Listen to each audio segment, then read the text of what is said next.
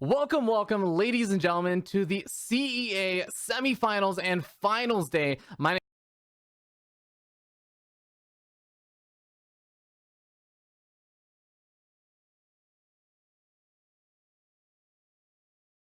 name is Spear Dragon. I'm joined here by Zombie Grub, and we're going to be bringing you coverage of the wonderful conclusion of the CEA, the Corporate Esports Association, good old finals. How are you doing today, Zombie Grub? I'm doing very well. Excited to cast some not professional players from Starcraft, but professional people who play Starcraft. Yeah, I couldn't have phrased it better myself. These are all people who are quite professional in their normal roles at a lot of different large tech companies such as Microsoft and Amazon and Shopify and Google, You name it, there probably is a team for a lot of those tech companies, the big ones that you can think of. And while also doing these full-time jobs in really, really difficult settings, they are also good enough to make it here into the semifinals of a Starcraft tournament that happens in the CEA, where these players are competing in a pro league style format. And right now it's going to be the best of sevens that they're competing to try and not actually win money for themselves, but no, instead they're actually competing to decide where the money is going to go in terms of charities. So they have their options to choose of what charity they think is the best choice here, and they get to pick it. But Zombie Girl, I think you would actually say as well that there's a little bit more else on the line here besides just picking the charities, right? Yeah, I mean, I think the continued rivalry that's been built up over the seasons, all the way back to after our gaming league, means that we have some prestige and honor on the line, and just being actually the best team of all the companies that are playing, or of your company, since some of these companies have more than one team. Yeah, absolutely. And as you kind of mentioned, a lot of prestige going back into the past in these rivalries that have been going on, because our first semifinals match is going to be a huge throwback. And I say throwback, but it's actually it's a recent back and a really far throwback, because this is one of the really old school rivalries from the days of the After Hours Gaming League, the predecessor to the CEA. And it's also just been one of the more recent rivalries, Amazon versus Microsoft, coming back yet again. The team Alexa 12 pool from Amazon facing off versus team Microsoft Macro Hard, probably the most well-known name of all the CEA teams, I feel like. Yeah, probably. I mean, they do have some very good players and one very recognizable player for people who have been in StarCraft for a long time, Kawhi Rice. But like, all these guys came up with amazing names. So even though I feel more, maybe a little bit more attached to Microsoft Macro Hard, Amazon, Alexa 12 pool is just a really great name. So Yeah. if they want to tell Alexa to win the series for them, that's also fine. I am a huge fan of pretty much all the names that were chosen. Like Amazon Pain Force is a pretty solid name. OK, Googler period. Absolutely perfect. And those are our other semifinalists playing in that second match. But all right, ladies and gentlemen, without further ado, let's begin our first best of 7 semifinals match. Again, is going to be Alexa 12 pool versus Microsoft Macro Hard. Let's go to game number 1, where we're going to be starting on top of this fellow, up in the top right-hand corner of the map. The purple Zerg player from Team Microsoft Macro Hard. It is crazy. And in that bottom left, we do have the orange Protoss Kevin for Amazon Alexa 12 pool. I just, every single time I see Kevin, I'm just like, what a great name, you know? That is really something that both doesn't and really does strike fear in the heart of your opponent. Just someone named Kevin? Yeah. If you encounter, imagine you're laddering and you encounter someone that's close to Grandmaster League, like in that Master 1 range, and they just have a name like Matt.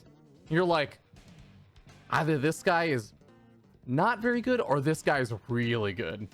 That's my thought. What I'm thinking? That's my thought. Whenever I see someone with just a normal name, I'm like, you're either the complete opposite of a badass or a total badass. I never look at a white person's name and say that's a total badass right there. Well, I'm not just saying white people names, all names. I absolutely am. I mean, there's some cool names, other cultures, other Spartacus. Ways of forming the word, right? What am I trying to think of? Pronunciations get cooler in different languages, but That's just true. speaking good old English. I mean, Kevin, but Kevon, like, you know, that's Kevon. The French are quite good at StarCraft. That's a fair point. But we'll see how Kevin fares against Crazy, as there is going to be a pool first over here. The hatchery is down there on the low ground, but Kevin has gone for a pretty early probe scout over here, has spotted out everything, and should have at least some idea of the potential things that could be coming his way. Yeah, but he really needs to get back there and confirm like everything that's going down. This could have just been something that like ends up not even being used. Actually, we see that sometimes in ZVT. They just you know, they get their earlier gas and pool, get their earlier speed too, but say, you know what, it's been scouted, I'm not going to do it. In this case, I not only have that faster speed, which isn't really that scary with a wall up unless there was a baneling nest down, or a Roach Warren. In this case, we have also a Roach Warren. So that's when things get really scary. You actually can bust down the wall, which normally just a speedling all in really, you know, it has a lot of trouble actually doing. So the Adept's going to want to get back on this side of the map, crazy side of the map, and get further scouting, but it just sucks the probe didn't hang around. You know, this actually was a thing where probes just immediately go back home, and then more and more Protosses were actually sticking around in that third nexus until, third hatchery, until their Adept was ready. But maybe she'll still scout it in time. We do already have a more, well, in this case, defensive opener coming out for Kevin. He has the possibility of producing a lot, but losing the Zealot immediately is not a great start. Oh man, and actually even keeping those Zerglings alive, so that's going to be 3 Zerglings chipping away at things. The Adepta, sure, does scout out the Roaches, but this is not the way you want to scout them. Adept barely surviving, literally with a single hit point remaining, but shield batteries, panic shield batteries coming down behind this. Thankfully, the Robo was already started. Immortals are going to be crucial to try and survive here, and the Adept does get picked off by those Lings. Yeah, Kevin did not take that early pull like loosely. He didn't think, oh, it's not going to be anything. He did go for the double gateway wall off the latest Nexus, and that's really going to help with the follow-up, especially because he did choose to go for a Robo as opposed to basically a Twilight Council would have been the worst thing to get right now. That target also could have been helpful, but possibly the Robo being the best thing. Shield batters are already down as well. That gateway's awfully low, but I think that's still a wall back there. So we're still not really in danger zone yet for Kevin. Yeah, and there are Lings being made right now, but there honestly aren't very many Lings here at the moment. So even if the wall was somewhat broken, it wouldn't necessarily be the end of the world with small little gaps. But pylon after pylon is starting to go down over here. There's 2 pylons still remaining right now. Another gateway is being constructed and finishing up over here to allow another warp. And here come the Zerglings, though. Once that pylon is down, this is going to get really dangerous. Force field has already been used, and the Immortal comes out, and that is a really nice set of pickoffs there on those Roaches. Now, this still looks very nice. I mean, this can get really complicated when the Lings appear and you end up, yeah, exactly, letting like one little space through. Okay, that was a little bit scary, but there just wasn't enough fast enough, I think. And 2 shield batteries really being heroes, that single sentry really helping out. The production is a little bit limited with that second gateway permanently halfway between a gateway and a warp gate, but an Immortal might just do it with shield batteries, unless it just stands there to Corrosive Biles. Don't do that. Yeah, it's gonna survive for now. It's still got half of its hit points remaining. One more Corrosive Bile really could have spelled doom and disaster right there for that Immortal. And it looks like the sentry is gonna go down. There are 2 pylons left over, but one of the pylons about to fall. Cybernetics core finally remade, so additional stalkers can be warped in. Definitely preferable to the Zealots. Immortal does back out of the Corrosive Biles this time, and another pylon to continue walling off is going up. Kevin is making this almost a hold right here, and I think that is going to finally be a little push to the shove back that he needed to try and solidify this position. Well, it's very dangerous to chase after this because you don't know how many Lings are being thrown over to the side of the map, and Lings are exactly what would flip this game around. It is surrounding this army. He's actually going to recall instantly. He might have done okay. That wasn't a whole lot of Lings, but definitely definitely safer to go ahead and recall because there were more Lings on the way. So good decision right there from Kevin. Well, making up for a bad decision basically by going out to the front anyways. Yeah, it's always a tough spot because you're kind of already illustrating what the difficulty here is for Kevin, is that you don't know if there's a bunch of Lings being made or if your opponent has taken a third and has just been droning up because this additional round of Zerglings had not really been revealed, and you don't want to let the Zerg player get too far ahead. So it's this nice little tightrope balancing act that you have to walk, and Kevin just has to be careful to know exactly when it's the right time to push out. Well, Warp Prism makes it a lot safer, and his numbers of units have just basically doubled. A couple of Zealots could really help out as well. Good micro, gonna save the Immortals when their shields pop. Nothing but Ravagers left over, die pretty darn quickly to just about anything. And that's gonna be, okay. It's gonna be a victory there for Kevin, and Crazy really can't be playing a macro game from this position. So we see him just continuing to make 18 Lings. Yeah, that's your only hope, but it's not gonna work out as time goes on. Yeah, when you're down 10 workers to your opponent and you don't have the opportunity to make anything but more units, that is not going to be a comfortable spot for Crazy. Crazy is also going to be losing a lot of these Lings over in the center at a choke point, though literally the one place you do not want to fight those stalkers with a bunch of Zerglings. Kevin, I think, already smells blood in the water over here, though, and I don't just mean the rallying of Overlords over here. Oh no, Crazy actually might get supply block from losing 3 Overlords. Oh, he better. I mean, if he has 3 Yeah. extra Overlord supply and it doesn't do anything to him, why did you build those Overlords? Well, Zombie Grub, a player named Laser would like to argue with you. That is a very, very good point. Plus, he could have lost enough supply, I guess, and the engagement's not going well for him. But yes, it absolutely did supply block him. He's gonna have to put more larva, more resources into Overlords, and just most importantly, can't use whatever else he has larva-wise to make anything, drones or army. That is a lot of lings, but a couple more Zealot Warpins should do the trick. A Guardian Shield might be available as well. You can even wall off, the main base. That's exactly what he does. Yeah, no reinforcements going to be coming in from there anymore. Although, unfortunately, there were no reinforcements coming in anyways because of the Overlords. But we're starting to see, as all of the lings start to disappear to those Zealots, now the Roaches no longer have anything really protecting them. Nice Corrosive Bile does manage to snipe off one of the Immortals here, but unfortunately, it really is, I mean, unless these lings actually clean up everything, which, you know, there aren't actually that many more Warpins over here, Zombie Grub. 24 lings. They can actually do quite a bit. Is Recall still on cooldown?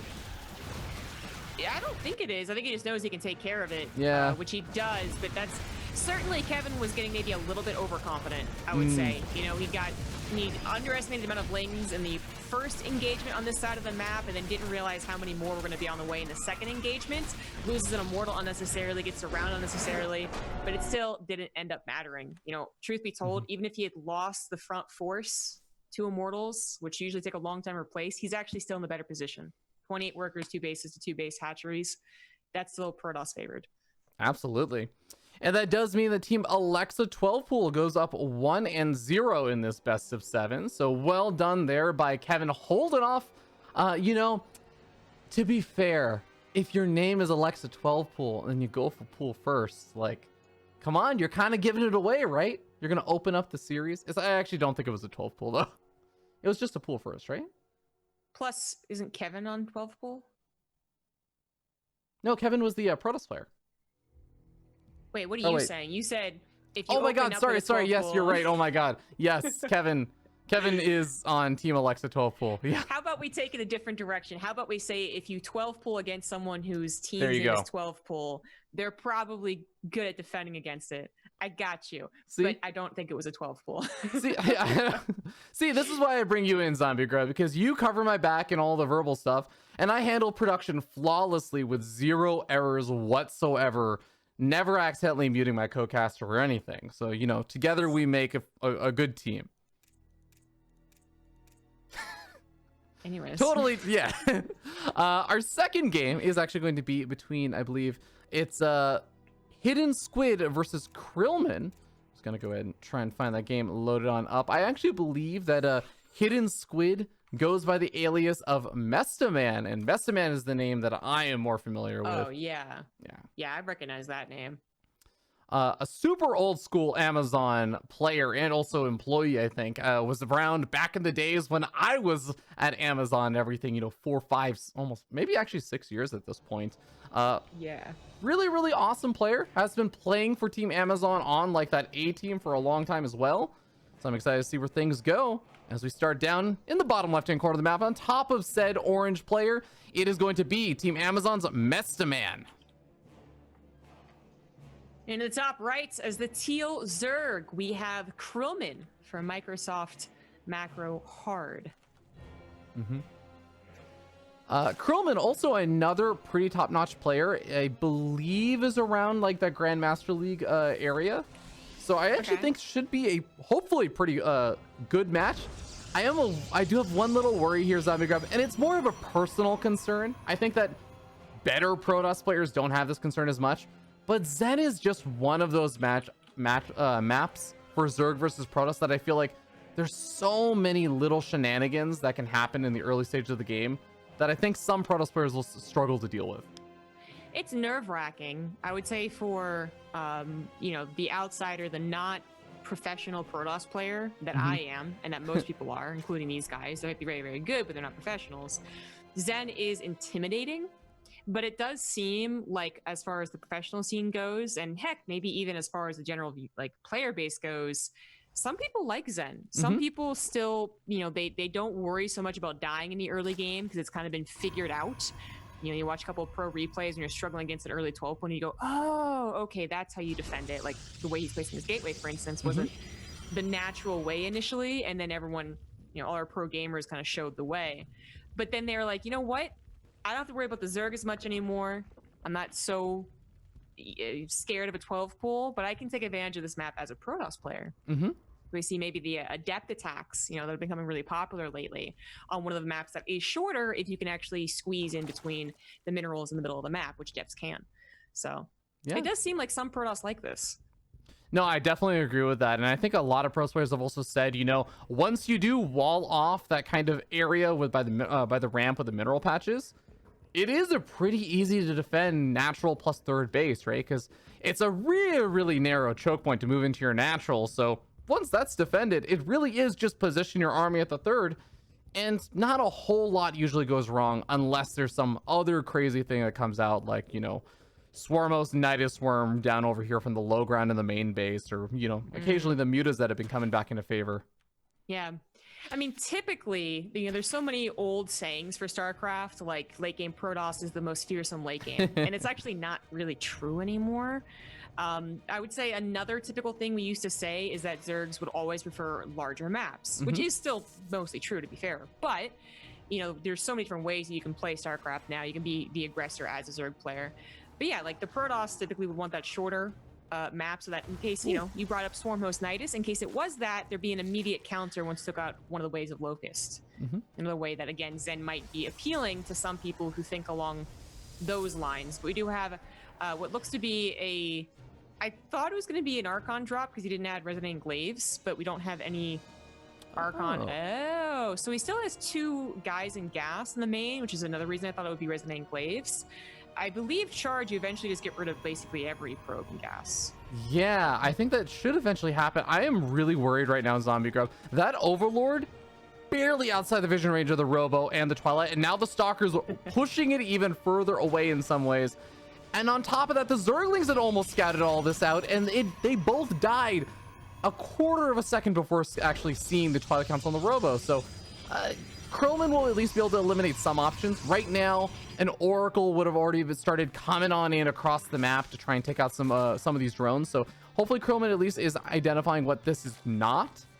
But it's still a big question mark what he's facing off against. Gosh, there was a build that I keep forgetting the name of. You mine exactly 550 gas, I think it was. It was a bit of a meme build along the lines of like a Max Packs, but before Max Packs was a thing.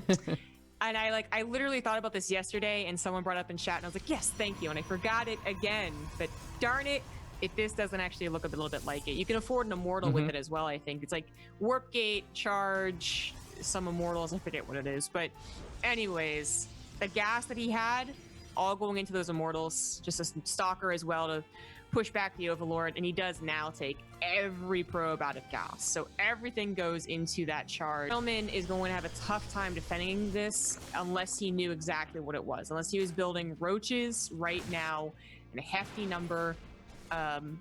Unfortunately, building lings, and even if he had a Baling Nest, that probably wouldn't be enough. Protoss learn to split their units, and then the Balings all suicide. So the roaches have got to be coming, and maybe they're too late as the Ling sees the Zealots marching across. Yeah, 48 workers was a lot of workers to make against this build.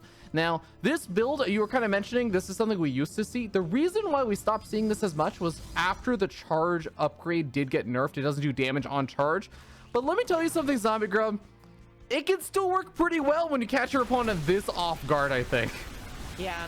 And the Immortals are a real kicker as well, because if it does happen like we see here, where the Immortals can successfully target fire the roaches, then the roaches that might save your life eventually go down regardless. War Prism does end up falling. There's still so many Zealots to deal with, though, and it just doesn't seem like the roaches are coming out fast enough, and now the roach horn's actually going to get target fired down. That's going to be a bit of a problem. Looks like the third base will get defended for now, and the Immortals are actually just walking straight over to the main base, taking down some of the Lings as they rally on forward, but the drones, Zombie Grub, are going to be so exposed now. Yeah. Ah, man, the perfect defense against this would have been, you know, bopping the Zealots with a handful of Banelings, but that almost never happens. He didn't have a Baneling nest. The other perfect defense, having a good number of Lings and a lot of Ravagers, not Roaches. The fact that he was making them so late meant that they were reinforcing in a line, easily picked off. It meant they weren't turning into Ravagers all collected together. It just simply was too late of a response because he was probably waiting through all the different other check marks he had to do. You know, like, well, I don't know what it is. Maybe it's a Stargate. No, that timing's passed. Okay, I don't know what it is. Maybe it's an Archon drop. No, I don't see X thing. Oh, I'm dead. You know, it's eventually that's what's going to happen. But that kind of went like I expected. I remember Mesta Man. I hear that name, and I remember him as an all-any player. So I'm not gonna lie, a lot of the Amazon players we're more skilled at a lot of the aggressive plays. I will say that. But yeah, I mean, like, these are still players who are playing around that high masters level, a lot of them on the border or sometimes actually in Grandmaster League. So these are top-notch players, and a lot of their execution is going to be pretty solid, especially for a lot of those all-ins. So I just put Amazon Alexa 12 pool up 2-0 in a best of 7, a very comfortable spot to be. But I will say this next match should be a really, really good one, as it is going to be what I would consider to be one of the strongest Microsoft players that they have, facing off against a pretty still solid Amazon player as we move in to our next game here and introduce these players. Let me get this score up to date here as we start down to the bottom right-hand corner of the map. Top of the blue Terran player, currently sitting up 2-0 with this team. It is 0 from Team Amazon Alexa 12 pool. Looks like either him or his clan are like Mudbox users. I don't know. He's got like a model in the making as his avatar. In the top left, very recognizable name for people who've been back Starcraft back since 2010. It is the yellow Zerg Kawhi Rice. He even has his old clan tag. Light Esports used to be one of the biggest North American teams, not just for Starcraft, but even back for Brood War, and then merging into Starcraft. So he's still remembers the old days, I guess. Oh yeah, absolutely. I think he's probably one of like 3 players still left in that Starcraft clan. Maybe along with Elahame, who's also another throwback name and everything. Oh my god, that guy looks like a K-pop star. That's what I remember from him. Kawhi Rice? No, Elahame. Oh, Elahame, really? Maybe I'm confusing with someone else. You might be thinking of someone else. I will say I think Elahame looks a little bit more Filipino. That's why I'm very surprised. Not what I'm I'm of. like, I was thinking of someone who kind of looked like State, to be honest. Oh, so no. I don't know who I was thinking of. Yeah. A topic, a discussion for another time then. Yeah, I guess so. But yeah, I think you were just kind of mentioning Kawhi Rice is one of those really old school names that I think used to play a lot back then, and he used to play Terran back then, actually. And more recently, he's been playing he's actually streamed his StarCraft and everything. He has been playing StarCraft too, but he went professional in Heroes of the Storm for quite a bit of time. Came back and was kind of playing some StarCraft 2 here and there for fun, and kind of just decided, you know what? I actually think I enjoy Zerg a little bit more. And he's just casually started playing Zerg and gradually just got better and better with that. And I was like, yeah, you know what? Zerg is my new main race now. And I think it's kind of you don't hear about too many of the race switches that so late on in people's careers. Yeah. Well, usually if you're actually still professional, the weight of having to get good fast is too much to bear on another race. That's true. So, you know, even Neeb only changed back when he was kind of becoming a semi-pro. But yeah, I believe Kairos is also Terran in Brood War, and he was one of those guys that kind of just was like Terran here, Terran there, which if you guys have ever played Brood War, you should know that like the races very rarely actually match up stylistically between the two games. So many Terran players actually regretted not playing Protoss, for instance, back in Heart of the Swarm.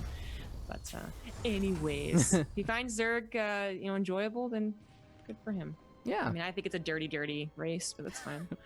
Well, that's okay, because you're a Terran player and I'm a Protoss player, so together we both hate Zerg. Exactly. Yeah. All right, so we got fast overlord speed, which for a while was like the thing to do, especially because battle cruisers were also one of the biggest parts of our meta. You don't see it too often anymore, though. Like, generally having especially 2 overlords out in the map like this, like Kawaii Rice does, you generally get enough vision just with seeing what pops out. But this will certainly give him all the details. It is just a typical 1-1-1, though. No Hellbats, no battle cruisers. Presumably Stim's going to start up in a second here. And no worries for Kawaii Rice. He just has to worry about handling the Hellion defense perfectly, which is a little difficult if you push off speed this much. That was one of the weaknesses of that fast overlord speed. Yeah, well, he's doing a good job of keeping some of these drones alive. Immediately makes the one over by the third base of Spore Crawler until the queens get over there. And the creep spread is starting to inch out slowly but surely. And of course, Kawaii Rice did spot out and see, kind of like you said, that even just the tech lab not on that starport knows that it's not going to be a Banshee, but it is going to be a Liberator follow-up over here. So need to make sure those queens are in good numbers and in the correct place, especially since you can't just rely on a large number of speedlings to push back the Hellions this early on. Right. The Spore Crawler in the main is usually just a given, especially if you do get the scout, if it's a, non-tech lab starport or not. And I'm glad to see that Kawaii Rice does slap it down pretty much just in time for the Liberator.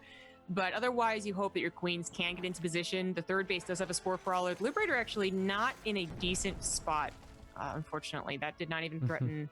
It threatened like 1 drone. So, yeah. No damage here. Well, at least forces this minor reaction there from Kawaii Rice, but Zero is going to get out of there with the Liberator alive. It's taking half of his hit points off, though. And the other Spore Crawler looks like it's pretty well situated to push back the Liberator from setting up in the main base too easily. Hellions are looking for an opportunity to dive into the third base, but kind of see those queens and say, let's keep these alive for now while I start getting up the rest of my production. And my third base finishes up. Kawaii Rice still seems like he might have messed up macro more than Zero did. Zero's macro looks pretty good, actually, slapping down on the barracks at the right time. It's that Kawaii Rice had a 5-minute lair, so not particularly fast in typical hooks, which is usually something you have to worry about when it comes to dealing with 2 tank timings, which are very typical. And then he doesn't have any faster upgrades, which is the other option.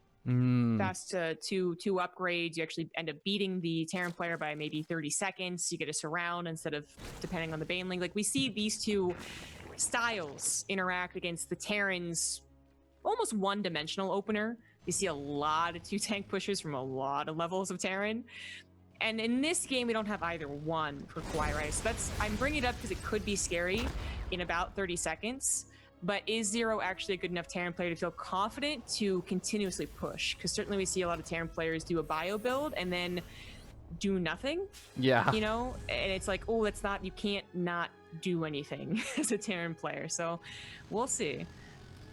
Yeah, and I'm actually so happy that you even mentioned that right before we see both of those medevacs load on up with that Bioforce moving across the map with Stim now done, combat shields nearly finishing on up. This is actually going to allow Zero to put on some really nice aggression. And from all the games that I do remember of Zero, he was really good at a lot of that kind of drop harassment, aggression, and everything. But this time it is going to be both players going for a bit of drop harassment. Kawaii Rice has an Overlord with 8 lings situated on the bottom side of the map. Is already loading it on up, getting ready to move into the main base, and might be able to catch some of the unit or the SCVs still producing some structures there. Man, I so desperately wish that Zero had brought his tanks, though. Like, I'm glad he's being aggressive, but especially because Kawaii Rice only literally just finished a Baneling nest. Ruh-roh. Like, we're not even talking about Baneling speed yet, all right? But, like, I wish he brought the tanks, because I think the tanks here are actually game over. He had so many advantages, and then 2 tanks anchoring this, you just continue to push. Good mini-map awareness. Instantly pulls the SCVs. Those are Banelings. That's the necessity. That even has Lings. He's handling this very, very well. And those are still slow Banelings. As long as he sees them waddling, he can continue being aggressive. At the same time, we end up seeing those Lings getting a big surround on that Terran Bioforce, and only a few of those units actually end up surviving over there. One of the Hellbats also taking up quite a bit of that's cargo space up in that medevac, but at least keeps a few of those units alive. Did, like you said, a fantastic job defending against the drop aggression, and I think even killed the drop overlord. So not too concerned about it happening again. Kawaii Rice is trying to drone up behind this, get a Baneling speed, start up 2-2, but gonna be behind on all of those things compared to Zero.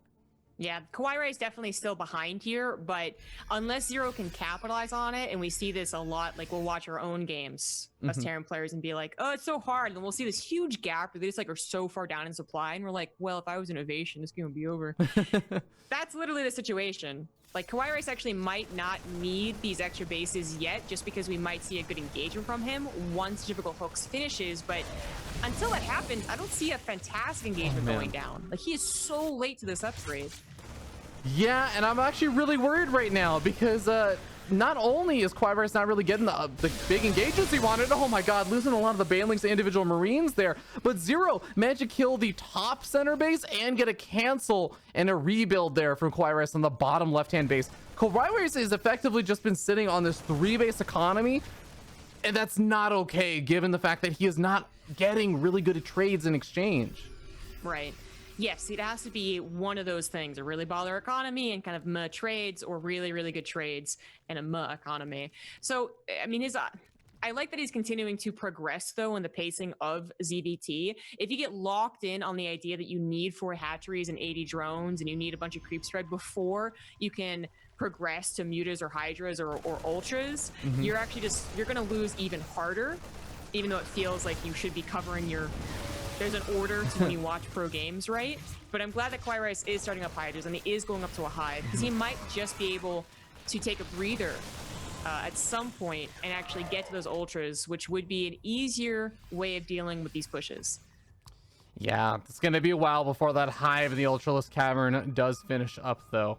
So we'll see if he can hold on until then. The base on the top center gets canceled again, but at least does get some good Baneling connections up over here. Just the problem is, he's still trading out so many links to that, and even on the bottom side, we end up seeing the Bile Forces picking up before they get hit by a lot of those Banelings. So a few of those units still survive, and Zero, I think, is probably thinking about a 4th base, and yeah, it is starting to float on over already. His macro is pretty good, but I still give Kawhi Rice a bit of a chance. Like, it's not supposed... Okay, killed some Marine. He's not supposed to be in a good position, but Zero as a not innovation, all right?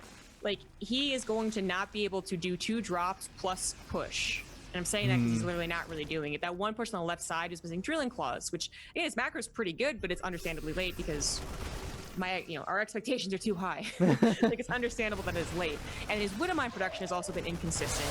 And we've seen a lot of priority, especially like this weekend for TSL, on Widowmine production. So these things, this lack of splash, this lack of an actual killer push, means that Kawhi Rice looks like he's losing, but he's actually stable. His base is stable. He's just flailing his arms a little bit. All right, we'll see if he can get some counter damage done over here. He does kill off a handful of those workers. 7 go down on the top right-hand side. And Kawhi Rice is also able to keep a lot of his army alive on the bottom left-hand side, pushing back any attempts at drops and everything. There's still a few medevacs left right outside of Kawhi Rice's main base. But, I mean, I think Kawhi Rice, you're right. He's really started to actually get a hold of a lot of this little drop harassment that's poking around. I think really the only kind of tough thing is that his 5th base now is going to be feeling kind of late, just because his 4th base has been canceled so many times. Oh, absolutely. Like, the timing on his economies isn't great, but it's not problematic yet. He also barely has any creep spread, so he's missing out on vision for drops, future drops, and future army positioning. But if Zero can't take good engagements, if he doesn't have enough Widow Mines, Pure Bio doesn't work. It was not supposed to work, I should say. This is not 2013 Marine King Prime.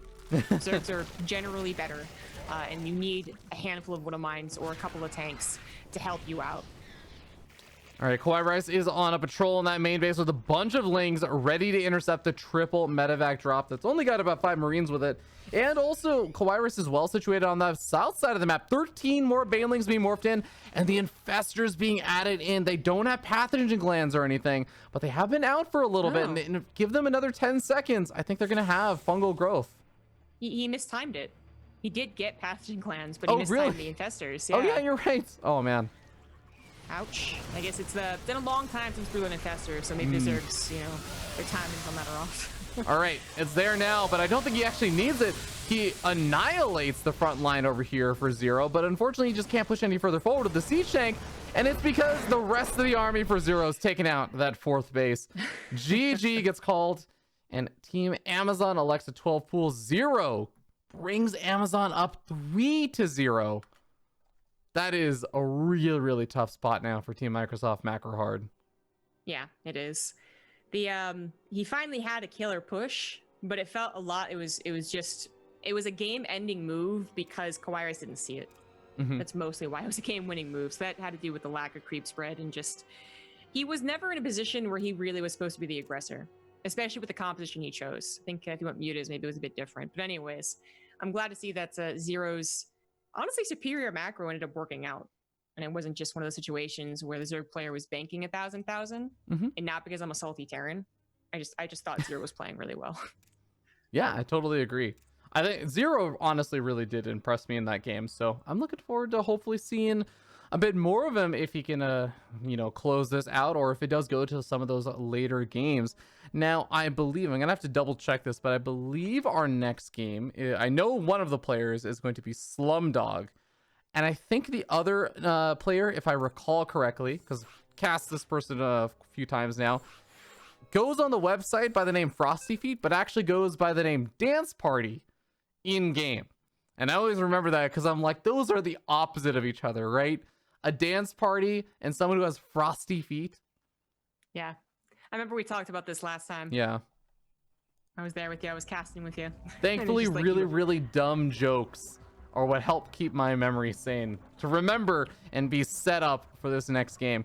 We are going to be starting over here in the bottom left-hand side of the map, top of that green Zerg player from Team Microsoft Macro Hard. The last remaining hope, it is Dance Party. In the bottom right, it's going for a front wall off, so maybe multiple barracks. We'll see. It is the Red Terran Slumdog for Amazon. Usually that front, I should say there are two types of people. The people who front wall off and then play super turtley macro, maybe even BCs, mech, and then the person who does a 3-rack Reaper build. So, this seems to be maybe just that macro, just using the front wall off eventually. Yeah. And that is going to be something that will, like you said, eventually get some defenses up. And I guess can be a little bit vulnerable to some super duper early aggression here and there, right? If your opponent opens up with the obvious thing to think of is like a 12 pool or something would be able to sneak some lings in maybe right before you finish your wall off. But not going to really be happening in this game. Yeah, not too many 12 pools in this matchup because there is a 5% chance they're not walling their high ground. Yeah. So pretty low. Pool first, of course, happen, which could still be obnoxious just because they would be able to get in. Oh my God. A Ghost Academy? Now, I don't mind this being a Ghost build on one base against a Zerg player. I know this exists. I kind of mind that it's on the front lines, though. Just like, here, look at my Ghost Academy. That's crazy. And it's not even one of those things where like the Zerglings will come in really early on and maybe he doesn't click on it or something. It's like, no, actually, that's going to be a Ghost Academy finished up very quickly, a tech lab on the barracks. And like, Zombie Grub, this is not, necessarily the early round stages of the CEA or something. This isn't where we have sometimes the mismatch of like a Silver League player facing off versus like a Masters League player or something. These are both pretty top-notch level players, like in terms of they're up there around Masters League. I feel like if any player saw this, they would say, well, yeah, you might be walled off, but I know you don't have an expansion right now. Right. There's just no way. not when it's this fast. Ghosts are surprisingly expensive. They got their gas and their mineral swapped at one point and then like somewhat reduced for gas, I believe. And it's been a trip, but they're still ultimately a little more expensive than they look, being a part of the infantry. There's the reveal. So, now and they're definitely not a command center behind this. I don't know. Well, what goes through your head when you scout this Zombie Grub? Now what? I mean, I'd be like, this is terrible. That's what I would be like. Because, okay, so here's the thing. Typically, a better Ghost build, I would say, and this could still work, and I'm going to look, super judgmental, but a typical Mimi Ghost build, the gotcha build, is around Hellbats, for instance, one of the TY does, or the inclusion of any amount of Hellions, because Ghosts, again, they're expensive. They produce off of a single line at a tech lab. and they're easily countered by a decent number of lings and queens. Actually, like the queens get sniped, but you can have more queens than they have ghosts typically. And you have lings supporting you, where they have what supporting them? A tank that also is vulnerable against ling surrounds. Yeah. This is gonna get really weird, because I feel like if you're gonna rush for ghosts that quickly, right, you would need to get some value out of them. So I was convinced cloak or something would come out, because you know the ghosts actually do quite a bit of damage to biological units. They can together, I think, 2-shot drones. I know they actually 2-shot probes, right? But we didn't end up seeing any timing like that or anything to exploit, you know, when a Zerg player might not have spores that early on, because who faces off against ghost rushes like this? But the lair is going to be done now. It's pretty easy to make an overseer. I'm not sure what the value of these ghosts will end up being. I don't know either. Like, say theoretically he's going to snipe the overseer and go get a gotcha moment. He'd be cloaked to do that, and other overseers could be made faster than he could do real damage. So I don't know. Like, this is not supposed to be that good. The one thing that I will always give credit to, oh man, especially against a Zerg player, is that Zerg players find it difficult. They're the most difficult race, I would say, to accommodate for weird stuff. Like Protoss have a couple of catch-all production facilities. Robo is generally good if you know something is weird, for instance. But a Zerg player, any moment of hesitation, any moment of like drones or links, I don't know. Okay, drones is really deadly to their macro. So that's the only thing I'm giving to Slumdog here, is that he's probably thrown off Dance Party quite a bit. Yeah, there are 24 Zerglings out right now, but again, no cloak. The siege tank positioning can be really good in a general sense. And hey, don't get me wrong, ghosts actually have quite a few hit points, so they can survive for a little bit against some of these. But why ghosts? I don't. You know what? It can EMP and snipe off these queens. All right, EMP, so no transfuse. Did one of the ghosts already die? Oh no, no. Okay, he only had 3. Oh, I thought he had a 4th. Okay. No, I don't. He had mined out He's the minerals. oh, it's battle cruisers behind this. I mean, that's cool. That's cool.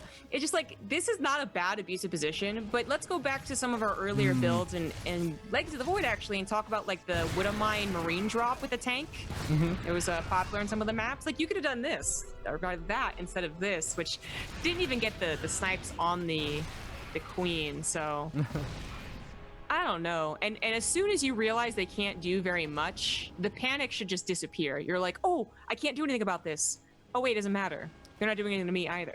Yeah, I totally agree. I feel like the big play here was that Slumdog's Amazon, or Amazon Slumdog, I mean, manages to get a snipe off on 4 or 5 of the queens or something here, kills them off, and then the battlecruiser teleports in, and just this was such a weird build that you didn't think to make spores or have a spire or something started up. But no queens have actually died, Zombie Guard. 52 lings have died, which I've got to say is some pretty damn good cost efficiency for one siege tank. But all of the queens survived. Yeah. Well, they never really got to surround all the ghosts. And there was like partial surrounds, and they had to evacuate because of the tank. And medevac healing ghosts don't die that easily. But I think more than anything else, he just wasn't droning enough. He had that set of panic where he's like, I'm not dealing with this, even if it wasn't really that bad.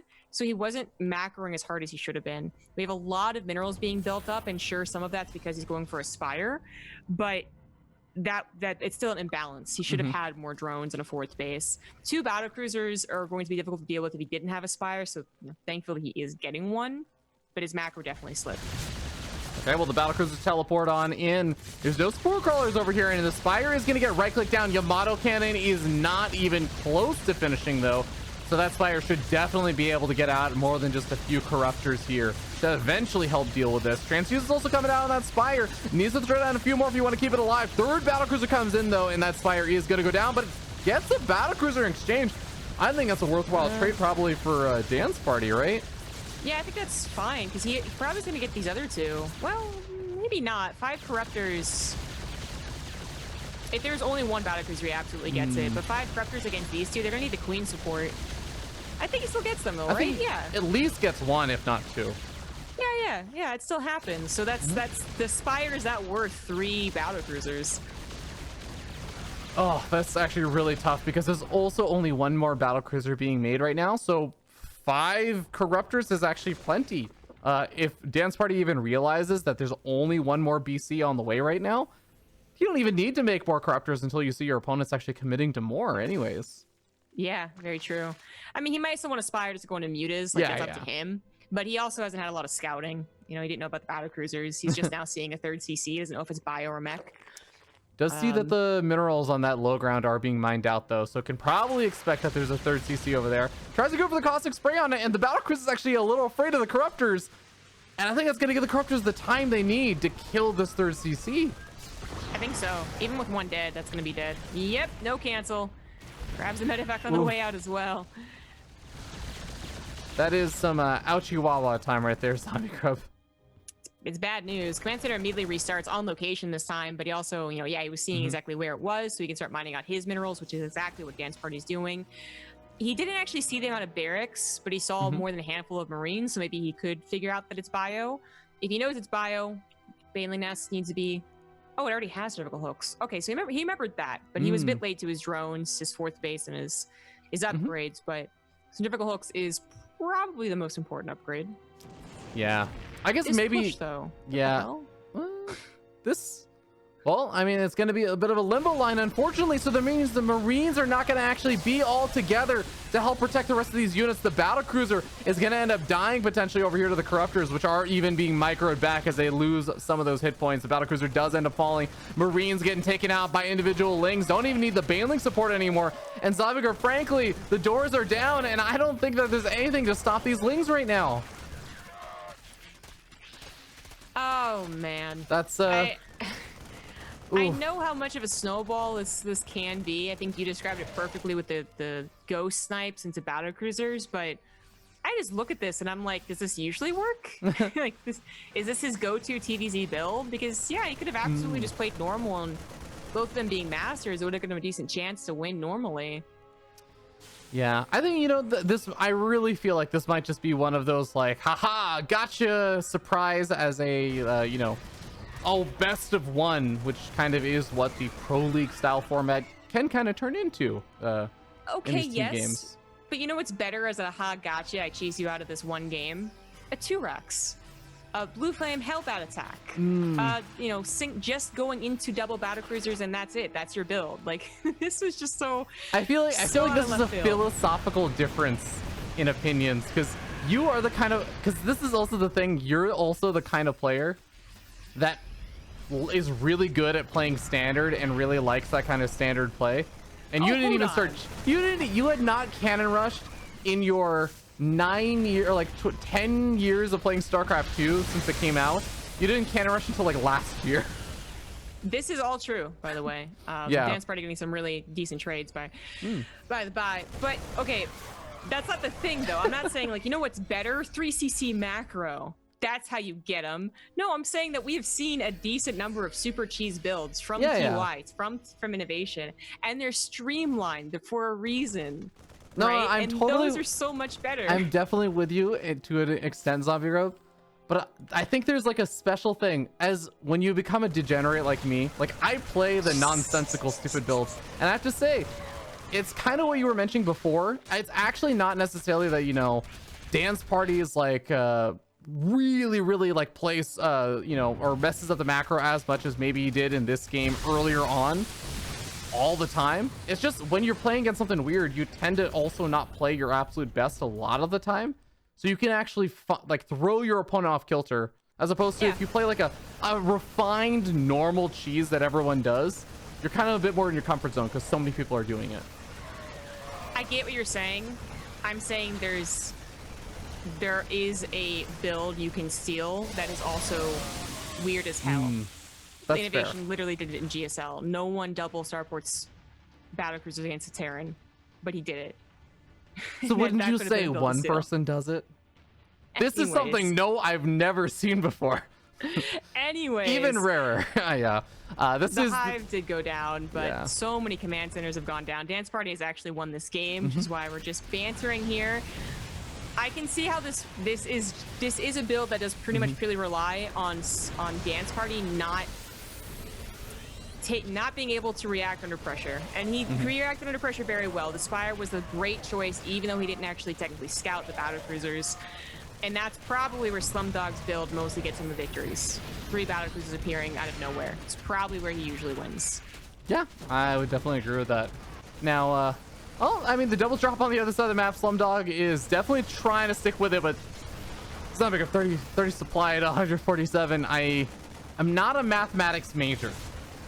I feel like I could code maybe like a genetic machine learning algorithm to determine the chances of Slumdog to win this one, but I do think that Slumdog is mostly just trying to wear down Dance Party a little bit in case it comes out again. Yes, but also tap out, like. No, Zombie Girl, don't worry. The 5 supply of medevacs. That's what I was gonna say. I was gonna be like, no, Fear Dragon, okay? 20 units can absolutely win this game. Like, you calm down there.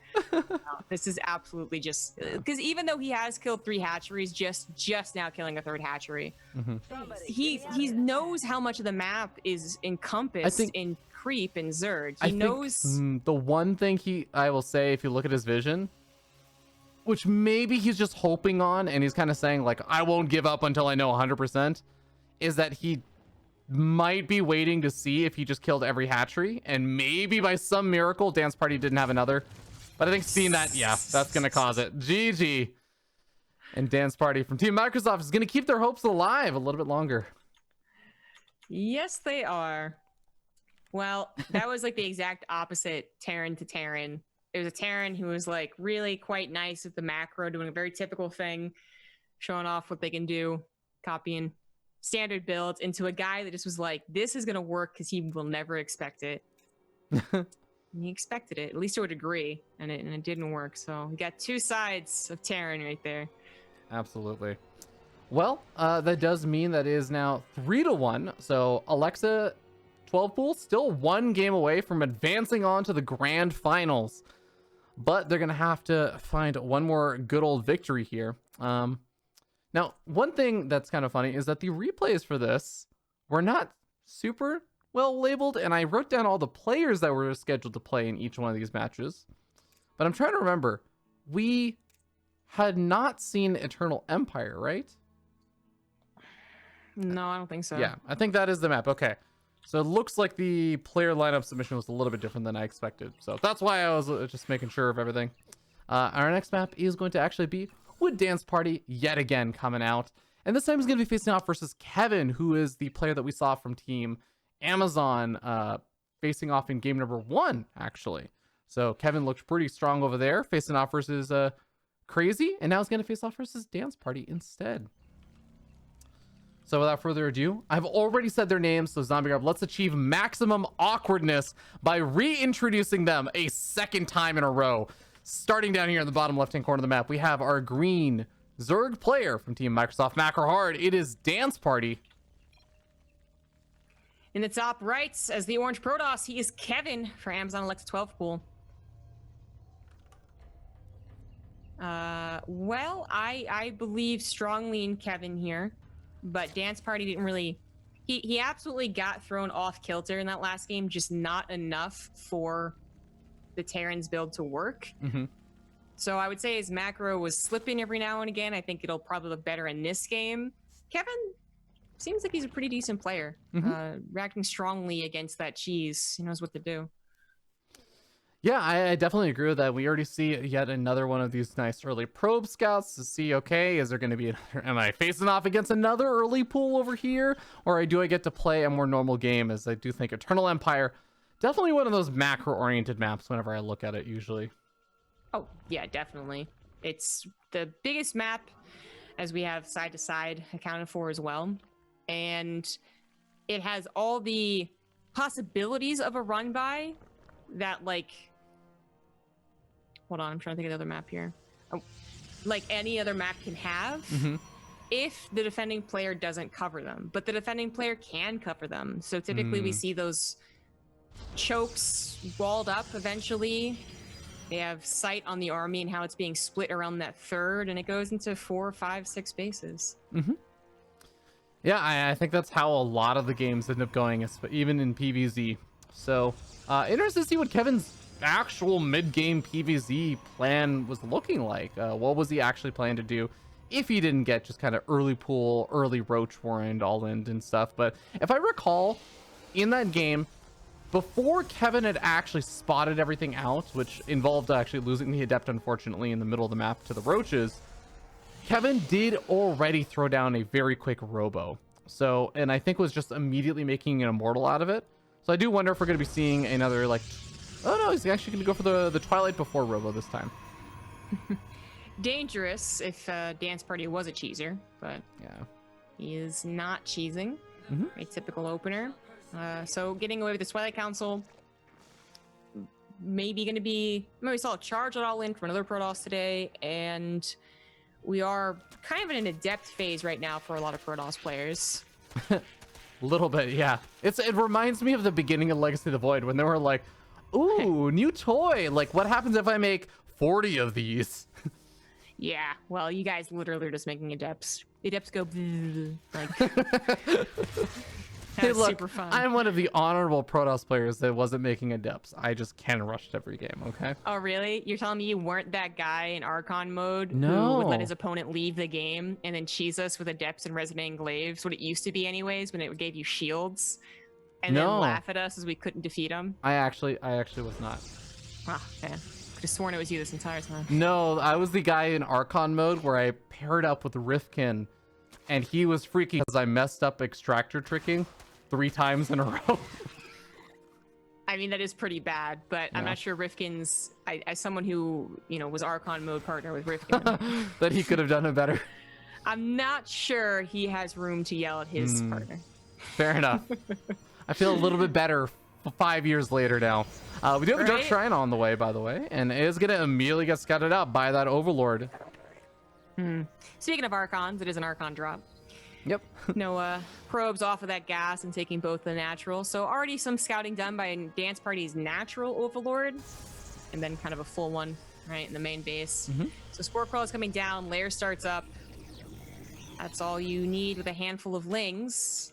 Does need a handful of lings though. It does need that.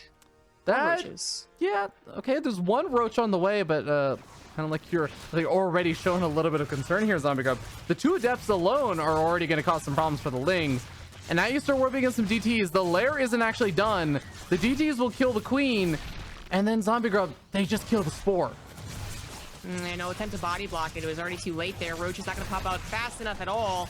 Queens, now they could try and walk around and maybe target the Warp Prism desperately, but they would just end up dying.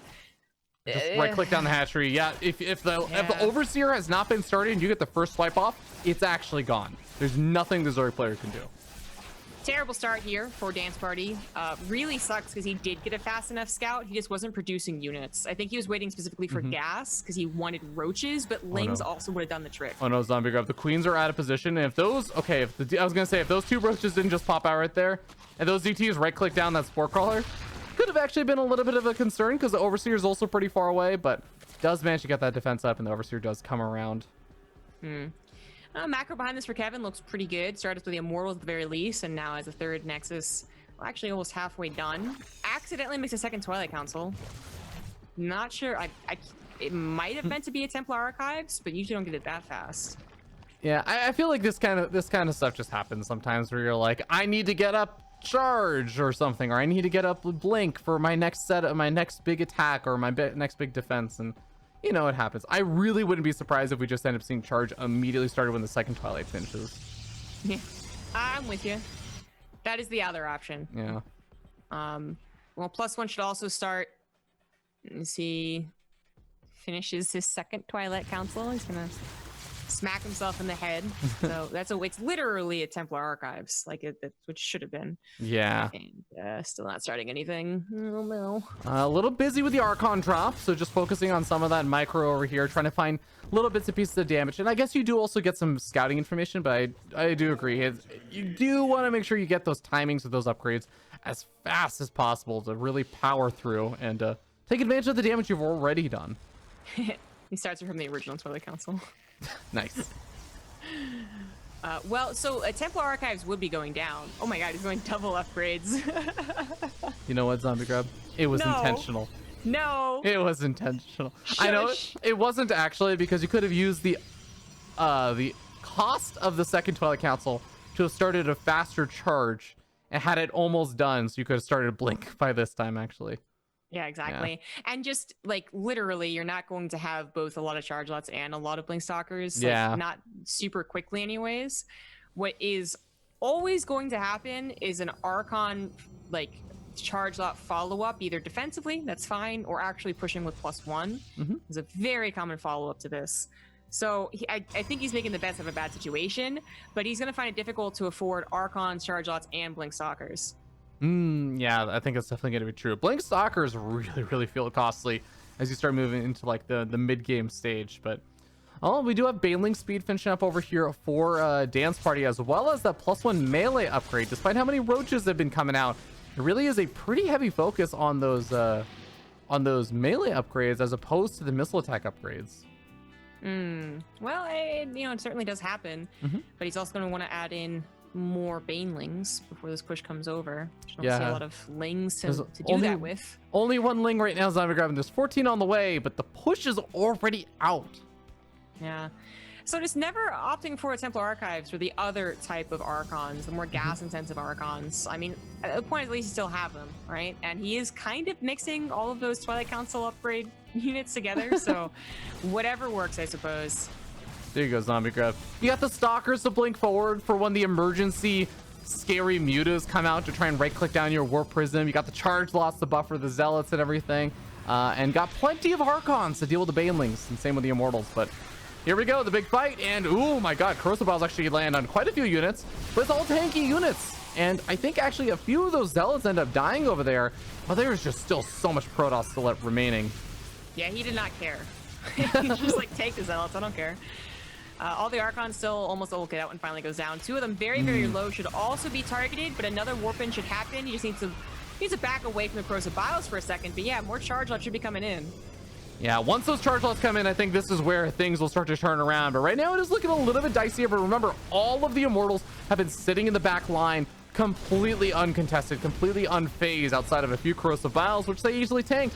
The Zealots are actually right-clicking down the hatchery. It does go down, so that's the fourth base now taken out of the picture. Corrosive Vials are going to land on that Warp Prism, cancel the Warp, and that's actually a really nice snipe-off, but I'm not sure if Dance Party has enough to continue defending, even just versus the units that are already here. Yeah, he's got 13 more roaches on the way and 6 banelings, which is not bad, especially since Kevin's army is really getting disjointed here. We have an Immortal in the middle that is easily surrounded. Gets a Blink. Shields popped as well. Blink. Yeah, you blinked the Stalkers. There you go, Zombie Grub. Calculated the whole time. Yeah. Oh, the warp-ins from back at home finally make it over here. Thankfully, charge now gives you just a base boost to speed, right? And this should be the third base down, and that is enough to say it's game. But I mean, he has to worry a little bit of a counter. Maybe a recall would be the safest option here. Yeah, I mean, Dance Party is not down in army supply. That is the one thing that Dance Party has. The problem is that army right now is a lot of roaches versus 4 Immortals. So with a second Warp Prism out, Kevin reinforces and is going to take that army supply lead and looking really solid in this game to potentially close things out in favor of Team Amazon. Yeah, that second Warp Prism coming forward means that he can continue the push for sure. And it's a very easy army to tackle too, without those Banelings complicating matters. He can size this up super easy. Maybe a couple sentries would have been useful too, but eventually he's going to get those Immortals on top of that army. Yep. I think. Well, Warp Prism, baits out those Corrosive Vials with a attempt at almost warping in, but then it moves back, warps in again, running out of some of those Zealots, and now maybe the Archon and the Immortals are going to be a bit more vulnerable. Actually warps in mostly Stalkers over here. Warp Prism also getting target fire down with the Corrosive Vials, but nice pickups on those Immortals. And I think, yeah, Kevin is finally breaking on through. The economy just isn't there anymore for Dance Party to remake all the units being lost. Team Amazon doing a great job of holding off against some of that pressure and returning the favor. Kevin saying Zerg in game number 1 got to do all the all-in pressure on me. But game number, I guess, 5 over here, this is where he kind of finally gets into Zerg's face instead. Yeah, get some revenge. GG starts the series and ends the series. Indeed, and that is going to be a solid 4-1 victory to secure their spot in the grand finals, which is going to be played in just a little bit later on. But before that, we do have a second semifinals match. And you know what, Zombie Grub? I feel like, as a former Amazon player, I didn't really get my fill of Amazon. I feel like, we could just use a little bit more Amazon in the CEA in terms of players and teams. As someone whose livelihood depends on Amazon, yes, I love Amazon. Give me more Amazon. And yeah, I know, especially during these times. But our second semifinals match, thankfully for me, is going to be the Amazon Pain Forest, their second team, which I actually think is considered their A team as well. So, ooh, this is going to be a really, really good one. It's facing off versus the OK Googlers, who I do think is probably considered the other strongest team in the league, not just because they made it to the semifinals, but I mean, in the past, they have been one of the best teams in the entire CEA. So this should be a really doozy of a match. I actually wouldn't have even been surprised if this ended up being the grand finals. But it's going to be a semifinals instead. So still a best of 7. We're going to be back in just a little bit. So thank you so much for watching the CEA. I want to remind you guys that, of course, the CEA is sponsored by Shopify. Specifically, Shopify put up the prize money for the collegiate side of the Starcraft 2 CEA competition. And over there, they were actually putting up money for scholarships. So a lot of different people who are actually many of them semi-pro players in the North American scene that are still just attending school were able to play and start paying off some of the student loans that they've been accumulating, paying off their tuition and everything. And it was a really, really amazing move. Thank you so much to Shopify and Toby from Shopify. With all that being said, we'll be back in a little bit with that second semifinals match. Thank you so much for watching. We'll see you guys in a bit.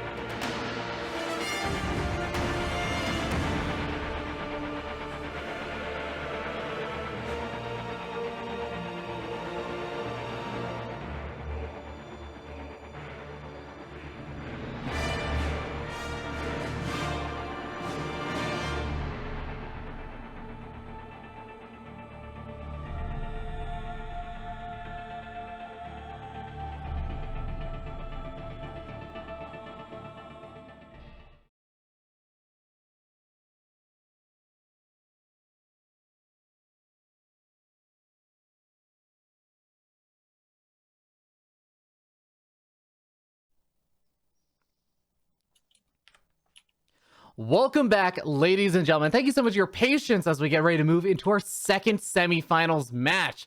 We're going to be going into another one of the games played out between Amazon and Google, which has just happened so many times at this point. But this is going to be now happening in the semifinals, not the grand finals. And the winner is going to go on to face off versus the Team Amazon Alexa 12 pool. Will it be Team Amazon facing off against another Team Amazon? Or will Google once again make it to the grand finals and have another showdown versus another one of the Amazon teams? Only time will tell, Zombie Grub. Nah, I can see the future, bro. Are you gonna tell us? No. No? Okay. But whatever the result is, I'm going to say I knew it. That's the way to do it, actually. You know, I feel like that is the primary way you can really show off as a commentator.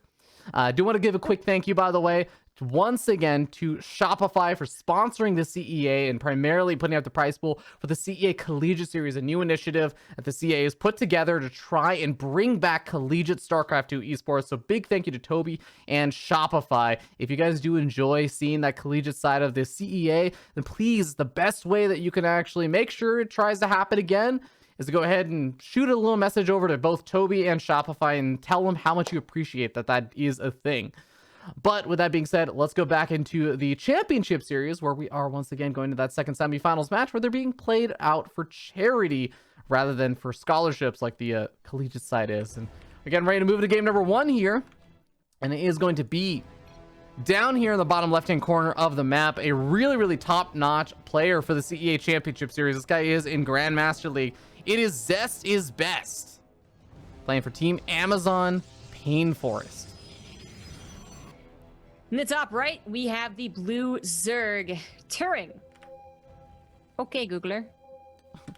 Okay, Googler, with a period at the end. I feel like the punctuation just adds so much to it. Also, Zest is Best, Pylon in the main base, Zombie Grub. It's actually not a forge. Okay, so there's still a Gateforge version of this, but Zest is Best didn't send out a probe if this was going to be a cannon rush. I think he's doing this is, you know what, I don't want to say specifically and like take away from Zest is Best and say like, oh, Zest is Best didn't come up with some style like this, but this is actually the way that Estrella used to play his PvZs sometimes. This is, you know, a top-notch North American Protoss player, but the proxy hatch attempt from Turing, huh? Yeah, I can't see what you're looking at, but I was just watching this drone. Oh, okay. And I was like, yeah, you're right though. Like, there's a lot of speculation on why Zest is Best is doing what he is. I definitely doubt it's because he expected this, but it is nicer to go ahead and just have a wall and production already ready to go, and your response can still be to add on a second gateway for a full wall, as well as to be like, well, if I tear this down, then I can immediately counter. If you're doing like a macro version of this, if this is just the hash block, right? This should be more than just a hash block, though. This is actually meant to finish and build out of. And this gets really strange too, right? Because like you said, with a full wall off over here for Zest is Best, that does mean actually some of the potential tech choices become a little bit more awkward, I think, to do. There is going to be a Twilight Council coming out, but remember, if a third gateway gets built, you have to either knock down your wall or have some way of transporting the units out, or you use this probe that's over in the bottom right-hand corner and throw down a proxy gateway or something and get aggressive that way. But yeah, for now, it literally is just 2 gateways worth of production. I think that might be his plan. He could also put a pylon on the ledge and warp in on the low ground. The Zergling barely missed the probe. I actually think that Zergling got in vision range of the probe, but the attack move radius is a little bit shorter than the vision radius. Yeah. Well, this gets really awkward. I mean, whether it was Adepts or in this case DTs, Turing isn't super well set up against either one if they're coming 2 at a time at the very least. And that's what the 2 gateways as a response can be scary. At the very least, they're going to force you to respond. And if you're actually both trying to macro, it gets really weird. But one person is trying to macro a little bit. The other person is not. Turing let his hatchery finish. He is building lings from it, but maybe accidentally. Is of course realizing he doesn't really blocking anything. His opponent has production. You wouldn't really commit to this. I mean, we have 2 very unorthodox plays. With, you know, you don't start off with the mind games. You don't know what your opponent's doing, but we are on heavy mind games right now. Yeah, this is getting a little bit crazy. I mean, this is actually just not, it's not a little bit crazy. It's completely off the rails right now. We have Adepts. They're going to be trying to shade over to the main base. They might be able to get a little bit of scouting information. They do get picked off before the shades spot out that the lair is in fact completed. And behind this is also that Roach Horn going on up. But I mean, not actually a whole lot of gas over here for Turing. So if Turing makes any number of Roaches on, say, the other side of the map, or, you know, decides to invest in any other form of tech, there actually might not be enough gas to make an Overseer here when the flare finishes. Whether he has an Overseer and a couple of Roaches or not, he's not going to have a lot of anything. Yeah. is a problem. And you know, there's not a lot coming from Zest's best yet either, but with all the gateways finished, with Resident Enclaves finished, and with an Archon being available, that is a ton. That is a lot. The DTs are going to use themselves as DTs first and foremost, force the Overseer, but they could maybe escape, seeing that the lair is done and think of attacking another day. They're also just denying mining. Yeah, nothing is mining from the main base right now. Overseer is now finished on up though, so one of the DTs is going to get spotted in the main base. The second DT is at the natural, still managing to find a couple of kills here and there on a few lings. It looks like the Adepts are finally over here at the natural expansion and whittling away the hit points of that hatchery. Zombie Grub, that DT plus the Adepts doing some good damage. I actually feel like that hatchery could end up falling here with a couple of good shades. It might be able to. It looks like he's going to target the roaches, give them the opportunity. The Ling's trying to chase the Adept shades, but they actually need to help the roaches. There's that point of just the mass amount of depths you can get beats out what you can build off of these two, okay, technically 3 hatcheries, but not much mining from the Zerg, not enough to support the defense of this build. It's a smaller scale than we're used to, but similar idea. Ooh, okay, that recall forward is, or sorry, not the recall, but the shade finishing forward does get a little bit dicey, but with all the Lings gone, now the roaches are getting focus fire down. We're starting to see a couple of deaths starting to fall over here. They shade over to the main base. They managed to kill off a couple of these drones. Remember, the worker count for both of these players is abysmally low right now. So every single drone that goes down really, really hurts Turing's ability to deal with additional adepts.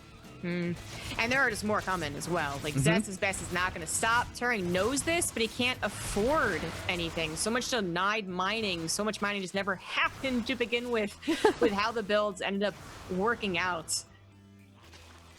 Well, the Adepts He's eventually going to just warp in enough to kill him. Yeah, I mean, the Adepts are finally moving back over here, and maybe 1 or 2 of them will end up going down, but more Adepts coming forward, and they should be able to start gradually pushing things back. And remember, if the roaches, the Lings get this far off of creep, that's when the shades start coming out, and the roaches have to be back at home to help defend. There aren't enough units to defend. I think Zest's best is expecting more units. Yeah. Like he could definitely have taken on those roaches. At least chase them. He didn't have to retreat. But safer option certainly is to wait for more warp-ins and this Archon, which I brought up as an option 2 minutes ago. That's going to be really hard to tear down. It's guaranteed a couple of shots before it dies. Indeed, as it moves forward, the Adepts, this is one really weird thing, is that the Archon will end up being by itself if the Adepts actually finish the shade, but it's okay. Archon does die in the end, but it actually absorbs a lot of damage there from those roaches. So in the end, I mean, a lot of the roaches just end up dying while the Archon dies. Archon still did its job, and Turing just cannot support the production needed to do defend against this. GG, Zest is best, takes game number 1, which is a better score than the past 72 hours for actual Zest. Wow. All right. Biting commentary there from Zombie Grub. But that puts Amazon Pain Force up 1-0. I mean, Zombie Grub, are we just beginning to see another Amazon dominance here in the CEA? Is this just, I mean, it's only one game, but I'm getting worried here that we're going to just see the mirror matchup in the grand finals. I don't know. I'm not calling it yet. Zest's best is one of their best players. If not literally, they're the best player, right? Yeah. That is definitely correct. I mean, hold on. Hold your horses there, Fear Dragon. All right. So, well, let's go into game number 2 without too much further delay and introduce these players. We're going to be starting over here in the top right-hand side of the map. Top of the purple Protoss player. Going to be representing the team OK Googlers. It is Alkin. In the bottom left for the Amazon team, it is Teho, the Blue Protoss. And I do want to know, I don't necessarily know the rank for Alkin, but I do know that Teho is around a Diamond League Protoss player. So I think I should feel like a decent sense as a Diamond League Protoss player myself. A decent sense of kind of the way the things are progressing, because PvP in Diamond League can be, I mean, let's just say volatile, because I know that people will say that about professional PvPs at the top level.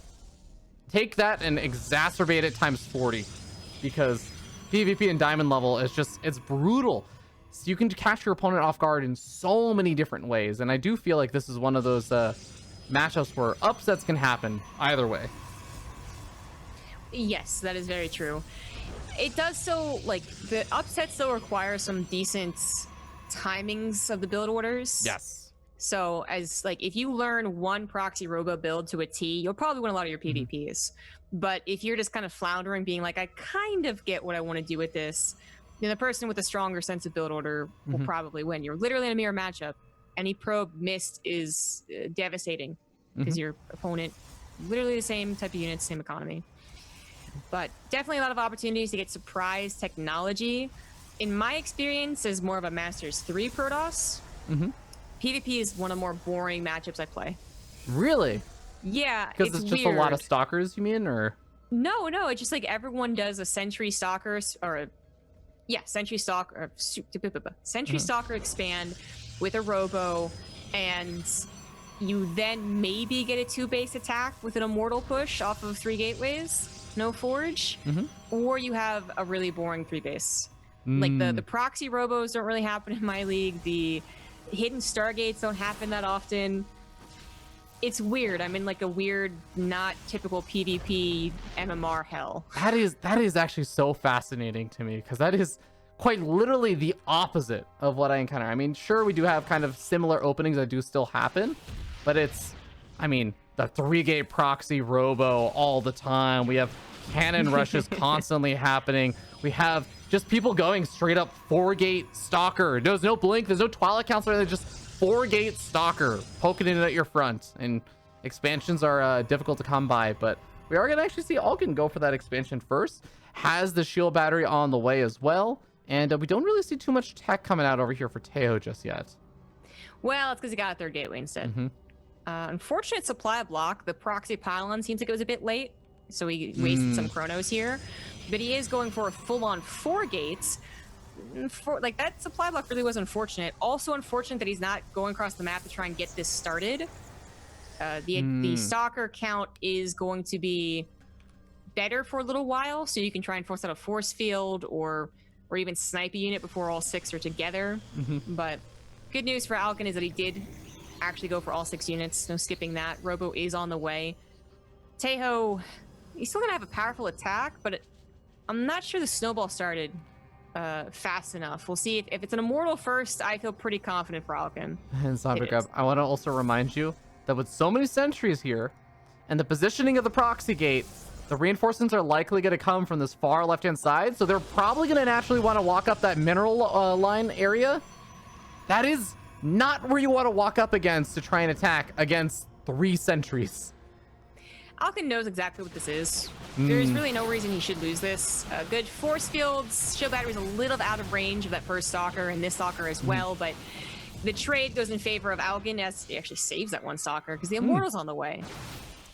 And oh god, losing another stalker over there, that is pretty brutal. And this was an all-in, do not be mistaken. Now I think there are no more force fields over here, so the Immortal does get target fire down for a little bit, but the shield battery is just way too much. And ladies and gentlemen, that's a wrap. GG. Tejo is gonna go ahead and tap out, and Alkin ties up the series 1-1. Yeah, I felt it in my bones. In my channel has been casting nothing but PvPs for some reason for the last 5 days. That just didn't feel like it was fast enough. Is the shield battery already being done? Kind of a lucky opportunity for the defender? Yeah, but not atypical at all. You still see the snowball effect happen even as they're building a shield battery. It just there was no start. Like, he waited so long to start that the guy had an Immortal after a Nexus expand. I don't know if that's ever gonna work. I definitely gonna put that off onto the fact that we ended up seeing a situation where, like you said, the supply block really messed with things. And because of that, after the supply block happened and finally was resolved, the stalkers finally started up, but the 2 warp gates, like the stalkers were maybe 25% done and warp gate finished. But they let this, I think they said like, well, I've already started these stalkers, so I'll just let them finish. So then having to wait an extra 15-20 seconds to let the stalkers finish and then walk across the map and then warp in the first round of units, like it all adds up, I think. That's my thought on it, at least. You right. All right. Well, that does still mean that we get a tied up series 1-1. And we're going to see two really big hard hitters coming out here in this next game. As we start up in the top left-hand corner of the map, top of the pink Zerg player. One of the Amazon players from back when I was at Amazon as well. It is Mr. November. In the bottom right, possibly a fan of the K-pop group. It is Orange Caramel. Is the red Protoss. Excuse me, Zombie Grub. There's no E at the end of orange, so it's actually orang caramel. Like, it's short for orangutan. Gosh darn it, Fear Dragon. You got me. Do you say caramel or caramel? Caramel. Are there people who say caramel? Yes. It's like literally half the population, probably. Half the population of the world or the United States? Of anyone who speaks English. That's... Oh. I'm not kidding. Like, I think, like, I think it's a fact, okay? That it should be pronounced aunt. But people all say ants. And I'm like, well, it's not spelled like an ant, is it? There's a U in it. So, of course, there's going to be people saying that it's caramel, despite there being a second like A. your mother's sister, aunt. Yes. Oh, I just heard ant, and I'm like, imagining the little creatures on the ground. And I'm like, is there a second way to pronounce? Okay, that makes more sense.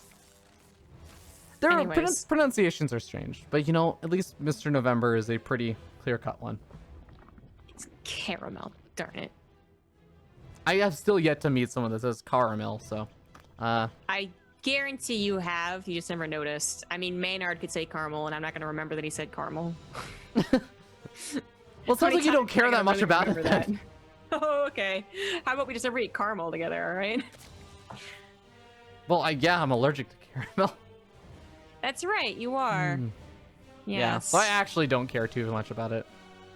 Yes, but it also never gets brought up in conversation. I mean, you don't describe your candy bar. No one's describing their Milky Way. They just say I'm eating a Milky Way.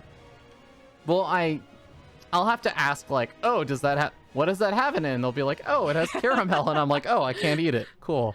I can't wait for you to be like, what is in it? Chocolate. No, the other thing. Nougat. No, the other thing. Peanuts? No. Damn it, say caramel. Okay, we did actually have a kind of a nice little maneuver there. We did have a stalker getting started up over here for orange caramel. So I thought maybe it was going to be something weird. Cancels it, makes an adept. That's a little bit more normal. Maybe just kind of forgot that the stalker came out first rather than the adept first. It goes straight into the Stargate immediately afterwards. So pretty normal opening. I do want to know both of these players are pretty close to Grandmaster. They're both up in that, like, I believe around Masters 1 MMR. Masters 1 and close to GM are pretty different. Speak from experience. Look, Zombie Grub. When someone is in Platinum 1, it means that they're actually closing in on Masters, okay? I was high Masters, low GM. High No one Masters, can low say GM. differently. I know. I do remember that. It is pretty tough, for sure. That's Closing in, still a though. good reference. Closing in. It was so close. Anyways. So, Mr. November went for an Overlord Speed first build, and I don't see why not. Like, the Ling Speed does not help you really against one Adept. It does help against two Adepts that are aggressive, but even then, you can maneuver your Queens and drone micro. So the Overlord Speed's gonna be really nice. It is simply put just another... Wait, is it 100-100? It's back to 100-100, right? Yeah. Ling speed? Okay. Oh, no, No, Overlord Overlord. speed. Yeah. I believe Yeah. that's 100-100, yeah. Yeah, because it was cheap and then it was expensive and then Zergs were like, actually we're gonna get it anyways, and you're like, oh. Okay, so now it's expensive again. The mind of a pro player. Yeah, seriously. So it is just simply put 100 like additional resources into something that, I mean, hey, if it's a macro build, it's a macro build. But a lot of confidence here from Mr. November. Even gets a scout with a slow Ling on the third Nexus timing. Yeah, that's definitely gonna feel nice to start eliminating the possibilities of some kind of weird all-ins that sometimes can be fallen up into. Mr. November also not having to deal with the Oracle in the main base just yet, but I was gonna say I actually do like the kind of slightly weird positioning of the Oracle, or sorry, the Spore Crawler on the far right hand side of the mineral patch, just because, well, there's really only one angle that Oracle is ever gonna come in from into your main base, almost always. It's gonna be up from that right hand side, but Mm-hmm. Yeah, True. you'll zone it out pretty well. So I do want to note that orange caramel going for that forward third nexus is a little weird. I would say almost all Protosses go for the high ground third nexus. Eventually they will have to defend, even if their goal is to hit some strong 3-base, not totally saturated type of timing. So that's surprising. It's just a base that is not, it's not on the high ground, and it doesn't have a single choke to defend. Because Simulacrum's, pretty good usually about being defensive 3-base for Protoss. Taking the forward one, if Mr. November is suddenly just gonna explode in supply, build nothing but Ling, Baneling, Roach, he'd have 3 different angles to account for possibly. It seems bold, but it might not matter.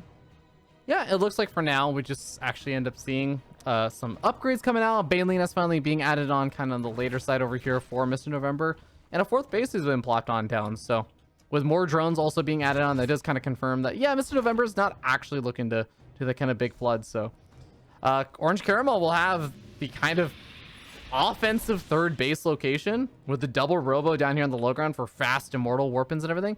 Now, I do want to note, you're kind of hinting about, the fact that Orange Caramel could be going for some kind of big attack. And it really does seem likely here, as still no storm being researched or anything over here for Orange Caramel. It probably signals that there's going to be kind of a small little window where eventually Orange Caramel's army is not really going to be able to hold up against later game units from Mr. November. It's been so long since I've seen double robo. I feel like I've seen it 2 or 3 times in the last year. It used to be the thing to do, especially when lurkers were also the thing to do. Oh, yeah. Before people found Banelings were really good. It's not bad against the current style of just Massling, Baneling, Ravager, which is what Mr. November's going for. It just usually you want Storm or a ton of Archons, which have that splash to help against the Lings more than the Immortals do. Immortals don't die very quickly, but also don't kill very quickly, or kill quickly enough for how many Lings you can get with this style. But we'll see if it works out. He will be able to build a strong, literally sturdy army. It won't be as big as I would expect, and yeah, no storm either. Yeah, only 2 immortals out right now as well, so I don't actually think that Orange Camel really wants to take a fight. Just kind of wants to poke forward, clean up some of the creep spread, snipe off a straight Ravager here and there, and then back off. But the Ling run by into the main base is going to be a bit problematic. There's a cannon and a shield battery in every mineral line, though. Yeah, he's not dealing with Ling run-bys, man. No, thank you. But I was owing because I guess he's a disruptor guy. Robotics Bay, and that is tricky. That is, it's not a bad idea, but there is a reason. There's a reason that we don't usually see it. Now that I think on it, honestly, with the way storms work out, sometimes disruptors actually look even more consistent. That was a little scary. Yeah, losing half your army because it was a little bit segmented off is definitely not the way you want things to go down. But yeah, I know what you mean. The double disruptor can be a little bit dicey. How do you feel about the ooh, okay. Baneling. I think some of the Lings that were there from that earlier run by did become Banelings and try to get a bit of a run by done. Didn't get too much damage done, but I was gonna say, how do you feel like the disruptors can fare against this kind of army over here for Mr. November?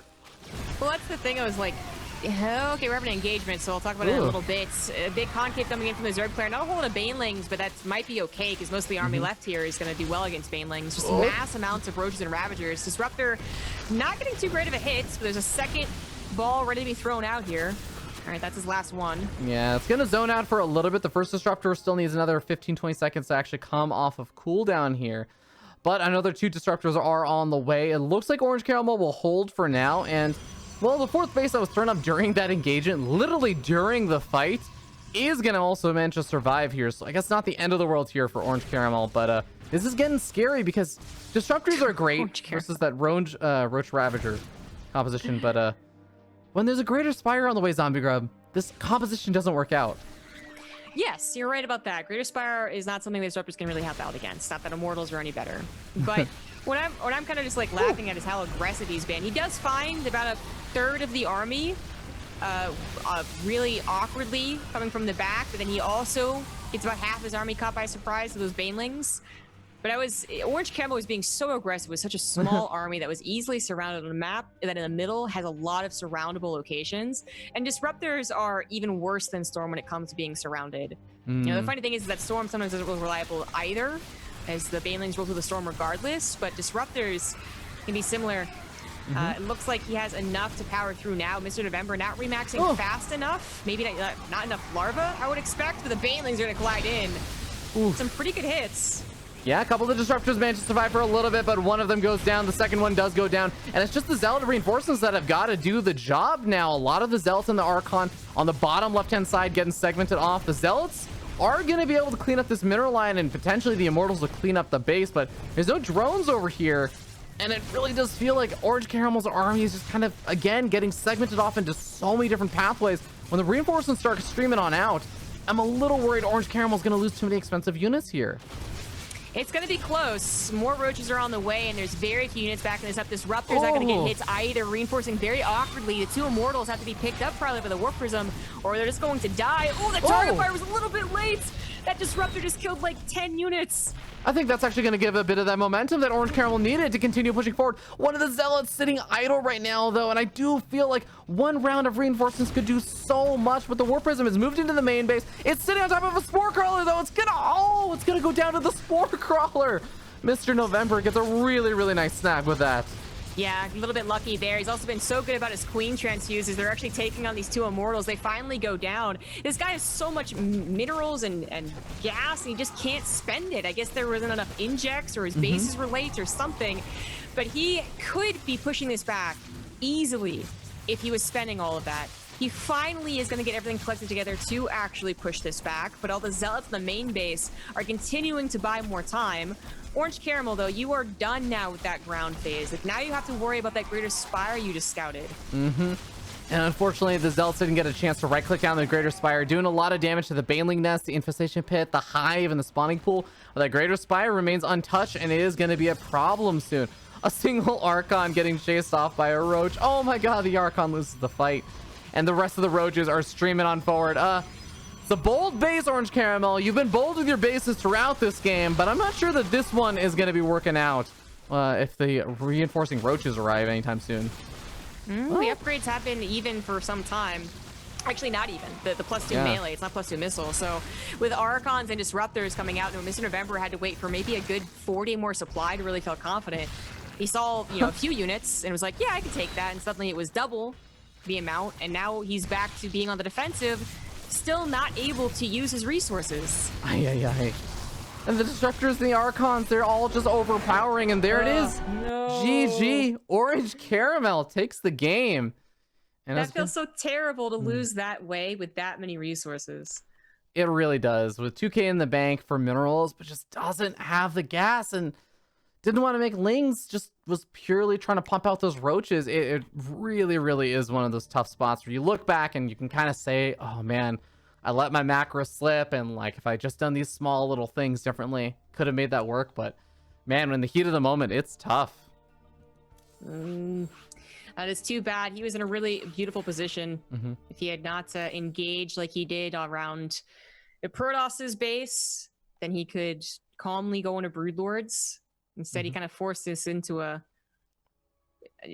low economy, low unit game. Not even low economy, it was just low units. Yeah.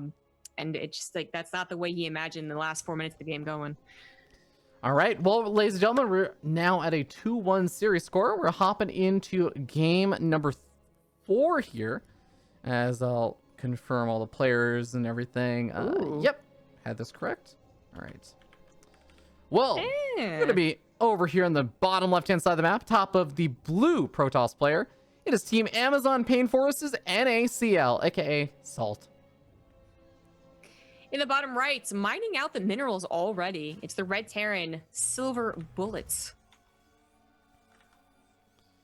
This is interesting. Ooh. This is a lot of lost mining time when you consider the impact of long-distance mining in the early game. Wait, Zombie Grub, wait. But, like, I would think, oh, maybe it's going to be something along the lines of 3x Reaper, but that's not actually a Reaper hop-up cliff. So he's going to mine out this as well. He has to build a gas Yeah, gun. he has to build a gas geyser. Oh my god, this is... He's gonna Reaper. eventually behind Oh. doors. What? This is NACL is mining out the mineral patches in the center.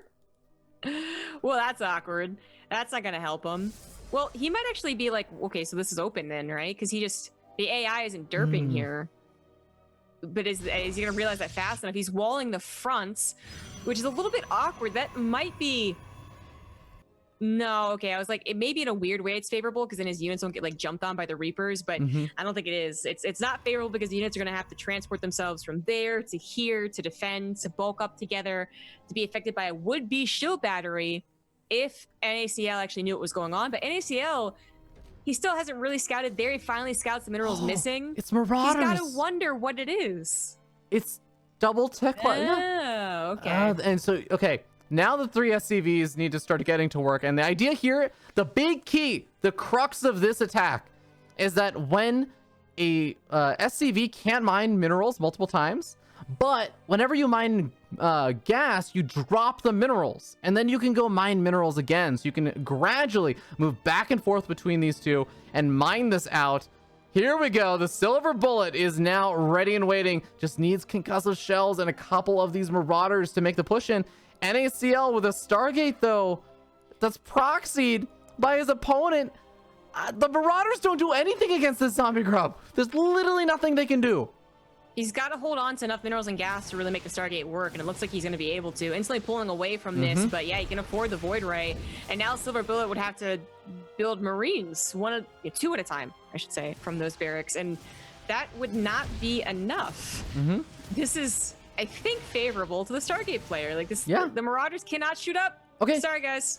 The Adept is actually doing a lot of damage as well. It's going to be already getting one of the SCV kills here. It's in a beautiful spot, so it's really not getting surrounded too easily. So it's killing a lot of the remaining workers there. Nexus getting right-click down. There's the recall, I believe, on that Void Ray. Is it going to actually make it in time? There's a bunker there as well to keep these Marauders alive a little bit longer. Well, I guess saving the Nexus is the much safer call instead of trying to do some weird base race. So saving the Nexus does still have him lower on the workers, but with more potential, perhaps. Like the thing is, with the Void Ray recalling and saving the Nexus, it can't stop the factory from finishing. And 1 or 2 Widow Mines, or heck, a Cyclone, if you can afford it, now changes the balance into the Terran's favor. Oh, this gets so strange. Now, I want to note NACL actually has quite a few minerals right now.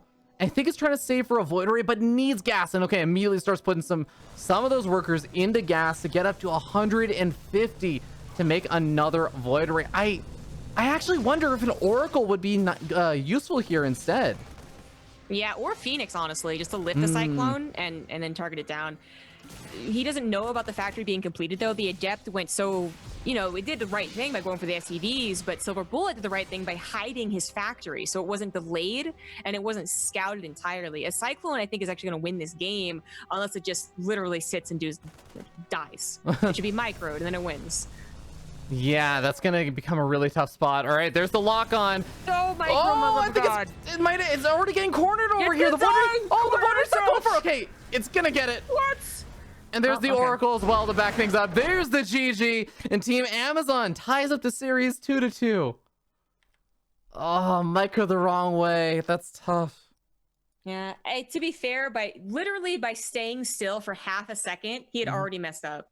Like, he had to have good enough micro to run away instantly, take maybe half damage on the Cyclone, kill the Void Ray, and then immediately repair the Cyclone to prepare for the next air unit. It was going to be tough, but it was possible. It had to be like a perfect Cyclone micro, and that's a high expectation, I suppose. Yeah, it's definitely not an easy thing to do. As someone who makes a lot of Void Rays versus Cyclones, with cannon rushes and stuff, it's really, really easy. It's a narrow, easy to mess up. It's a narrow window that you got to micro with, and unfortunately, doesn't work out. So now Team Amazon tying up that series. We're back to a 2-2 series score, and Zombie Grub, we're getting a little bit of that rematch action here. As we're going to be starting over here in the top right-hand corner of the map, top of the red Zerg player yet again. It is Mr. November from Team Amazon Pain Forest. In the bottom left for OK Googler, it is the Orange Protoss, Orang Caramel. Orang.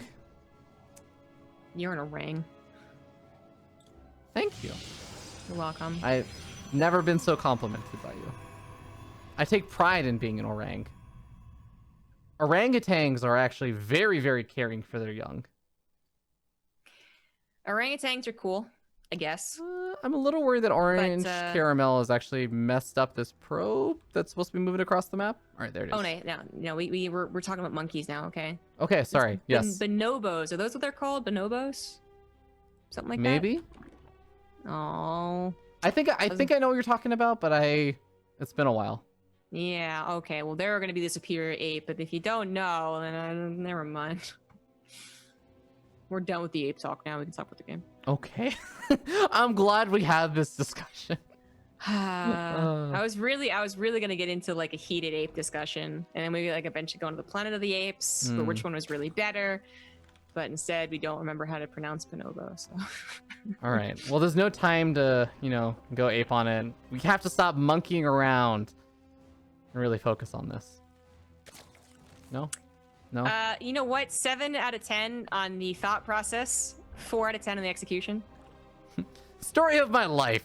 We're going to be seeing a pretty usual game over here. I want to recap that this was, again, I mentioned this. This is a rematch of game number 3, which I believe was the game that Orange Caramel. Oh, man. Was that the double robo game? I think it was, right? It was just 2 games ago. It was the game where Orange Caramel was actually taking the low ground third and was able to do a lot with the double immortal push, right? Yes. Okay. The other PvZ we had was a proxy hatch versus a 1-base Protoss. So. Yes, on Zen, and that was the that was a very different type of game. No, that wasn't. Oh no, on sorry, Zen. that wasn't on Zen. Everdream. Everdream. We had a It's different okay, game man. on Zen. I got that short-term memory for you. Don't worry. I know what happened 30 minutes ago. I know. This is what happens when I have StarCraft on while I'm working throughout the day, watching all the ESL open stuff, and then we actually go cast StarCraft, and there's even more StarCraft. Yeah, true.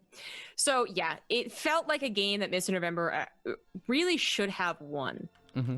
And everyone's gonna be like, you can't say that because whoever wins should have won. Yeah, whatever. You know what I mean. He should have won that. He had superior technology. He had a maxed out or close to maxed out army that he could have just used very conservatively and just not engaged at all. Even with the engagement, if he had just had more larva and a tad bit more on the gas resource as well, he would have been fine. Mm-hmm. Instead, he got blocked by larva, blocked by gas, and Orange Caramel had no such problems. He was actually mining from 4 bases with no supply blocks or anything like that. So Mr. November might be remembering that and might be playing a little more like safe this game, which could bite him in the butt if Orange Caramel does something different than last game. Well, so far we do have, a pretty similar opening with just the fast Stargate over here, getting out that single Oracle. Charge is pretty fast here. Like, it's not, obviously it's not a, charge lot all in, with all the gas is being taken, but I would expect, oh, that's actually really weird. Without a robo, with a robo, I would have expected a warp prism and then like a weird kind of charge lot attack. If you could fit it in the Templar Archives as well, then we're talking like that Archon drop. Because you can follow up from a Stargate with an Archon drop and fit in charge. And obviously you're pushing off your 3rd Nexus a lot, but we're missing some of those ingredients. We got like garlic but no onions here. And I'm like, oh, both are a lot better, aren't they?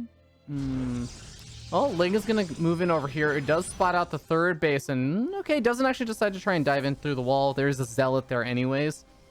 There's +1 weapons getting started on up. The Overlord comes in and is going to see Twilight Council is researching right now. Sees the Forge and sees the Temple Archives being thrown down. Still no Robo though. Yeah, what? Did he forget it? The order is usually Twilight Council Forge together, so that was already off, because he like really put a preference on charge. And then into like a Robo basically right after Twilight Council Forge. What happened? Oh, sorry, Oracle ran straight over the Queens. It did manage to survive though, with the 13 hit points. This ends up just being a weird order, but ends up with the same thing. So I'm going to stop overanalyzing this. But the priority on charge usually does nothing unless it's all in. Oh, well. Yeah. Well, like you said, it does eventually end up there, but yeah, it definitely had some potential vulnerabilities for a bit. We're gonna end up seeing the Hydra Den being added on over here for Mr. November, so doing that, which is something that I think really didn't get a chance to in that previous game versus Orange Caramel. It was a lot of Roaches and Ravagers, finally adding on a few Banelings and everything. Gonna be able to get into a bit of a later game composition with, I mean, no Roach Horn whatsoever this game. Yeah, just skipping that. More power to you if you can skip it, which he was very safe, like he could. Ravagers are pretty useful, but if you can get to Hydra's range, yep, go ahead, skip it. Has a pretty quick infestation pit as well, so already thinking about that hive, anticipating a long, drawn-out game. Most Protoss builds don't just sit back and go to a 4th base, though. You gotta expect, even off of 3 bases with both guys at stake, and you gotta expect a push. This case, +2 push, probably. And not a whole lot of Immortals. He might actually push before +2 is anywhere close to being finished. He might push when this Warp Prism pops out, but no Immortals and no Sentries. Yeah, I wouldn't even hate, just even if it's not a hyper dedicated push, which I mean, with all the gateways now finishing on up, I do feel like there's a chance to commit a little bit more to this if something ends up happening. But okay, Oracle dying does kind of suck, because finding the army positioning would have actually been really, really nice for this. I was just gonna say, you know, poke forward, clean up some. Oh, you can't clean up. No, there is an observer. Okay. Yeah. I was gonna say, clean up some creep and recall out if you need to. Don't lose the Warp Prism. I don't think he expected Hydras, maybe? Why is he still in the middle of the map? Why did he do this? Didn't recall. Didn't recall. Oh no, abort mission. Abort mission. It's too late. Yeah, with charge out Warpings, this might not have been the worst. Oh, but Banelings come forward, so never mind. Okay, so Zombie Grub. This is really bad for Protoss, right? This is a really bad spot. Yeah, I mean, I almost feel like this is what was supposed to happen, though. Like last game, he was also very aggressive for a Protoss army that was not. It didn't have a lot of escape buttons. Even like the last time they played, there wasn't a ton of force fields, for instance, which can be your escape button if you're in the middle of nowhere. He didn't have storms, which would be an escape button. What he had was eventually disruptors, which are typically not that reliable. So it's like validation for Mr. November to finally catch this army at a weird time. It feels like he messed up a build. This almost felt like it was supposed to be like the thing Drogo was doing in TSL, the fast Archon charge attack. Yeah. But it felt off and just in the middle of nowhere, easily surrounded. Like this, Mr. November should be winning this game too. It might be a little bit of nerves or something coming on in. This is the semifinals. These guys are players that are, you know, full-time employees. They don't get the chance to practice necessarily as much as like those pro players like Petit Drogo. So it is going to be a bit unfortunate, but it has another bit of that army there for Orange Caramel. It gets cleaned up. That's more of those Archons, more of those High Templars that get taken out. No signs of Storm. It's just going to be the Disruptors coming on out from the double Robo. And, well, if there's one thing that Orange Caramel did manage to get a lot of momentum from in that last game, it was really big Disruptor hits. Well, yeah, at least one huge one. Yeah. Well, yeah. It could happen against a Hydra Baneling composition again. It could. The problem is that usually, so if Mr. November was again spending his money, he'd be like basically maxed out, I would say. And you can't disrupt your way through 100 supply, I don't think. But he's not maxing out. Now, some of it is intentional because he's thinking about Broodlords, and some of it is him not having enough larvae. His queens, I think, recently stacked injects, but I was looking, they definitely weren't injecting frequently. So that's definitely gonna make it tough. And the Hydras find the Warp Prism. Okay, that is a really, really nice snag if they can get it. Okay, Warp Prism is being microed back though, so it is gonna be able to outrun those Hydras off of creep for a little bit until it gets cornered. Yeah, I mean that's now it's not going to be of consequence anyways. Can't really do very much. And Mr. November, I hope he doesn't make the same mistake that he did last time, which is he attacks thinking he has a supply lead, which he does, and then gets a little awkward, loses the supply, and can't remax. That's what hurt him last game. So I'd say, yeah, remember last game, get flashbacks. Be like, hold on, no, let's not do this until I'm totally prepared for Broodlords, totally prepared to somehow spend my money. With Broodlords on the way and recently stacking those injects on the hatcheries, I think he could attack, but it is safer just to go for the Broodlords. Oh, Warp Prism goes into phase mode right next to those Hydras, realizes it, backs off, but the Hydras actually just end up right-clicking and attack moving backwards End up finding the Zealots, but the Zealots do safely warp in and are going to be able to clean those up. Maybe drawing a lot of Mr. November's army up to the wrong side as the army moves in on the bottom right. And the Archons absorb all the Banelings because I think the Hydras are what are being microed right now. So honestly, that actually could have been a really bad spot right there for Orange Caramel, but manages to salvage it thanks to the War Prism actually drawing a lot of the attention away. If Mr. November doesn't win this game with Broodlord technology against a Disruptor player, that's a real ouchie. Oh. Yeah. Well, good snipe off on the Banelings, but like you said, the Broodlords should reign supreme over here, pushing everything back.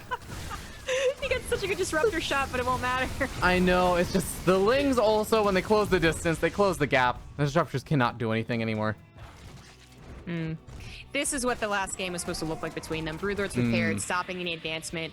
There's always that awkward timing too, where sometimes like an almost or maxed out Protoss army with Archons can barely squeeze their way underneath those Broodlords. You know, when they're not high enough in numbers, but this wasn't that game. Orange Caramel desperately trying to get to Void Rays first as he had to wait for Fleet Beacon, I think. He actually didn't even make the Fleet Beacon. Yeah. He just dropped down the double Stargate and started up a Void Ray. He's not, I think he just realizes he doesn't have time for a Fleet Beacon. He does need one though, eventually, but Void Ray is definitely the thing to go for in an emergency if you can afford to. Yeah.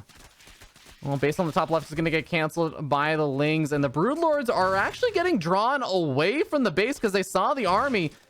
I actually think that Orange Caramel is going to maybe make some magic happen over here by just the fact that Mr. November is really, really afraid of turning this into some weird base trade and is pulling most of the army back, only sending a few Lings, but the shield battery and the cannon with 1 or 2 warp-ins should be able to handle that. Yeah, that was really difficult. Void Rays were popping out, so he couldn't really split his army no matter how he split it. So bringing all of it back is probably the best move, but he already also had Zealots on top of him harassing, so for the probe damage he's finally doing, he's also taking drone damage. Time to recall. Time to recall. Ugh, I think it's a little too late now. Oh, God. So all the Disruptors and the Archons are going to end up falling over here. And the Lings did manage to break through. There wasn't an additional warp in there for Orange Caramel, so Lings managed to clean up so many of these workers here. Yeah.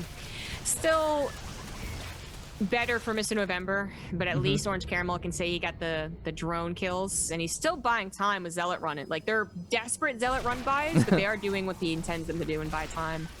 Yeah. But seeing more Hydras, still seeing 5 hatcheries alive and well to rebuild drones, and no damage on the Broodlords, of course. That's just Mr. November has to collect himself and push, and he will win. All right, Zombie Grub. But what if 2 big Disruptor hits on the Hydras and then the Void Rays clean up? That is his only hope, but he needs Disruptors to do that.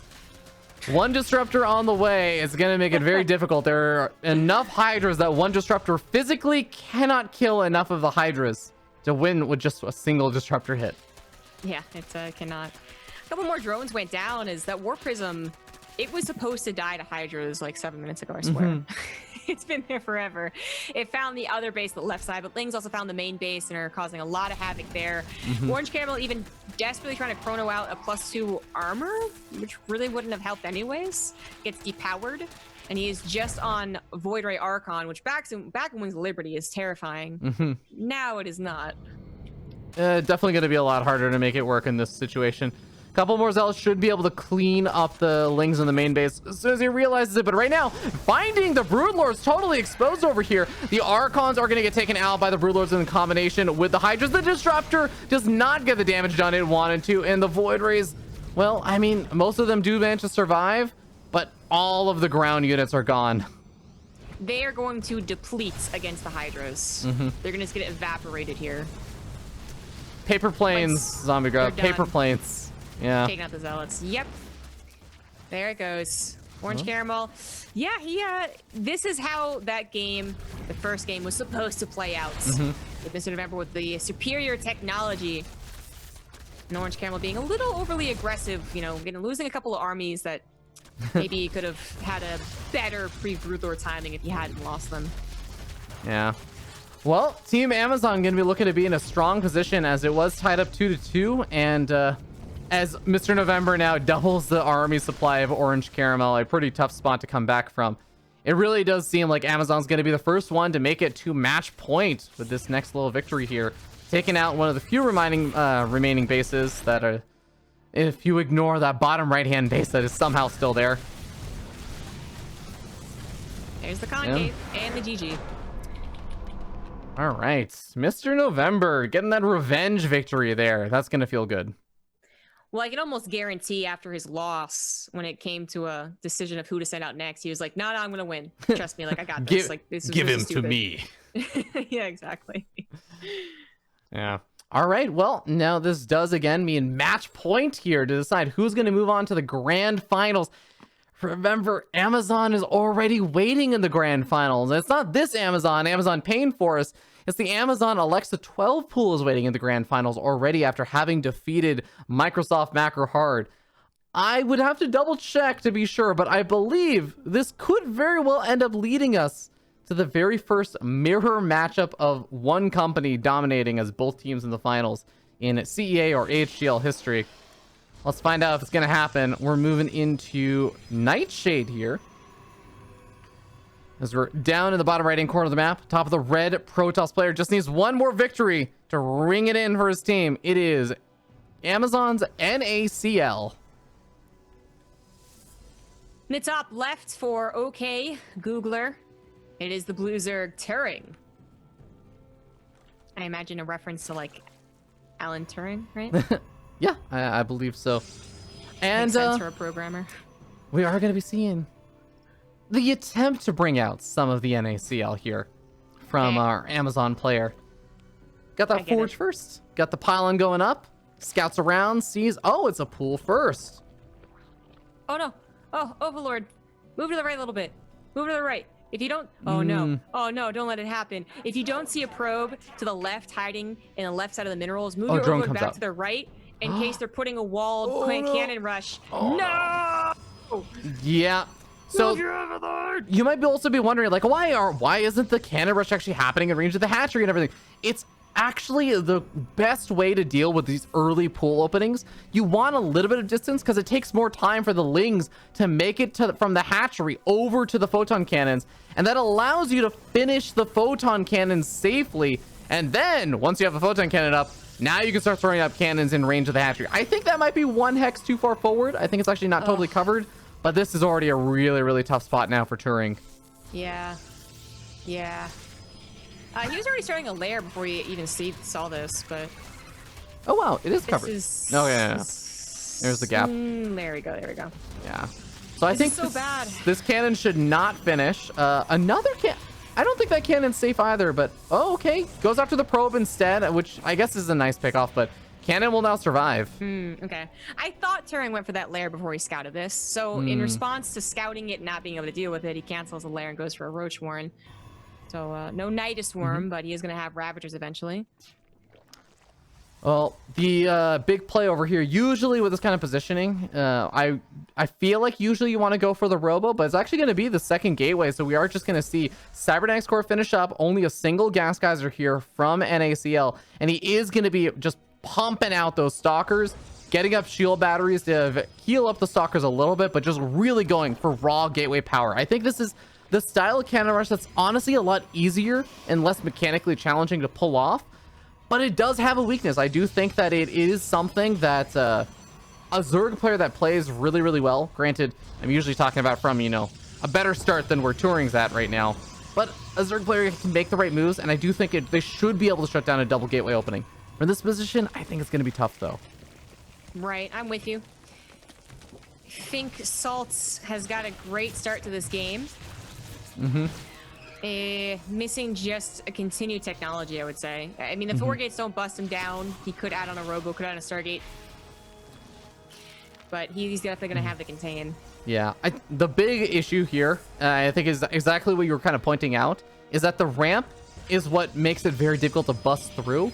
And that is honestly the one reason why I feel like when you're up against a pool first or something and you have to set up this far back, usually you end up seeing the Robo transition. The double gateway transition here does mean that you need to basically sacrifice a lot of hit points on these stalkers to bust your way up. And you either need to tech up like very quickly here, which it doesn't look like Salt is actually doing, or you need to get up shield batteries so close to the ramp that you can kind of just tank the damage and just get healed through it.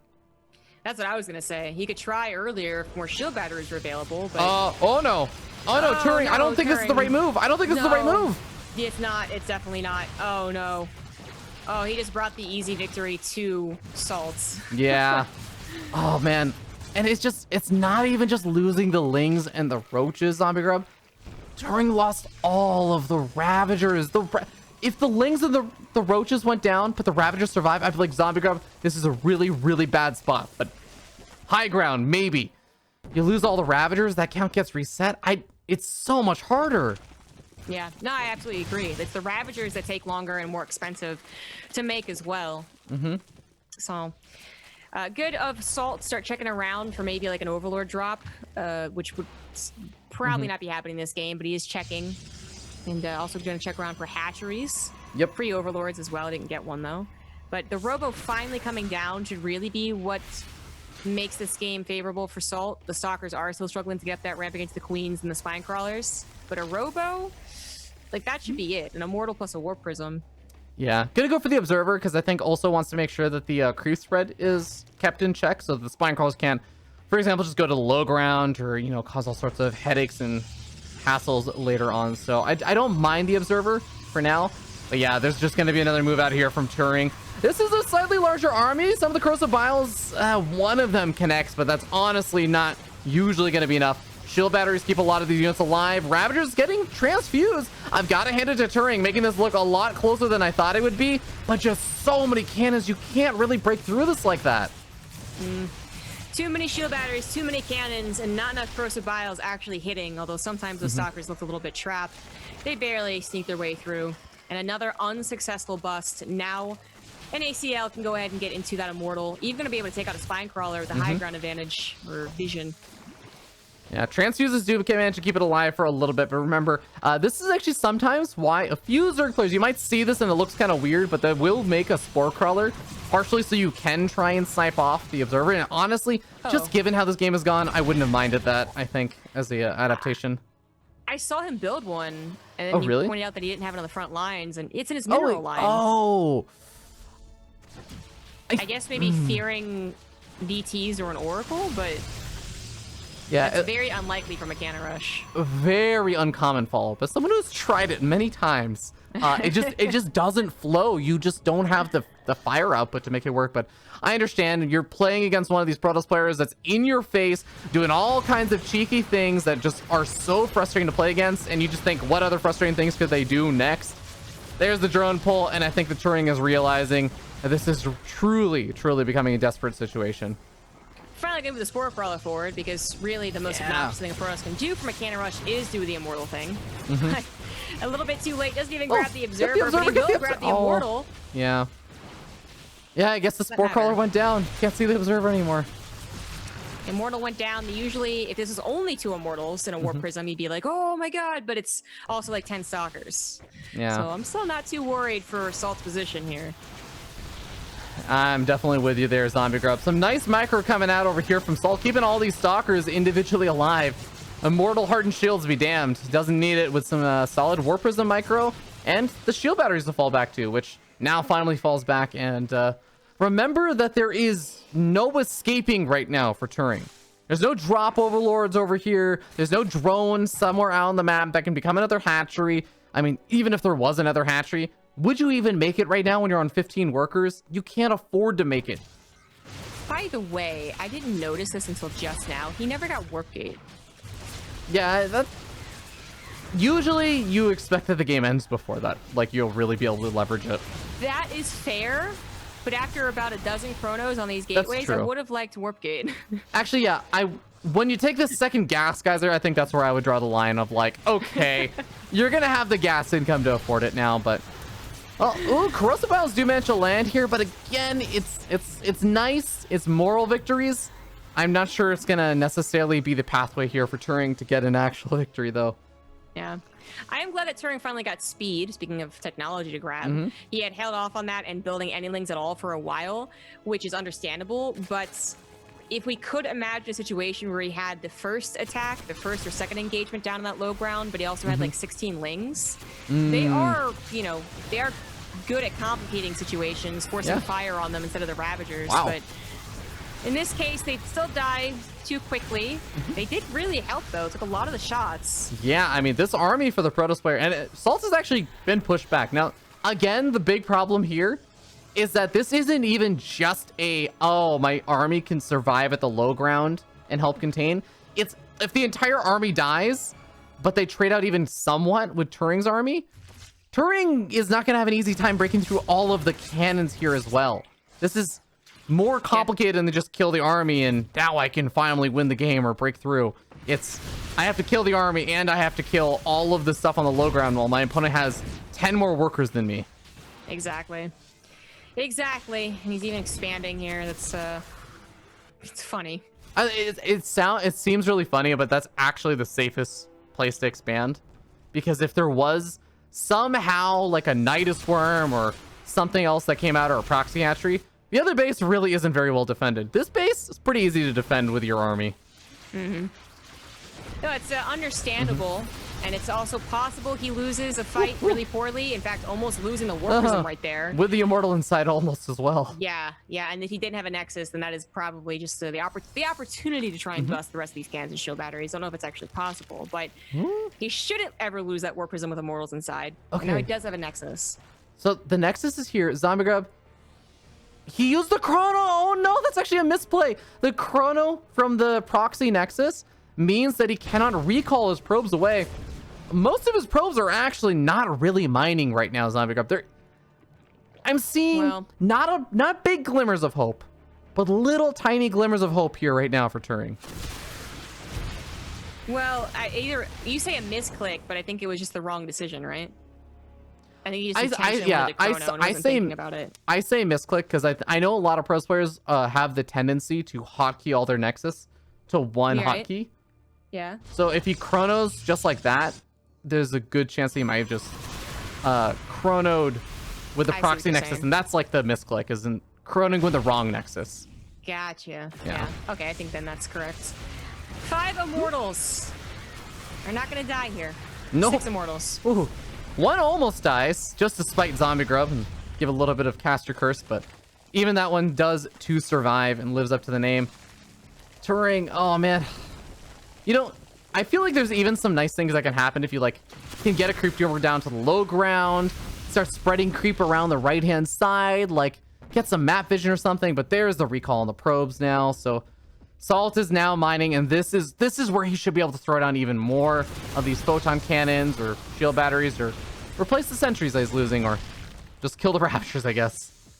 You should really be tearing down the spine crawler and spore crawler. There's no reason not to. Yeah. To be entirely honest, I think the way that normally a Protoss player will actually, if they're really struggling to move up that ramp, the way you usually clean it up, which I think this should finally be the last engagement here, even with good corrosive biles, I don't think it's going to be enough, but usually you'll add on Robo Bay, you'll get up disruptors, and you'll just continuously whittle away at them from the low ground. Whatever option, this option he's choosing, though, is taking the longest time. It is taking the longest time, you know? You got to maximize the NACL from your opponents to live up to that name. I guess so. Oh, he finally loses the War Prism with 1 Immortal inside, but still has 6 more. Another Immortal is going to go down. Popped. It's like we want to have hope, but we know that Turing is still dead. And that's depressing me. It's sad. The Zerg tried so hard, like 7 or 8 times. This is like the movie Lord of the Rings, but Sauron already had the ring, and it's kind of like already a foregone conclusion. You just watch Middle Earth be wiped out. Exactly. Yeah. Sorry, Zerg player, but you got Cannon Rush. It took 16 minutes, but it happened. I gotta say, regardless though, Turing doing a nice job hanging in there, and even though toward the later half of that, it was like kind of a foregone conclusion, there were legitimately some points where it was like, okay, well, hold on, Turing. You're actually you're starting to make something happen here. So I gotta hand it to Turing. Almost made some magic happen, but in the end, the Cannon Rush did reign supreme, and that does mean Amazon reigns supreme. Zombie Grub. It is an Amazon versus Amazon showdown in the grand finals now. But I think this team's gonna win it. You think Amazon Pain Forest is got the superior numbers? I do think that they are favored. They are considered the A team as well. They got some top-notch players. NACL and Zest is Best and Mr. November, I think, are all really, really top-notch players that are going to be pretty tough to take down. And Tejo, of course, also pulling his own weight. But ladies and gentlemen, that does mean we're going to go to a short break before we jump into that grand finals. Thank you so much for tuning in. I want to remind you guys that, of course, the CEA is sponsored by Shopify and Toby from Shopify, who put up the money not necessarily for the championship series, but for the collegiate series that already happened, where Silky actually ended up winning that not too long ago and got a bunch of scholarship money, a ton of scholarship money, $15,000 to be precise, and players all the way down to 16th place. I also managed to get a little bit of scholarship money as well. So big thank you to Shopify and Toby from Shopify for making that happen and for allowing the CEA to grow in that way from the corporate side of things to over to the collegiate side of things. But Zombie Grub, we'll be back in a little bit. Hope you guys are as excited as we are as we go into the grand finals. So stay tuned.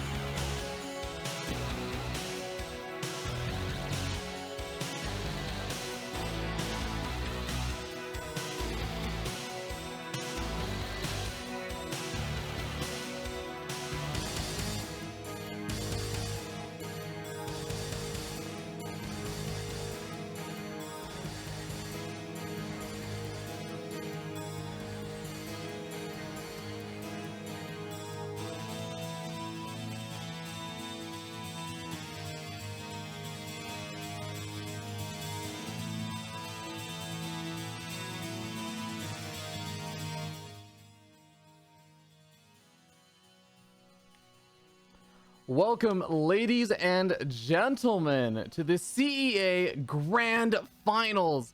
Hope you all have had a wonderful time, and thank you so much for your patience. I know that the semifinals did happen a while ago now, but it's so good to have you all here for the Grand Finals. I'm still here, joined by Zombie Grub, and we're moving into an Amazon versus Amazon showdown. How you doing today, Zombie Grub?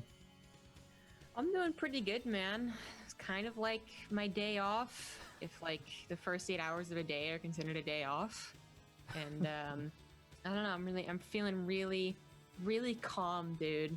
I like spaced out before I got here, so I'm now ready to be super excited. So bring on the Starcraft. Well, it's super appropriate that you're spacing out right before the grand finals, because not only did we see a space shuttle launch into space today, but we're getting into some space Starcraft. So, I mean, you're just in the perfect mood for this. Now, for those who don't know what exactly the CEA is, we've talked about this many times, but this is actually a tournament for charity, and both of these teams have chosen their charity of choice, and given that they're both Amazon, it's actually both teams choosing the same charity. So really, Zombie Grub, the charity GiveWell is already going to be receiving the prize money at this point for whoever wins on this. But what's kind of cool is that despite the fact that this charity, which I believe actually then gives money to other charities and kind of tries to focus on organizations that don't really use a lot of the funds on external administrative things, which is a really cool thing about, you know, well done charities. But that also means that this grand finals is really just about all the pride on the line. This is about deciding who's the real A team and who's the B team, because I've already heard murmurings between the different like players and stuff, between other teams saying, you know, Amazon Alexa 12 pool is supposed to be the B team, but really, I mean, actually, no, sorry, they're supposed to be the A team, but people are saying like, you know, Pain Force is the real A team in terms of skills. So it's going to come down to this. We're going to see who's the real A team in this. Yeah, I was gonna say 12 pool is the one that, like, you know, and not only do they probably have the coolest name, but they also have the best players. But you know, Pain Force certainly can bring the heat. So I'm thinking this won't be like a 4-0, but I do believe in Alexa 12 pool. I don't know. I feel like I've become like a fangirl a little bit from this team just because of their name alone. But they got some really identifiable players, I guess is the best way to put that one. So I'm really excited to get started. And that's the thing, is that it is going to be all about the glory. So whatever happens, I mean, no matter what team made it this far, it's all going to go to charity anyways. So it's like all just feel good, wholesome stuff. But now it is who is the best Amazon team. Yeah, absolutely. And I totally agree with you, especially on Alexa Topol having probably one of the strongest names in the entire league with a 6K MMR Terran player named Zero, who actually I think we saw earlier was putting up a hell of a fight against, like, say, Kawhi Rice and stuff, I think. If he's 6K, then I'm not sure that we saw him against Kawhi Rice. Maybe it was someone else then. I'm trying to remember. I thought it was someone else, just because I remember the play itself, and I'm going to be like super harsh and judgmental and be like, I know what 5K looks like because I used to be a 5K Terran. I know what 6K looks like. And there's a pretty big gap. 1000 MMR is actually pretty big. He actually, if he's 1000 MM, like not 1000, if he's 6000 MMR in NA, he's probably facing a lot of our pros, the NA scene's pros then, like often. So yeah, and that's for a pretty tough person to take down. But of course, we are not actually going to be starting with that particular series or with Zero playing. And I've got to say, Amazon Pain Force has got plenty of their own really hard hitters. Our first match is actually going to be Mestaman facing off versus Mr. November. Now, both of these players are still around that 5K MMR mark. So still definitely some pretty hard hitters for both of these teams. But I think that this is still going to be like a really fun one, just because I know both of these people. And I think that at least I have to say Mr. November has a pretty fun playstyle sometimes. So yeah, he does. Kind of like giving a lot of hope to the idea that you don't have to be matching someone's MMR necessarily to do really well. In fact, a lot of the best clans, clan wars, team wars, whatever you want to call them, always have the guys that play a little off or a little cheesy or just like do a lot of studying, for instance. And they're actually one of the like the leaders as far as looking to get that first win, right? Not necessarily the guy who's 6000 MMR, but the guy who actually can bring the randomness to the game. So let's dive into it. All right, we are jumping into game number 1 of our first game in this best of 7. We are going to be starting down over in the bottom, or sorry, up in the top right-hand corner of the map, top of the teal Zerg player from, of course, Team Amazon, but most importantly is going to be from Team Amazon's Pain Forest. It is Mr. November. And in the bottom left, as the orange Protoss, he is Mestaman for Amazon 12 pool, or Alexa 12 pool. There we go. Amazon Alexa 12 pool. Yeah. Definitely. Too many words. There we go. There's certainly a lot to be said on that one. Now, I do want to note that, like, I believe it was earlier during the season for CEA, but Mr. November did struggle a little bit versus, I think, some of like the cannon rushes and stuff. So that was something that he was maybe gonna have to keep an eye out for, but it does look like it's just gonna be pretty normal play over here for Mestaman, who's just gonna be sending out an early probe for now. But Mestaman is definitely someone who can get a little bit in his opponent's face. Yeah. Now, even though I said, like, you're not necessarily looking towards like the highest MMR player to really lead your team, like, make no mistake, he is a very high MMR player. Didn't mean to say that he was not, but just that sometimes, especially in the first series of the day, you want to send out the guy who's really going to like bring the pain, who's going to bring something unique, and either one of them could really set the tone for the rest of the best of 7, right? Yeah. And that's equally important when you're talking about best ofs as well as clan wars, and you have like your other team watching and in their Discord channels, right, and cheering their guy on even though they can't hear him type thing. It can be really important. So I really like this dynamic, and of course we've already given heaps of praise to CEA, but seriously, such a cool organization to have this set up and actually execute it really, really well. I'm always happy to be here. That is my favorite thing also. Every single time we end up doing one of these CEA broadcasts, especially when we end up doing the finals, we always just are amazed by how well organized everything is. Sometimes in comparison to other organizations that are doing this for players who are playing for money, and somehow CEA doing this for charity has just got everything so much better together. Yeah, not to name any names. Yeah. But, sometimes even better to have like the basics, just get a bunch of guys together that can schedule well, get a team together, get 2 casters, one who can produce, and then go with it. Because sometimes I'll just say that overcomplicating things doesn't work out. That's what I'll say about that. All right. Well, we do still have a pretty normal looking opening over here, by the way. Mestaman is going to be going for the Stargate opening with an Adept first. And it was already scouted and seen that Mr. November is grabbing a 3rd base and is also just kind of playing this out normally. Doesn't have to worry about a big, Roach Ravager all in, a Baneling bust, all the kind of early game stuff that sometimes happens. Yeah, he's not worried at all. He really got a lot of scouting done. Now, Mr. November is also going to be able to get a lot of scouting done, but perhaps like not the best case scenario for a Zerg player to have Overlord speed finish up for what looks to be a very typical Stargate expand. I'm not expecting like a 2nd Stargate or so a 2nd Stargate or a Robo Twilight Council immediately being slapped down. Those are the 2 options basically, with the 3rd option, the more typical option, being that fast 3rd Nexus. But as I say it, he does let down the Robo first. I have no qualms with that. That's fine. He also has this little probe here, and I was like wondering if it was going to be a Twilight Council. No, okay. So pretty safe with the Robo, but notably, this is off of 1 gateway. Just 1, not 2. Doesn't go up to 3 for like an Adept attack, but still, not even 2. That Robo is on the front line, so I'm actually like, okay, hold on here. Maybe it isn't going to be typical. Maybe he is going to be really happy he got that Overlord speed. Yeah, where do you feel like that kind of stuff can lead to? Because I feel like usually if you don't have those 3 gateways, you can really die to a lot of early game attacks and stuff, but I guess maybe you can just get up your tech a little faster if you don't get up the earlier gateways. Yeah, we see, like, as Protoss has developed, even in the last year, seriously, like last 12 months, they found ways to cut corners, right? So one of the ways is that we no longer see 3 gates as a typical opener, unless you're planning on doing an Adept attack as well. It's often 2 gateways.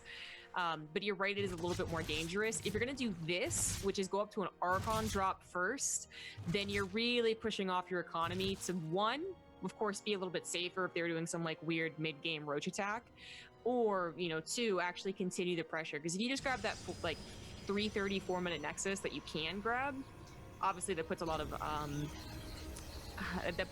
gives a lot of options to the Zerg player. There we go. Where this one hopefully is going to be able to continue, not with just an Archon drop, but if he's chronoing that charge, he may also try and add a handful of charge lots in the mix, just like warp them in somewhere and bring them across the map alongside an Archon drop, which can be a little tricky. But this Overlord is going to be able to tell that it is, obviously an Archon follow-up. Yeah, seeing the Temple Archives is going to be a pretty easy reveal. It doesn't have to read any kind of subtle signals here, especially since the Temple Archives is not actually researching anything either. So Overlord comes in, confirms the scout out on that. The Phoenix is on the other side of the map with the looks like 2 High Templars that haven't morphed into an Archon just yet, and 1 Archon on the low ground does get picked up in time. Yeah, he was trying to produce them and then they got caught by the Lings. Really nice of Mr. November to catch that, because that just delays, the Archon, the actual 2 Archons, just that ever slightly more. Obviously, if you get the High Templars, that's the best thing to happen, but it is still pretty worthwhile.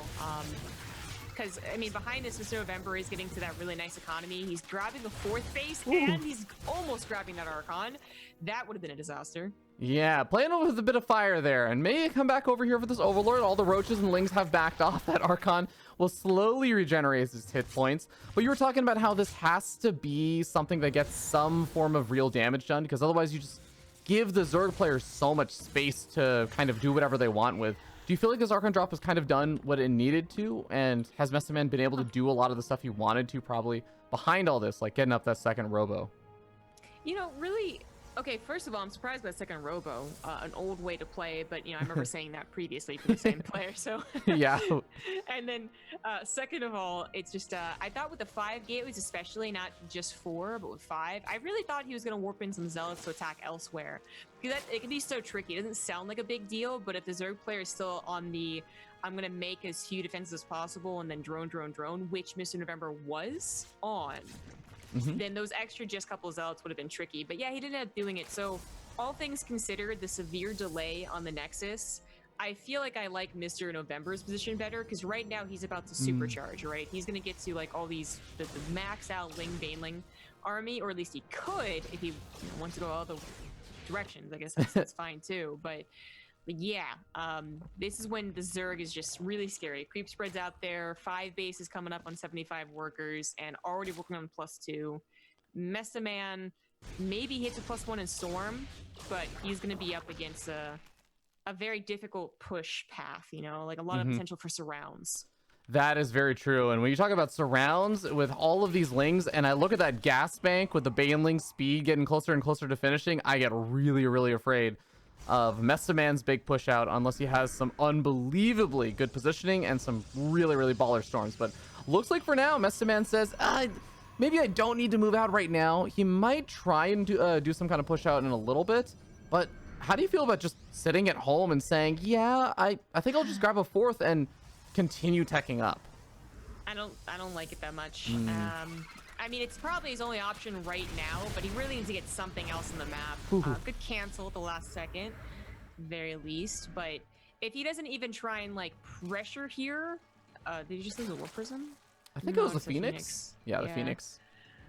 Because he does need that War Prism. He needs to at least posture, which is very difficult to do. Those High Templars go down in an instant to the Baneling speed, Banelings, but.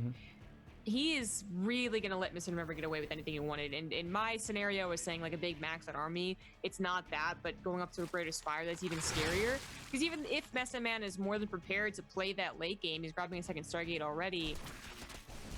We've seen a lot more difficulty on the Protoss' side of the late game, is what I'll say. That is definitely true. A lot of Protoss players have been struggling against that kind of super late game Zerg style, and that's exactly where Mr. November is headed. And I've got to say, if there's something I do really like about Mr. November's style from all the games I get to see him play, is that he tends to have some pretty solid like late game Zerg. So we'll see whether or not Mesa Man's going to be able to handle this, as he is catching a few of these units as they're on the retreat in the center of the map as they cleared out the Zelnaga Watchtower. Mesa Man charging forward, and the question is, does he continue on to creep? Because like you said, that clock is a ticking right now. Bailey's also coming and rolling into the 3rd base, but oh man, Mesa Man super prepared for that. Yeah, not taking much damage at all. Good Stalker Warpins.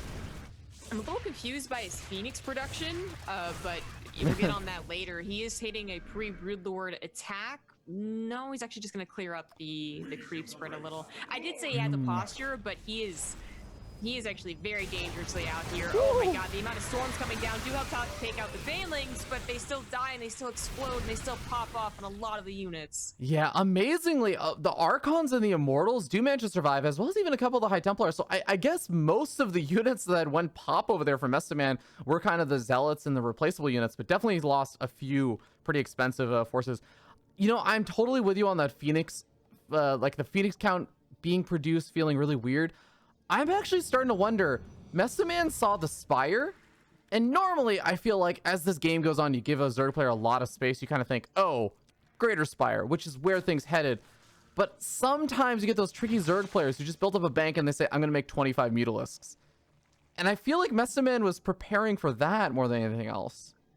Yeah, that's more of like a ZV mech thing, though, when you're like, aha, I caught you without any Thors, because you thought it was this type of game. But it very rarely happens with Protoss, right? Just because they innately have Archons, and recently Blink has really come back into play as well. You know, you either start with Blink or you get into Blink. So, but you might be right. That's the only reason I could think of building up the Phoenix. It might just be also like a what if he already has some Brood Lords, but usually in that case it's Void Rays as the oh shit button. Yeah, I guess Phoenix produced really quickly, so that's like the counterpoint of like, if I really need them right now, maybe. But regardless, I guess they'll have to find some value somehow, some way. The Fleet Beacon's finished, and the fourth Stargate, I believe, is on the way. So, I mean, there is a preparation for the big, scary Airtoss army, but gonna have to deal with this first engagement as the Banelings come rolling on forward. They actually bench to bypass most of the Archons, and most of this Protoss army gets surrounded and obliterated. Mestaman dropping heavily in supply compared to his opponent. And that wasn't even all of Mr. November's army. On the left side, he deals with a Zealot attack very easily, even before the Spine Crawlers help out. He is at a lack of Banelings now. That was really all of his Banelings, and so the Ravagers want to leave here, but he has that bank. He could replace the Banelings, replace the Lings, and more importantly, I would feel like you should be filling this now with Corruptors. Like, that was a pretty... Like, that ends the attack, right? The Protoss has to lick his wounds, even if he finds a couple of Ravagers more than he wanted. But, like, you have the ability now to go into Broodlords. There we go. Okay, so his Corruptors are already out hiding somewhere. 7 Broodlords on the way now. Yeah, they're very tucked in case things went south. And that's much better, I would say. And also more Corruptors, but you know what? He might not be building anymore because he doesn't realize Mestaman's actually preparing for this. He hasn't scouted the extra Stargates, but considering how defensive Mestaman has been, I think that's just a mistake by Mr. November not to feel the flow of this game. Oh, you might get the accidental scout on them in a second as the Lings come for a run by into the natural, then dart over to the main base to see a squadron of Phoenix that are kind of on idle duty right now, not quite called and currently on the reserves. But very soon, as these Zealots are trying to clean up these Zerglings, we might end up seeing a carrier pop in time. Okay, well, you know, you see the Fleet Beacon, you see that many Stargates, you got to be assuming something. Yeah. The 2 that had already popped out go to the right side to try and help, and there's nothing here to kill them, so eventually they'll take care of this army or push it back. But Mr. November, now seeing that there are air units, could easily just pop out, again, Corruptors to replace the supply. And Mestaman, man, it's just, he was missing a lot of, I feel like a lot of things in this game, but he didn't get very quickly, very, very convincingly to late game army before he basically lost. Like, I feel like this is actually his losing moment. Yeah, this is gonna get really, really tough. Mestaman has got to make some magic happen over here to try and make this push just charge across the map and make it happen. No, he's gonna end up pulling back. I guess I get it. You kind of think, like, if I can get a critical mass of carriers, then that's when things will start to work. But, I mean, you're also giving your opponent a big opportunity to start tailoring their composition to your army to get up that big Corruptor count, to remake the Roaches and Ravagers and the Banelings that were already lost. Yeah, there was no really good option, honestly. He knows the Remax is on the way, and it could easily be with Broodlords and Corruptors, something he can't combat. It could have been with Ling Baneling, which he probably doesn't find all the Banelings before they're done morphing because he has so much room to go through, so much creep to go through. So he pulls back instead, but this is just it's still not an ideal position for him. He technically has what he would like in terms of, like, unit composition, High Templar, Archon, carrier, but he doesn't have any upgrades. He doesn't have a lot of those units, and Mr. November is maxed out and pushing in here. Yeah, there's not a whole lot that's going to be able to hold Mr. November back for now. One of the bases already getting canceled and killed off. The Zerglings handled a single Zealot that was harassing the top left-hand base, as Mr. November not only attacking, but has also just been expanding forward, has actually taken one of the forward high Vespian gas guys on his opponent's side. We end up seeing the High Templars getting some pretty damn good storms there, Zombie Grub. But even with all these storms, I think that the Corruptors are still going to be able to take out a carrier or two, and there's nothing to deal with the ground force right now. Those were too good of storms. Mr. November, all he had to do really was wait for his Banelings to come with, or just wait for the Broodlings to focus fire them, because there was hardly anything else protecting. Ooh. And he actually dived. He dived like 15 Corruptors that died here, not taking out too many carriers. One, and then one almost died. And he's also losing control of 2 bases, which granted don't matter a lot right now, but he did also lose his Brute Lord, so like he would rather be safely on 7 bases than back on his original 5. Yeah, it's such a weird situation, right? Where we just saw the entire Zerg army get cleaned up, 2 bases fall, but Mestaman's still down almost 70 supplies. So it is just about the fact that Mestaman, if he can somehow just get up another base, get his own economy going again, and maybe do a miracle hold like that at one more time, I could maybe see him start evening things up, but he is still playing from very far behind. Yeah, he really is. And we haven't even talked about some of the other things that Zerg can get here. I mean, not only continuing to improve his upgrades, which they were already decent, Oh, plus yeah. 3 melee, but he also can go into Vipers. I mean, feedbacks, you know, technically they do help, but we know how that generally works out. The Vipers live, they come back, they get 1 abduct, that's still pretty worth it, because they don't trade anymore since the feedback was nerfed, you know, a year ago or something like that. So it's still on the benefit still goes to the Zerg player, especially if they're on the offensive, right? If the Protoss is defensive on the back foot and they're just receiving blow from blow, that's plenty of time for the Zerg to continually, you know, dart back and forth and gain energy or concave their Corruptors and prepare the final blow. Yeah, that is a lot of Corruptors. 22 Corruptors. I'm not sure Mestaman's air army is going to be able to hold a candle to this, much less, again, dealing with all of the Banelings. I mean, unless the storms hit both the Corruptors and the Banelings at the same time, or the Archons absorb all the hits, and, well, I guess actually the Archons do absorb all of the hits from the Banelings. Storms are used on the Corruptors. The Corruptors are trying to dart around, and they are getting zoned out quite a bit right now. Ravagers and Banelings have been able to take care of a lot of the probes that were trying to mine over there, and looks like this is a hold. Mestaman loses the High Templars, but I mean, that was about as well as I think he could have asked for it to go. No, I agree with that for sure. It was about as well. I mean, even this time, Mr. November waited a little bit more for his Banelings to get on the action, and they just simply didn't get the right targets. But Mr. November is still making this a little more difficult for him than he has to. You know, if he continues to be unable to break Mestaman, I would love to see Vipers, but he might just actually be like just pushing his head through this wall, man. It might just work out. Yeah, the Corruptors are actually getting thinned out, but unfortunately the Nexus is still going to fall. There it is, the GG, and Mr. November from Team Amazon Pain Force takes the first game. I mean, respect to any Protoss who, you know, readily heads into the late game versus a Zerg, but I would say there's at least a reason why we generally don't see that.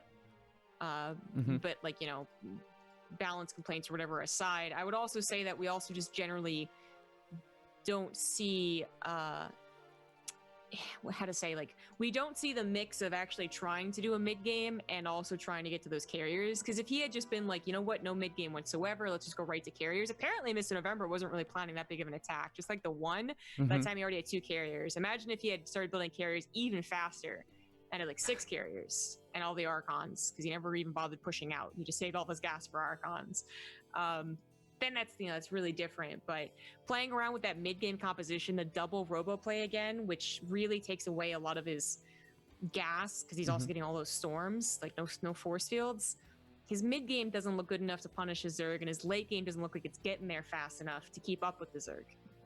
Yeah, it's tough to really spend that gas efficiently when you're trying to go into all of this other stuff, like you were saying, High Templars, Immortals, etc. So overall, really, really well done by Mr. November. Got a little scary there for a second, maybe 2 seconds there, but was able to hold on to that nice edge that he was able to accumulate from the early game defense against the big attack. and turn it into a big victory for Amazon Painforest. So now with them sitting up 1-0, we get ready to move into the second game. And I want to note again, we were talking about this before, Amazon Painforest was technically supposed to be the B team. So already a lot of people have been saying that Amazon Painforest really is like the A team. They have the better overall roster and everything. And so far, I mean, Mr. November doing proud by his team. But we move into game number 2, and this is where I think Alexa 12 Pool could very well strike back, as I believe we're actually moving on to Europe for this game. I have a little question mark on that, because I actually see one of the players still on North America in the lobby right now. So I'm going to double check with him on that, but I believe we should be moving to Europe for Zero versus Zest is Best. Zest is Best, one of the more recognizable players, just because his name's really cool. But also like a very good Protoss player who's shown some cheese as well. But Zero, I mean, you said he was 6,000 MMR. I mean, that's pretty impressive. But that is what our preparation documents say. It does 6049. Like, that's, even though we talked about this, but even though Zest is Best is more like 5,400, which is damn good. 6,000 is really a step above. I would say like a 5,000 player can take on a 5.4 player on a good day, but I'm not sure like a 5.4 player takes on a 6.0k player that often. Now, this is still, you know, we're not talking about pros yet, even though these are all very good MMRs, but we're not talking about pros, so people can really, you know, their PVT can be massively worse than their PVZ. But I don't know, man. I'm scared for Zest is Best, especially because Zest has not been best recently. So I am definitely with you on that. I think this is going to be a really, really tough one.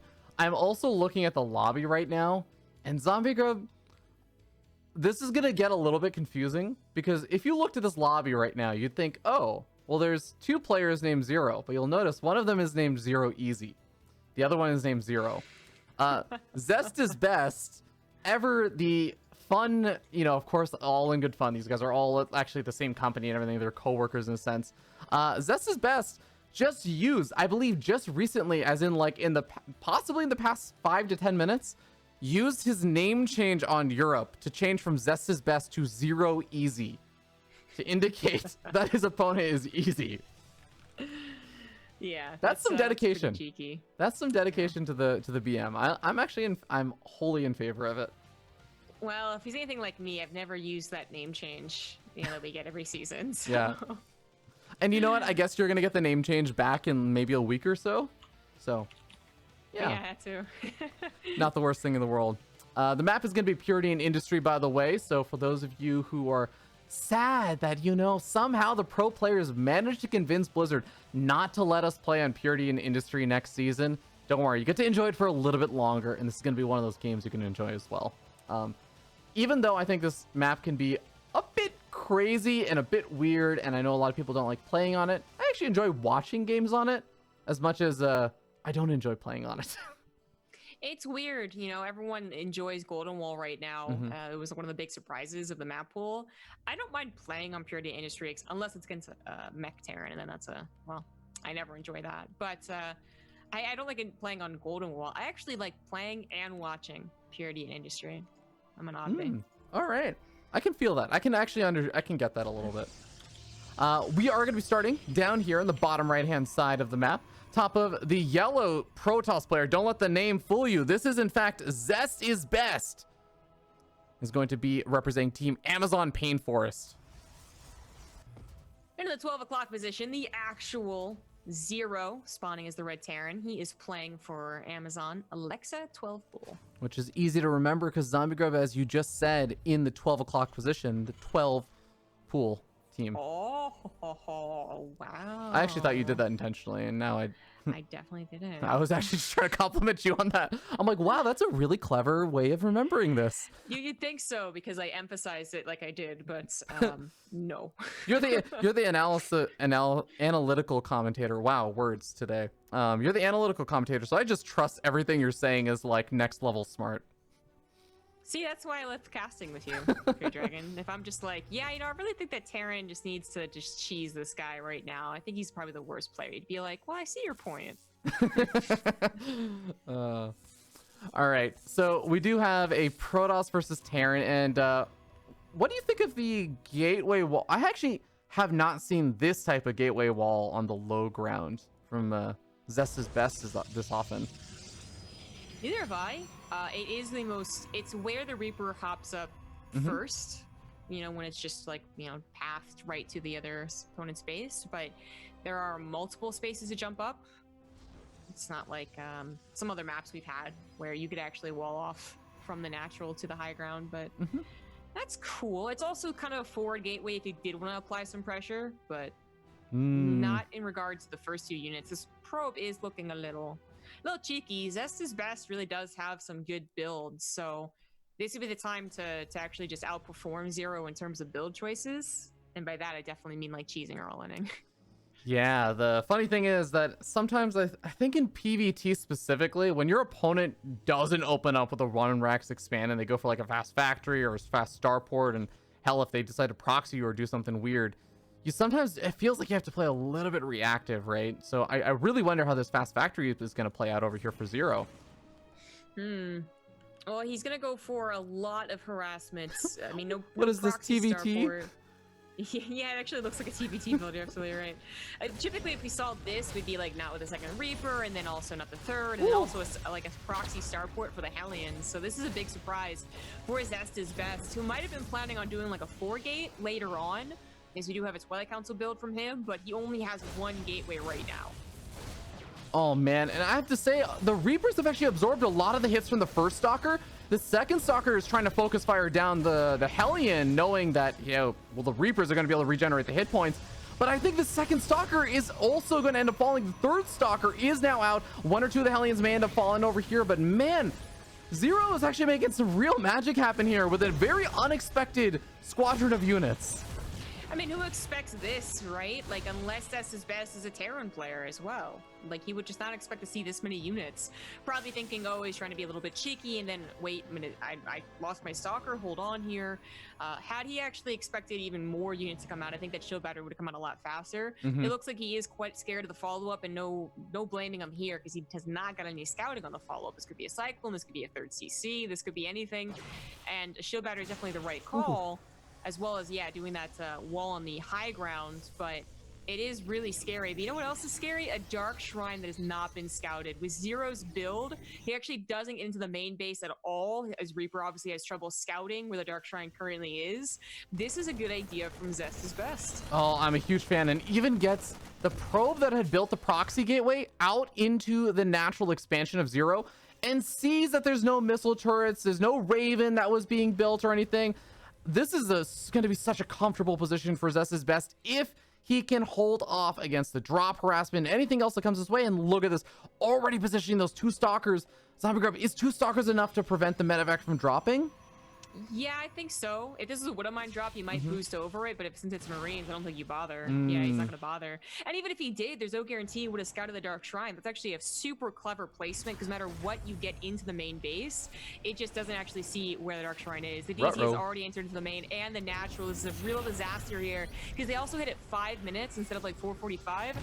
So I don't think that Zero was quite expecting it, but he does have 2 scans.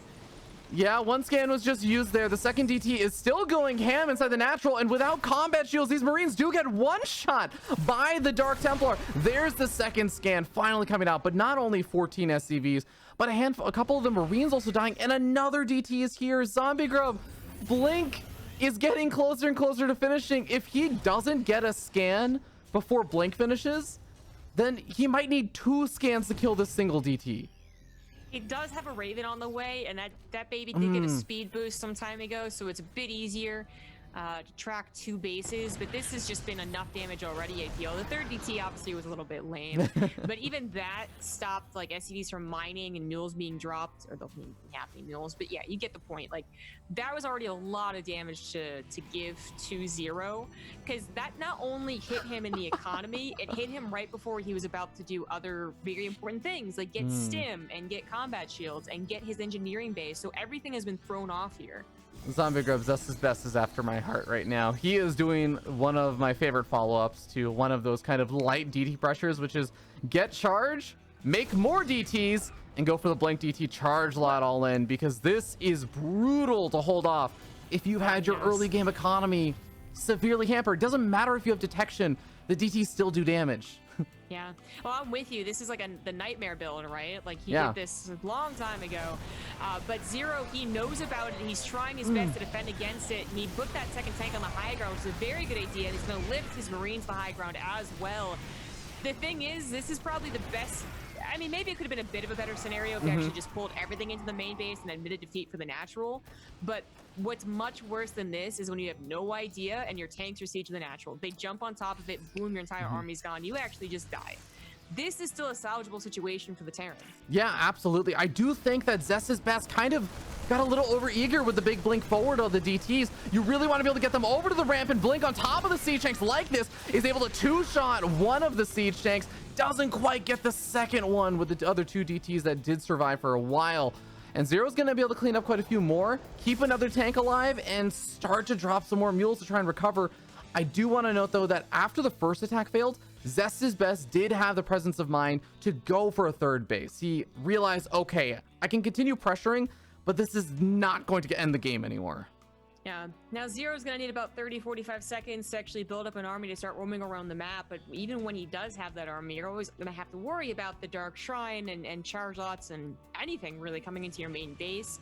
Maybe it's unlikely they have that War Prism, right? Because the road was only halfway done, but you know that they're going to have pylons every which way, and that is just going to be so annoying to deal with. Zero, easy. Zest is best, is actually going to have a pretty nice time in getting these upgrades we see currently on the way. But that doesn't necessarily mean that he has a super big lead. Like, a lot of this game is really going to be determined about the next follow-up from Zero. And we'll see where he decides to go with that follow-up as he continues to try and get up more of these upgrades. That combat shields actually helps out quite a bit for these Marines versus the DTs, because that means that the DTs are no longer one-shotting Marines. They can't just kind of ambush them and catch them off guard in low numbers anymore. So the DTs are going to start maneuvering around, just trying to keep an eye out on whether or not there's a move out. And Zombie Grub, the boys are being pulled. You know what DTs don't have? Splash damage, unless they turn into Archons, and I don't see any Archons out of the map right now. Yeah, it might be a good idea to make a couple, though, for sure. Good use of Lucent Phoenix. He actually sees the attack and still gets CDs in the main base. This is going to stop any reproduction at all, so it's even more all in than it really is. If Zest's Best can go ahead and, well, dodges what a mind, he does not, but also get a sentry on the force field, he could buy a lot more time for 1-1 to finish and Archons to merge, but that is a not very large army we're looking at right now. Yeah, a little bit of a misrally. Some probes do go down to the big army over here, but like you said, more force fields being thrown down just to try and buy time. The medevac's gonna be able to unload some of the Marines on the other side, though, and that means that these force fields are not gonna be able to hold things back for too much longer, especially with only one force field remaining. Isn't even close enough to the ramp to do it, and just retreats back to the third base. Is he gonna go for it? It looks like he's just trying to get some pickoffs and buy time with his face. The disruptor reveals itself with the scan and actually pops off a shot. It really should have held on to that one. It might be able to get a second one if it really backs up now, but nah. I mean, now Zero knows about it anyway, so he's going to be able to split at least somewhat. We have the Liberator not helping too much, or shouldn't be helping too much, and a tank that probably shouldn't have been helping very much either, but Zest's Best actually splits off his army to try and deal with both segments of the attack. Oh my god, that one disruptor shot almost took the game for him, but too much Terran is still left over. There is quite a bit, and that Raven is still alive, so no Hail Mary DT is going to be able to salvage that. The Dark Shrine and the Cybernetics Core are going to be the next targets over here. It looks like Zest's Best says, well, I know that I did a ton of economic damage even behind your SCV pull. Maybe I can still sacrifice my main base, and maybe, just maybe, I can rally out enough units for my third base. And, oh, he's going to go for a... is he just intercepting units, or is he going for a base trade? I'm not sure. I think he might just be intercepting units, but that was not a very good blink from either unit. The Wooden Mines, unfortunately, were a little too powerful. He couldn't snipe them fast enough. The Archon might just barely survive. I mean, really does need that. We are talking about a situation where medevac energy is also a very important resource that's currently depleted. So, you know, these Marines are definitely one-shot again by DTs and Archons, and they have Splash, right? So that's very important. And we are also talking about a situation where, I mean, yeah, every stim hurts, and Zero still feels the pressure to win this game. Yeah, Zest's Best actually still has a pretty decent bank and is, getting the Raven very, very low on hit points, and so are those Marines. They don't really want to fight versus the Archons right now. They end up eventually backing off over here. And Zero is finally rallying some of the reinforcements across the map that he had sitting at the natural, probably ready to intercept any DTs or something that came out. The gold base taken at the bottom left. Zest is best, is not given in just yet. He still feels like there are some magical ways to pull this game back. Yeah, it's so important you get that second Archon alive. It was so close to death, but he would really just love another one, you know, not only because it'd be helpful, but he also has about 1,800 gas, which would have been so much more helpful with High Templar Archons or even Sentries, to be honest, to buy some time on some of these high grounds. But he only recently finished up Sam X4. He's going to try and dive onto this. Auto turret's actually taking a lot of the threats. Widowmine's getting some deep shots. He's pushing him into a corner where the Archons are more effective, but he needs to get the Archons on top of that army. Yeah, one of the Archons ends up going down. The other Archon not actually splash damaging a lot of the Marines, and it looks like the Bioforce reigns supreme. Zero ties up the series and puts Alexa 12 pool up on the board. Zest is best really made it scary though. That's yeah. Even towards the last the last minute really, he might have still had a chance. If both Archons had gotten like 4 hits on that really clumped up army, I mean, maybe he still doesn't win just because his production is very low, but oh my god, that still would have been such a nail biter. It could have been so close. I mean, there's like so many small things that you start thinking about in these kind of situations where I'm like, the Raven was 1 Archon attack from dying. Would he have been able to warp into DT or something and then just rely on the gold base to try and build his way back up or something? Probably a little less likely, but I mean, yeah, just really, really close game there for both sides. That's his best. Definitely holding on there. Unfortunately, it does look like Azessa's best is going to fall. And fortunately for Zero and Team Alexa 12 pool, they are going to be able to tie up the series 1-1, which brings us to game number 3 now, Zombie Grub. And this is going to be one of the possible mismatches that's going to be happening, as I think Amazon Pain Force has had some really, really strong hard hitters for the most part. I think that now they have to send out one of their players who is still pretty solid player by normal StarCraft standards, but just with the grand finals and the level of play that we end up seeing, Teho, who I believe is in Diamond League, is going to be facing off against Slumdog, who's in Masters League. And I think this is something you can upset in, but it's really, really tough to do. Yeah, that's not, it's a 900 more difference of Diamond 2/1 to Masters 3, I want to say. So maybe Masters 2, I'm not sure. But anyways, like I do think that is possible, but it's also noted here that Teho has a bad matchup against Slumdog. So like drag that MMR down even further and gets much harder. That is actually true. Yeah, the current ladder map stats that we have is that Teho is 2-6 right now in this matchup. So we'll see if Teho can make some magic happen as a Terran player versus a pretty strong, actually, I think our stats page is a little confusing right now because I see Terran TVP, but I also see a Terran and a Zerg.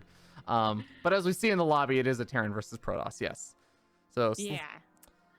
This is definitely going to be tough, but you know what, Zombie Grub, I will say, like, as someone that has been around Tejo's level, absolutely is something that I think I have been able to occasionally get some upsets, especially when you come up with some cool or clever builds. And even when I've been on my 4.5k MMR account, which is around where Slumdog's at, I have been able to actually lose to people who are in 3.6k MMR. So I've been on both sides of this one. I think it's possible. I'm a believer. I think considering it's his worst matchup, he's going to have a really strong build. And that could either mean a really strong cheese or all in, or just that he's worked on one macro build that he's perfected. Because I think that's where it's really going to see the slip up, is that when we see this type of MMR difference down in the Diamond and Masters, it's a lot about that mid-game production, a lot about getting that part of your build order down, if you even have a build order.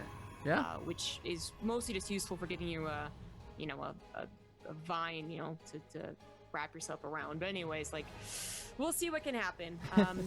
We're starting off on Nightshade. Indeed. And we are going to be in the bottom right-hand corner of the map, top of the blue Protoss player. Going to be representing the Amazon Pain Force. It is Tejo. And in the top left as the red Terran, he is Slumdog for Amazon 12 pool. Yeah, I still need to figure out what the name of that thing is. I've actually been gardening, and my mom is very excited. Ooh, a proxy pylon, I like it. but it's like it's like literally just a rod for a plant that like tomatoes can climb on. And I can never, I just like never, because there's, I don't know if there's actually a better word for it. I think You know it's what? just I'm a rod. actually, this is actually annoying me now because my dad literally used this word last night as he was describing something to me because he was talking about how he wants to get a garden. Oh, darn it. Anyways, that's what a build order, helps you, helps you with. But anyways, we don't have to worry about build orders because we're worrying about, we're worrying about cheeses. Yeah. Well, no, sorry. Packs didn't have. Yeah.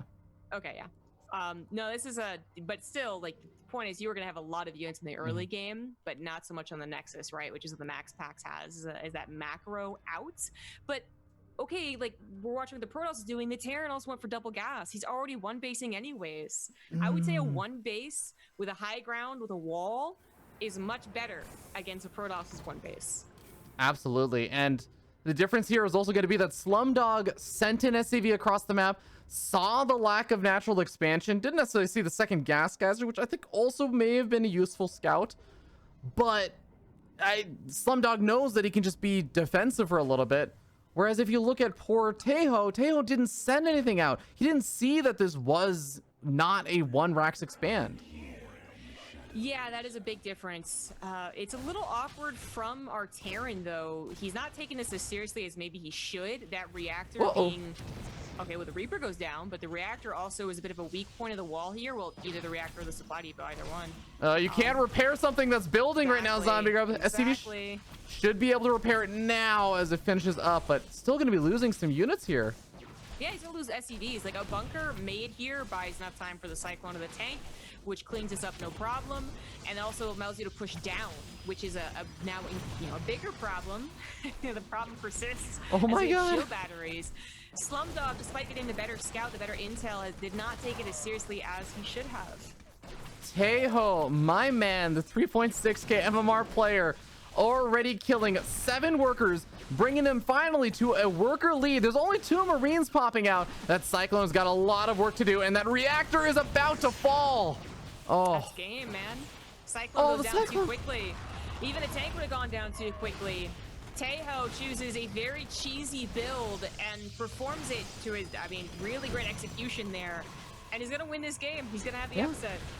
And already you're falling back to that shield battery. The SCV is not able to get the full surround.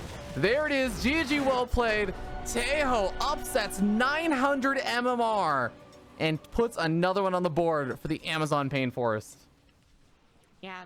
It says that Slumdog is a little bit out of practice, but Teho's, bad matchup. I said at the beginning of the game, if you give either one of these guys a build that they've been practicing, I think that they can overtake a very large MMR difference. It seems that Teho was the one that had the build he's been practicing. He did it really well. The timings, the building, like no weird, I sent my probe out too late, and he was really rewarded for it. Yeah, absolutely. God. What a way for the game to go. It really did seem like things were not going to end up going well. But like you said, it did seem like Teho was able to capitalize on the underreaction from Slumdog. So with that does mean a 2-1 lead for Amazon Pain Force, who have never been down in this series thus far. As we move into game number 4, Everdream is going to be the map. And we're getting to actually see the Amazon Pain Force captain, NACL, coming on out as he faces off versus Kevin from Team Alexa 12 pool. This is going to be a Protoss versus Protoss. I don't even know that we've seen a repeat matchup so far. We've seen the rainbow is here, man. A lot of Protoss though. A lot of Protoss. That's interesting. So Kevin is like maybe, yeah, he's actually like more of a Zerg player, but he plays Protoss in this tournament. Interesting. Huh. All right. So I also was told earlier that Kevin is, if you remember Kevon was actually Kevin because it's Kevin with 2 E's. Kevon. I like that. Yeah. Well, that's gonna be a little bit weird then, to have to be practicing Zerg and then going back to playing Protoss. That's weird. Well, okay. I'm not sure it's a big enough difference. Sometimes you do just like not one of, you don't feel your main race, so you play a little bit more of another one. But PvP, if you just have that one build you do and you remember it, proxy robo, it's not gonna go well for you. Yeah, at the same time though, I think of PvP and I'm like, if there was a matchup I would race switch to get away from, it would be PvP. So I'm like, interesting. Regardless though, we are going to be moving into game number 4 with a team captain currently sitting up 2-1 over here. As we move into the bottom left-hand corner of the map to introduce that team captain for Team Amazon Painforest, it is NACL. In the top right, as the orange Protoss, we have Kevin. And he is for Amazon Alexa 12 pool. Now I'm thinking of his name, I'm thinking of like that bird from Up. And I was like, why does it sound so familiar to be like, Kevin? I remember exactly what you're talking about. Oh, what a great movie. It was, yeah. Okay, so NACL, we have seen him many times now in the CEA doing these kind of cannon rushes. He does love this, and let me tell you something, Zombie Grub. This is a weird spot to try and do the cannon rush. I think he wanted to go for a 3 pylon wall at this ramp, which I have tried to get you to do on one of our shows before. Wasn't able to get the 3rd pylon down because Kevin actually covers it, and Kevin's even sending the probes over to this location, and the NACL actually misplacing the cannon as well, so can't do the proper gateway wall in on the bottom. Oh, this is actually going so poorly right now for NACL. What if I ever cannon rushed you to tell me to do this? I tried to get you to do it on the back seat, and you yelled at me for it. Oh, you told me to cannon rush first. Yeah. And then I was already saying no. I Yeah. get you. Yeah. You did not do it. Cannon rusher. Ooh, gets a probe. That's actually a really nice snipe. And now NACL only has 1 probe remaining here on this side of the map. Oh, cannon has to get canceled. The last probe goes down. There's no other probe moving across the map. There's no gateway. There's no gas, guys. There's zombie growth. This is a disaster. Yeah, that's why I kind of had no problem talking about other things, because it's already seemed to be quite the disaster, I'm so sorry to say.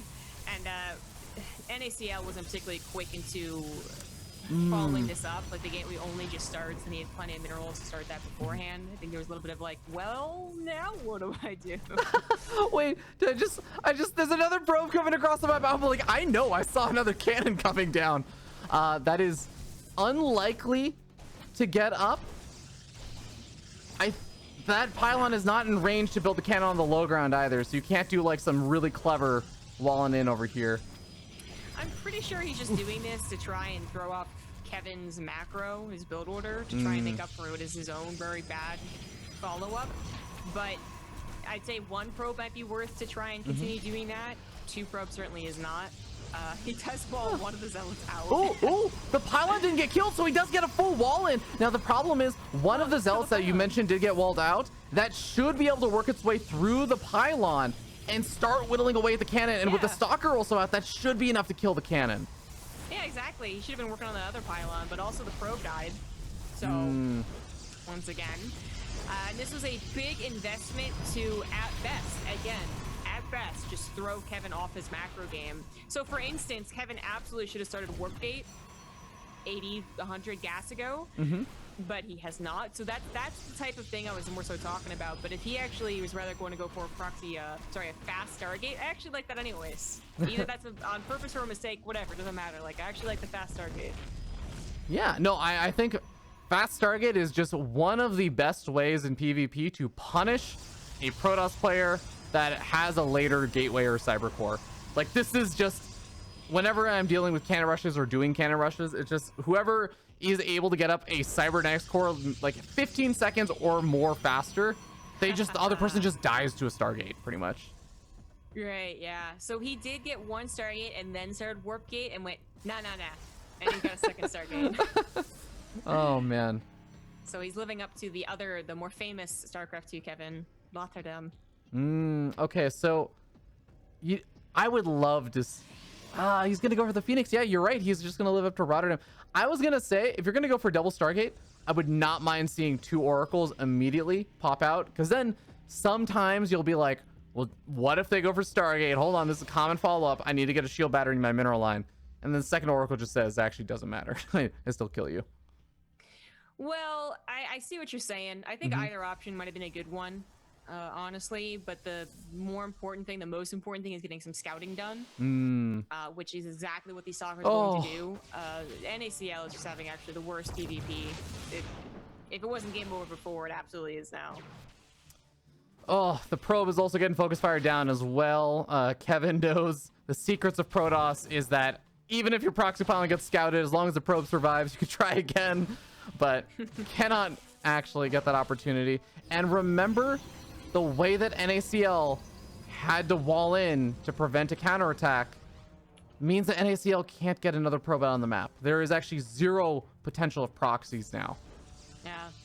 He could try and just do a very, very, very delayed gateway attack with like an very awkwardly timed +1. That is the plan. Against the player with no warp gate. Against the player with no warp gate. He doesn't need warp gate. Kevin knows what Kevin does. Kevin knows what Roddy does. He gets a Robo for a couple of Immortals and a couple of shield batteries and the natural, a Phoenix Immortal. You just need like one Immortal, honestly. Zombie Grub, I'm only afraid because of two things right now. One is that the Phoenix are actually taking a lot of damage here. The second is that they just use almost all of their energy on lifting probes. And now there's maybe going to be 2 to 3 lifts available for the fight. Could there actually be enough stalkers to start breaking through? Without a proxy pylon? Oh, yeah, proxy gateway? That's a problem, actually. Yeah, yeah, exactly. I don't think there is. Even with a proxy pylon, that's those slow warp-ins, right? I don't think it's enough. 4 shield batteries will buy enough time to pump up that Immortal, which will still have at least 1 shield battery left for its energy, and we are still talking about game over. The Immortal is gonna pop now. Yeah, and of course NACL has not actually seen the shield batteries yet, so maybe just holding out a little bit of hope. Hasn't seen what really is about to be up against the hard wall. The Immortal is finally scouted and sees those shield batteries, sees 2 of them, doesn't even see all of 4 of them. I think very soon is going to realize that this is not necessarily the attack that's going to work. No, it's not. +1's gonna finish and give him absolutely no benefit, I swear. Like, it's supposed to, but I don't think it's gonna look that way. We have a Sentry that could have, yeah, well, could have had a Guardian Shield, doesn't matter. He goes for the Immortal instead. There it is. Doesn't work out at all. Kevin, with a solid cannon rush defense, manages to make it work and tie up the series again. Alex 12 will put in another on the board, and we're at a 2-2 series score. Closely following from behind. Oh yeah, I'm glad that things are even. That game was just like watching a train wreck go into a car accident, go into a I don't even know. The ambulance also gets involved in the crash somehow. Like that was not the plane was show carrying a train of cars. Like the train was the cargo on the train was cars. And then the plane crashed into a boat. Yeah. Yeah, it was exactly. And it's tough. Like it's hard when you're here's the thing, I do commend NACL because when your first cannon rush fails in PvT or like PvZ, a lot of the time you're just like, all right, it's over. PvP is like sometimes this magical matchup that you're like, but they kind of got a late cyber core, or like they weren't mining gas, or you know, maybe I can still make this work on like a second go around, and you can make it work a lot later. But no, it just got shut down thanks to some really, really nice play from Kevin. So with that, 2-2, we move into our first ace match. This is going to be the game number 5, and we move into Simulacrum. Now, the first 4 maps with the Pro League style format and everything, if you're not familiar with that, players knew who they were going to be facing off against. And now we move into this best of 7 format where basically players do not know who they're going to be playing against. It's a blind submission, I think, from both teams to the admin. And we'll end up seeing who gets, paired off against who. But you don't really get that kind of advantage saying, oh, like, I really like this matchup. It's more just like Simulacrum. How do we feel about the map? Who wants to play this? Right, yeah. So that also, there's a little bit of extra like mind games to this as well, like a little bit where you could try and throw out a person who, I mean, it's like it's tough to say, but a bit of a throwaway, right? Like hoping that they'll quote unquote waste a player who's very, very good. Say they throw out the 7-point, or not the 7-point, the 6K, the 6K Terran, and you actually send out your 3.7 guy. Like you might actually be like, okay, yeah, like that's. You know, that was can't the draw, resend man. them. They're used. used Yeah, up. exactly. That can be a way to do it. Mhm. Oftentimes, I would say, from my experience a long time ago in Clan Wars, it's actually just who wants to go. Yeah, that's actually Anyone true. want to go? A lot of the time, because you might want to try and do this little sniper ruse and stuff, but then your ace player has to play on like Zen and they're not comfortable on the map or something, or like Golden Wall, and then you encounter some crazy cheese, which by the way, Golden Wall is going to be the map after this, which you're guaranteed to play. And that's what actually makes this really cool, is because sometimes you don't get as much of that extra strategy involved because one team is just at match point. It's like, it's like a 3-1 or something. And then it's like, oh, well, we basically we can't afford to lose any games. We don't have any games to throw away. With a 2-2 series score, there's a lot of that strategy you were talking about that actually is involved. So I'm pretty excited about that. Yep. Still anyone's series, still proving who's the best Amazon team, and we're still waiting on the surprise choice here. Yeah. While we are waiting, though, I do want to thank you guys so much for tuning in for the CEA finals. If you are interested in the CEA, if this looks like fun, you're like, I work at Amazon and there are 2 Amazon teams playing and I had no idea about this. Well, guess what? Not only Amazon employees, but Microsoft, Shopify, Raytheon, Google, a bunch of different companies have these teams that they put together. And you can actually, if you are on one of the companies, if you're working somewhere that they don't have a team just yet, you can look into organizing it and jumping into the CEA next season. This is not my official announcement of like CEA is coming back next season.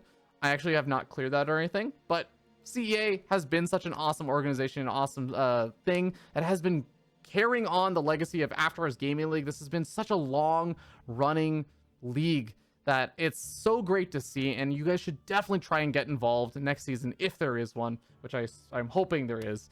And of course, I want to give a huge thank you to Shopify as well, because not only have all the companies in here been competing for charity and everything, but Shopify actually sponsored the CEA and allowed them to branch out from not just the corporate side of things, but moving into the collegiate side as well, when a lot of the other collegiate tournaments kind of dried up this year in particular for Starcraft 2.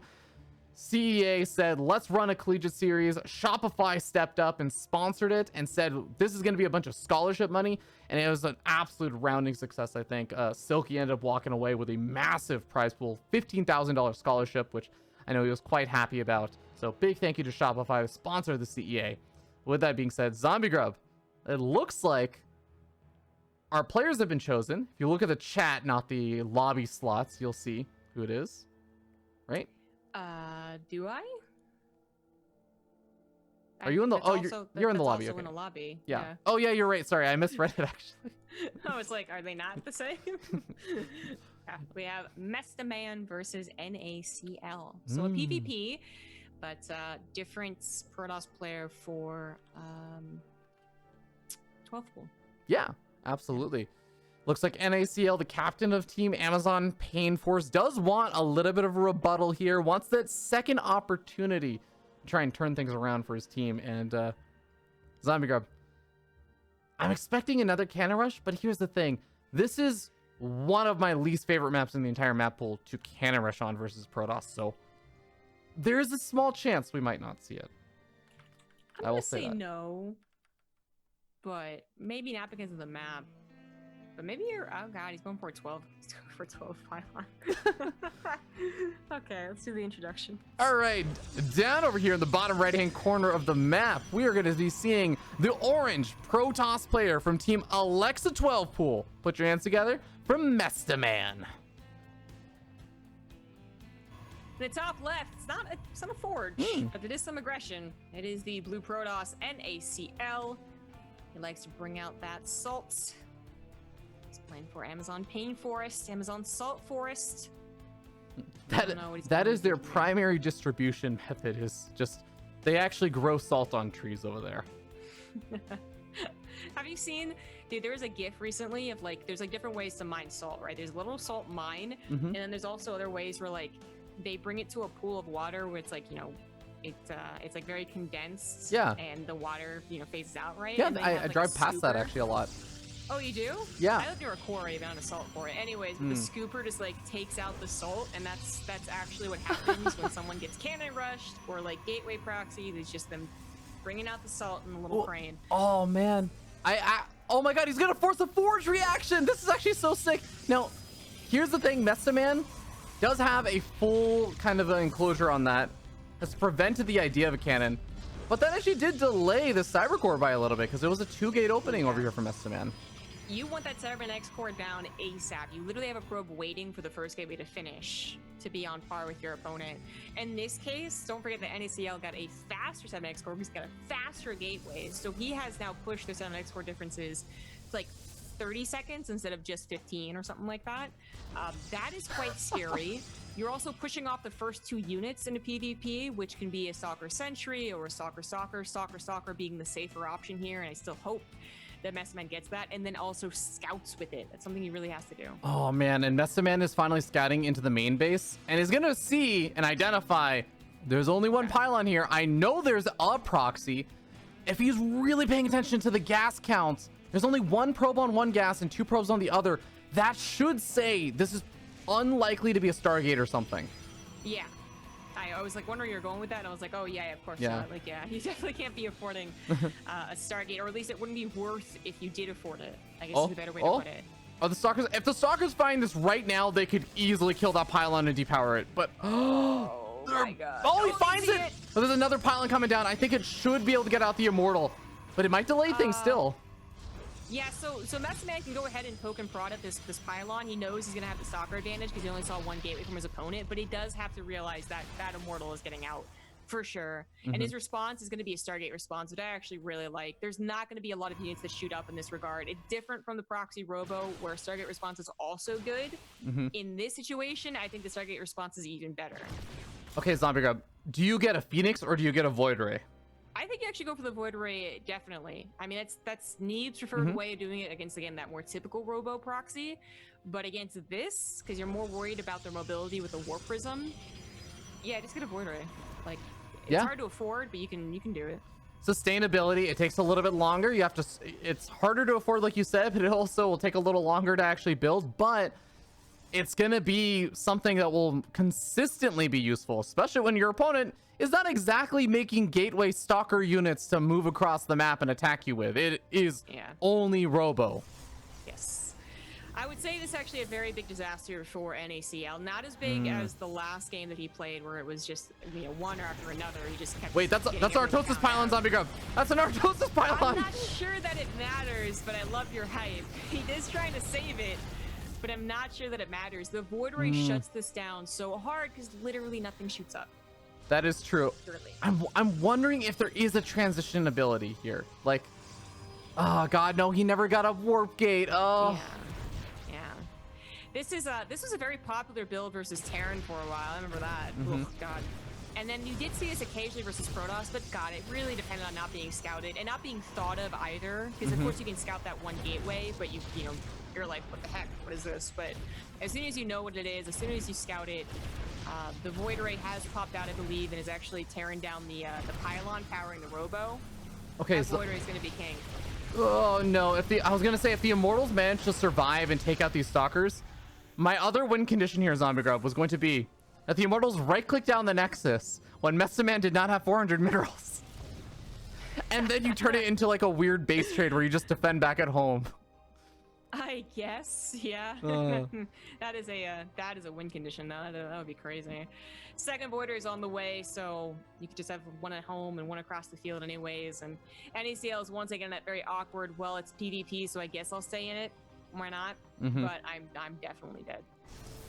Yeah, with not only your tech out in the middle of the map that's going to get taken out completely, but also just the fact that you don't have Warp Gate. Remember, Warp Gate is not just useful if you're like not a Protoss player or something. You don't usually see this come up as much. Warp Gate is not important just because you can warp in other locations. It actually allows you to build units faster. Stalkers take 10 or 15 seconds less time to build with Warp Gate than they do with just building out normally. So the Stalker count's going to be much lower than it could have been. This is problematic, but he is making the right choices to try and recover here. The Void Rays do look less strong. As the stalker numbers double them, they actually don't look that good at all. Well, unless they're set up by a shield battery, that is, which they would be. But oof, now we're on to even just building a more. Like, everything counters the next step of NACL's plan, which is getting stalkers. Yeah, that's definitely going to be a tough one. Well, we're going to have 6 stalkers out in a second. Would you get additional shield batteries out over here for NACL? For NACL, I don't think he has to worry about being attacked. I think he's just going to go for the attack. Okay. Well, he might have to worry, I would say. Okay, he's completely blind, right? So maybe you would worry, but... Oh, no. Oh, no. Not the Warp Prism. Not like this.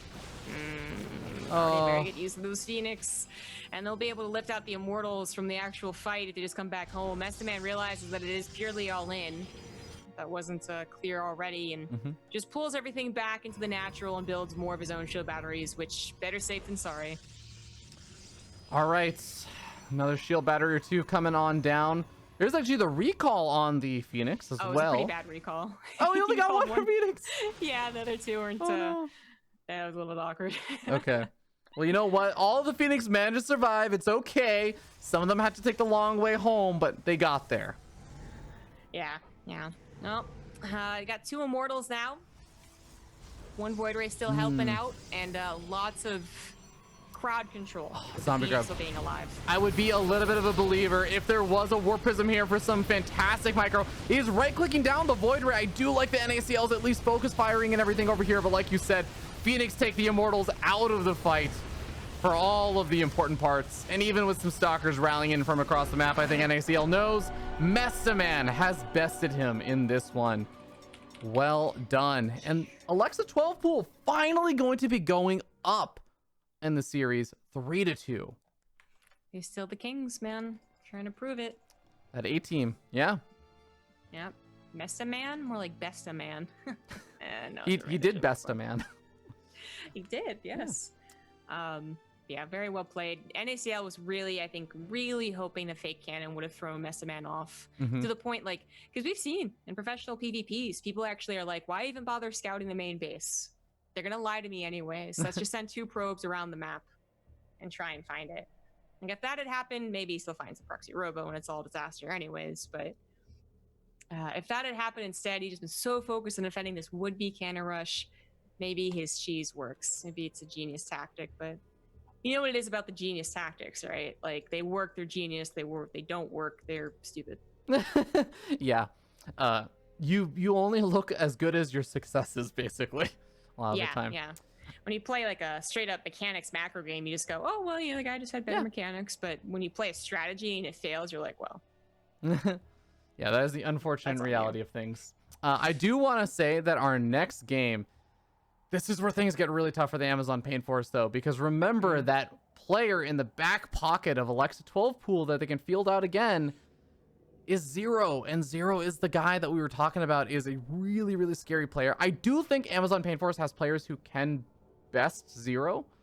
I mean, we almost actually saw Zero get into an uncomfortable position there in that earlier game today, but I think this is still going to be a really, really tough one. So does Zero come out in this next one? Does Alexa 12 pool send him out now, or do they send him out in the next game? Because remember, they can also choose and try and avoid maybe a potentially more threatening player with that.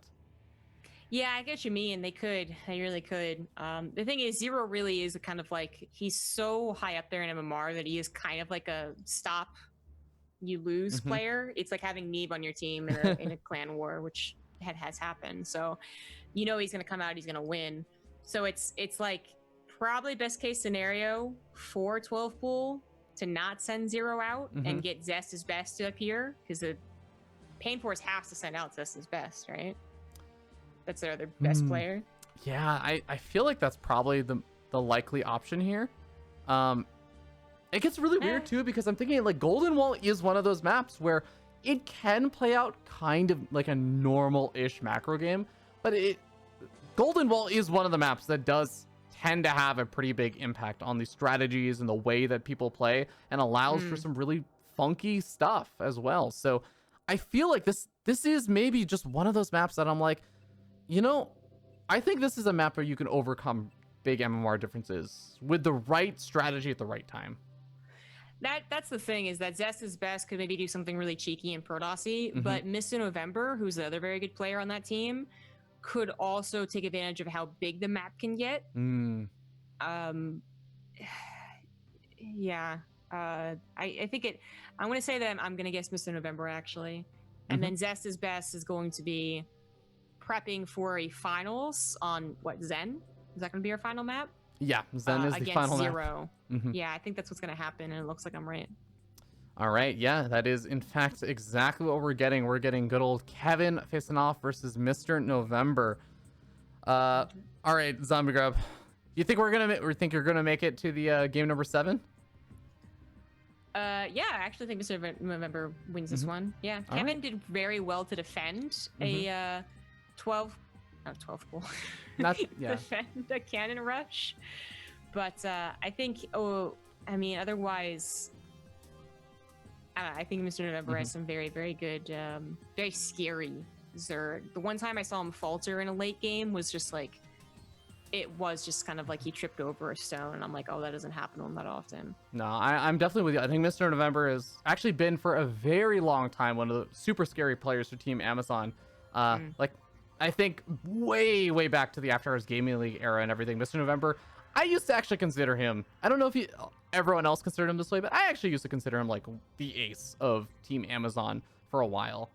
So I think that he really has not only just the overall general skill, but I think he's been around and playing in a lot of these like After Hours Gaming League and CEA for such a long time that he's also probably used to a little bit of that pressure and being like, all right, this is a really important match. Team is counting on me in the grand finals. Like, I've been here before. I know how to handle this.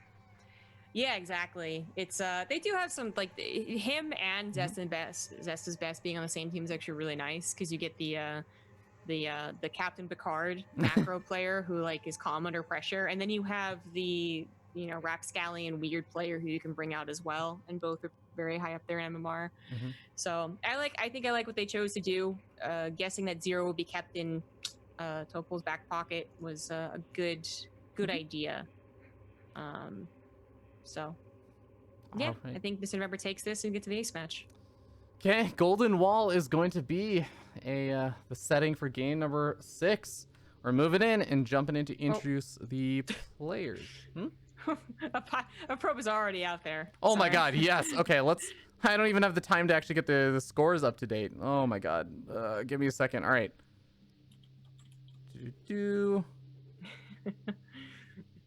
Dang, I can't believe he's doing this. Like, I thought this might be like a very fast 13 pylon, but he just isn't building a probe, man. He's actually going for the proxy 4-gate. You can actually do a, what do you call it? The flower behind the flower. mineral patches, but he's not doing that one. Oh, okay. Well, let's do the intros really quick. We have down over here in the bottom left-hand corner of the map, the player for Team Alexa 12 pool. It is the Orange Protoss, Kevin. And in the bottom right has the Teal Zerg. We have Mr. November for Pain Forest. And it's certainly going to be a lot of pain very soon. Yes, sir. It is a flower, Zombie Grub. It is a flower. Look at that beautiful flower. It's not the flower behind the minerals. That's true. Which can't happen here. That is the Fear Dragon flower, okay? The Fear Dragon flower. Which Mr. November didn't even scout for, by the way, so that possibly could have worked. This might still work, of course, still, because the second Overlord will not head in a direction. It's retreating back. It's literally going the opposite way. It wants to see a cannon rush more than it's thinking about a 4-gate proxy.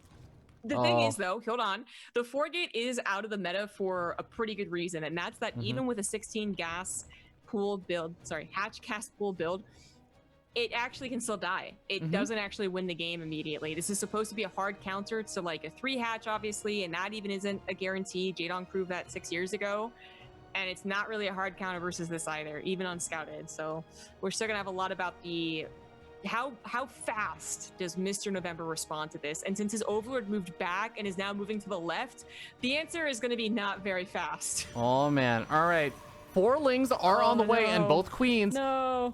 The pylon, is that gonna start revealing things? No, I think he wants the drones Oh, we okay. pulled into this to like get them off of building spine crawlers in the main base, which kind of worked. He's now building a spine crawler, but with a drone that actually was not even very close to the positioning, and it's just, oh, this. I think this is too late. You have to put a spine crawler in a place so you can protect it. Uh-oh.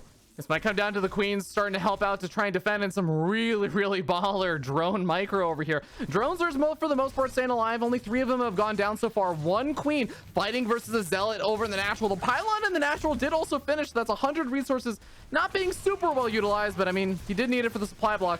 Drones drilling around, and they are able to snipe off a couple of these zealots. Is this going to be good enough? This actually might still be good enough. A spine crawler is also building in the main base. It's totally unprotected, but it's so far away from the zealots are that the queens are also being dodged around here. This is actually going to be a hold. And if you hold against this, you just win. Oh my god. The spine crawler is now on his long journey off of creep through that ramp to burrow the natural, but he doesn't even need the spine crawler. Zombie Grub. The Zerglings and the queens are actually holding on versus individual rallied in zealots. They're just going to try and right click down drones, but let me tell you something, Zombie Grub. With the micro we've seen from Mr. November with those drones, I don't think any of them are going to fall. I wonder if Kevin should have waited for like 6 zealots or something. Like really be a surprise. I wanted to play honorable, but Zero made me do it. GG, Mr. November, bringing us to the ace match.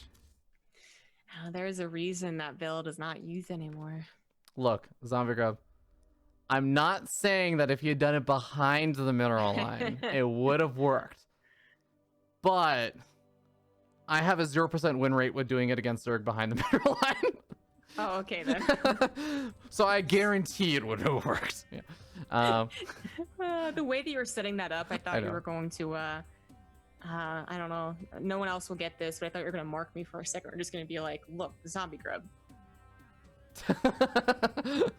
That would have been like, you're a dragon. Don't do this to me. No, stop. Well, I am super happy, Zombie Grub. We get a game 7. I was a little worried because some of our games in the earlier part of the series are going a little fast. But we're here. We're here at the final deciding moment, all right? It's going to come down to 2 players. We did say this is going to be a really tough battle, especially with who I think Amazon Painforce may have to send out. Because they have basically, I think Zest is best, right? Is Zest is best? I guess they could send out Teho or Kisa, but Kisa is currently listed as a 2.9k Platinum League player, which would actually be less than half the MMR of Zero. Yeah, that's so good. The other option is Zest is best. And Teho is also, like, we saw Teho do a phenomenal job. Upset against a 900 skill difference in MMR. Hard to do that against 2,400 MMR difference. Yeah, it's obviously Zest is best versus Zero. We're already heading over to the European server as well. I'm just waiting for us to be like, actually, someone's in the chat's gonna be like, Zero got called away on a Sev 1 because some massive technical issue happened at work, and now we have to field other people. It's like, oh man. I don't know what that means, but I think I got it from context. The way that a lot of companies, including Amazon, do like their there is a massive issue kind of thing, is they have like a scale of severity. So there's like, it goes from Sev 1 to Sev 5, and Sev 1 is like Jeff Bezos is emailing you a question mark on why is something down or why is something wrong. Gotcha. Yeah. I went to hang out with my mom yesterday, and she unfortunately was like working because she can't say no, basically. But so I was just like sitting on my old bed, my old room, because now it's her office, and listening to her, and she talks when she works to no one, so not to me. But she kept on saying something that was obviously an acronym, but I was just like, why are you, like, I kept on thinking she was talking to me. She'd be like, Pez this, Pez that, or something along those lines, or pat that, and I'm like, what is happening right now? Programmers are weird people. That's why I didn't become one. We absolutely aren't. I'm sure that your mom, you thought it was an acronym, but she actually just found some other foreign language to curse in, because that's what most of my days are like when I'm coding, is I'm just cursing at myself, basically. Oh yeah, she was definitely mentally cursing, at least. Looks like we're just waiting on some of the players having some trouble loading into the lobby and everything, but we will get that resolved shortly. Again, thank you everyone who's actually tuning in for this and everything. Want to remind you guys again, go check out the website and go see how you can get involved in the CEA. I know this is one of those intimidating things where it's CEA.gg, by the way, but this is one of those intimidating things, right? Yeah, Zombie Grab, I know you've also been in this situation where you've like been at school or you've like tried to find like clan mates because you want to go participate in like a clan war or something, and it's just getting people together can be kind of difficult sometimes. But you will always, I feel like every single time I have like actively gone out and like tried to get people to try and play or something, it ends up being a bit easier than I thought it would be to convince people to try out StarCraft. Or, you know, some people who used to play StarCraft, I was like, yeah, you know what, let's play some team games. Oh, I'm kind of having fun. Let's start a team and enter in the CEA or something. I want to support your point because I know you want to get people involved, but I went to a school that had like 50 people. So you're saying is you could have formed at least 12 teams of 4. No one in that school played StarCraft. So you're saying you could have converted 49 people to StarCraft. Yeah, totally, yeah. Including like a 70-year-old guy who's just taking school for fun. No, yeah, it should be a lot easier if you go to an actual school that's not 50 people. Yeah. School or business. I actually am like, I really regret that I can't do anything like this. You know what's extra cool about this is that I know it's not the most popular thing, but you know, a lot of the this stereotype of a lot of the companies that I've been to over in California, you know, Blizzard basically, and many others that I see are like, you guys form like intramural sports, right?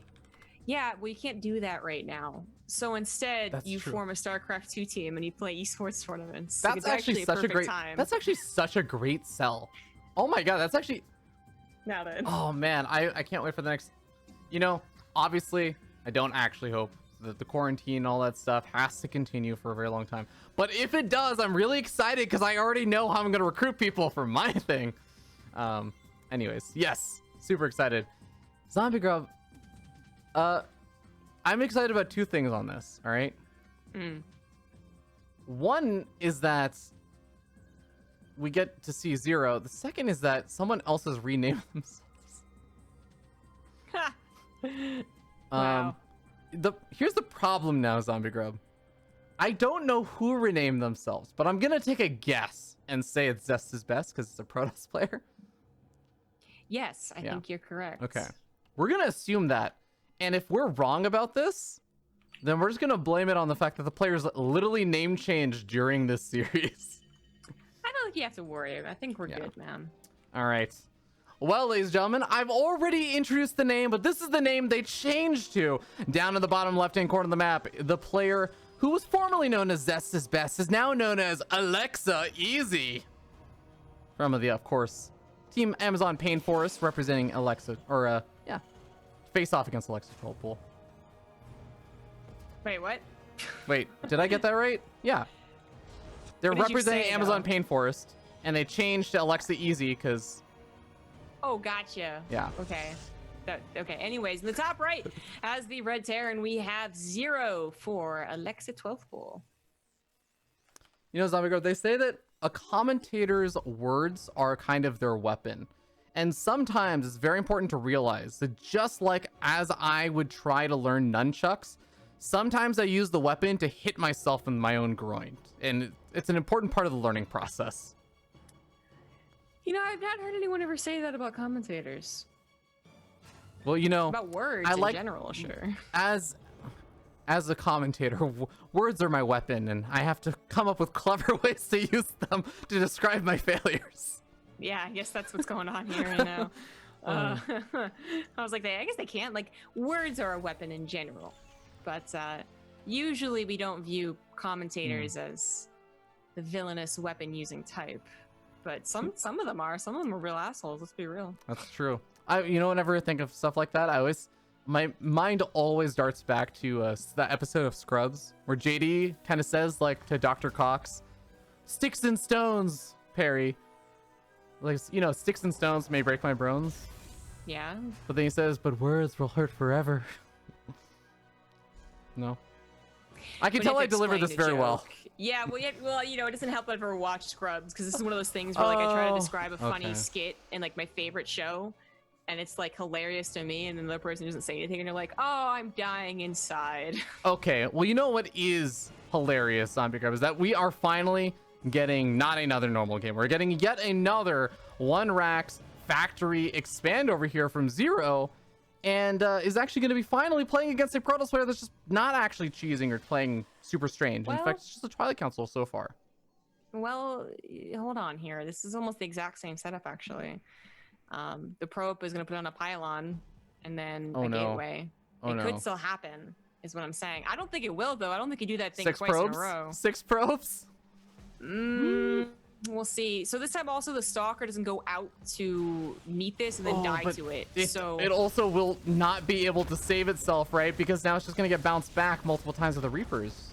well, the second Stalker's here to help this time. Like, such a big difference. The last time the Stalker was in the middle of the map, it could not get anywhere close to its buddy by the time he popped out. This time, we have it actually live. And, okay, it's pretty dead, but that's still pretty important because this is no longer Snowball. And this is not supposed to be a good build. I ain't really going to talk about that last time because it got really heated really fast. But what Zero's doing is not actually, like, if it doesn't do damage, it's not good. Most Terrans admit, okay, One Racks expand and that's it. Or we really push the proxy. And there's no proxies here, right? So this has got to do some more damage before we really start to feel comfortable because so far Zest is best.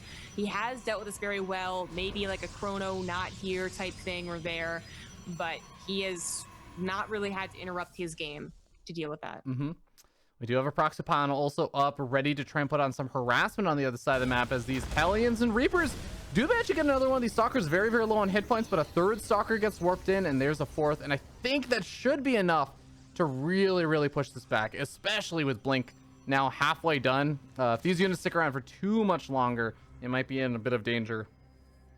You know, I really would have liked Zesto's best to have done a tank, a 4-gate Blink build following this up, because this, like, Blink finishes, you have 4 gateways. You could actually push across the map before they have a decent number of units, because these units are not supposed to be very good anymore. But he's only going for the 3 gateways. Now, he can still apply a lot of pressure depending on how many Stalkers he wants to make compared to that third Nexus, which we're still getting kind of like what's to be determined because these Reapers did more damage than they were supposed to, but it does look like he is setting up for a third Nexus.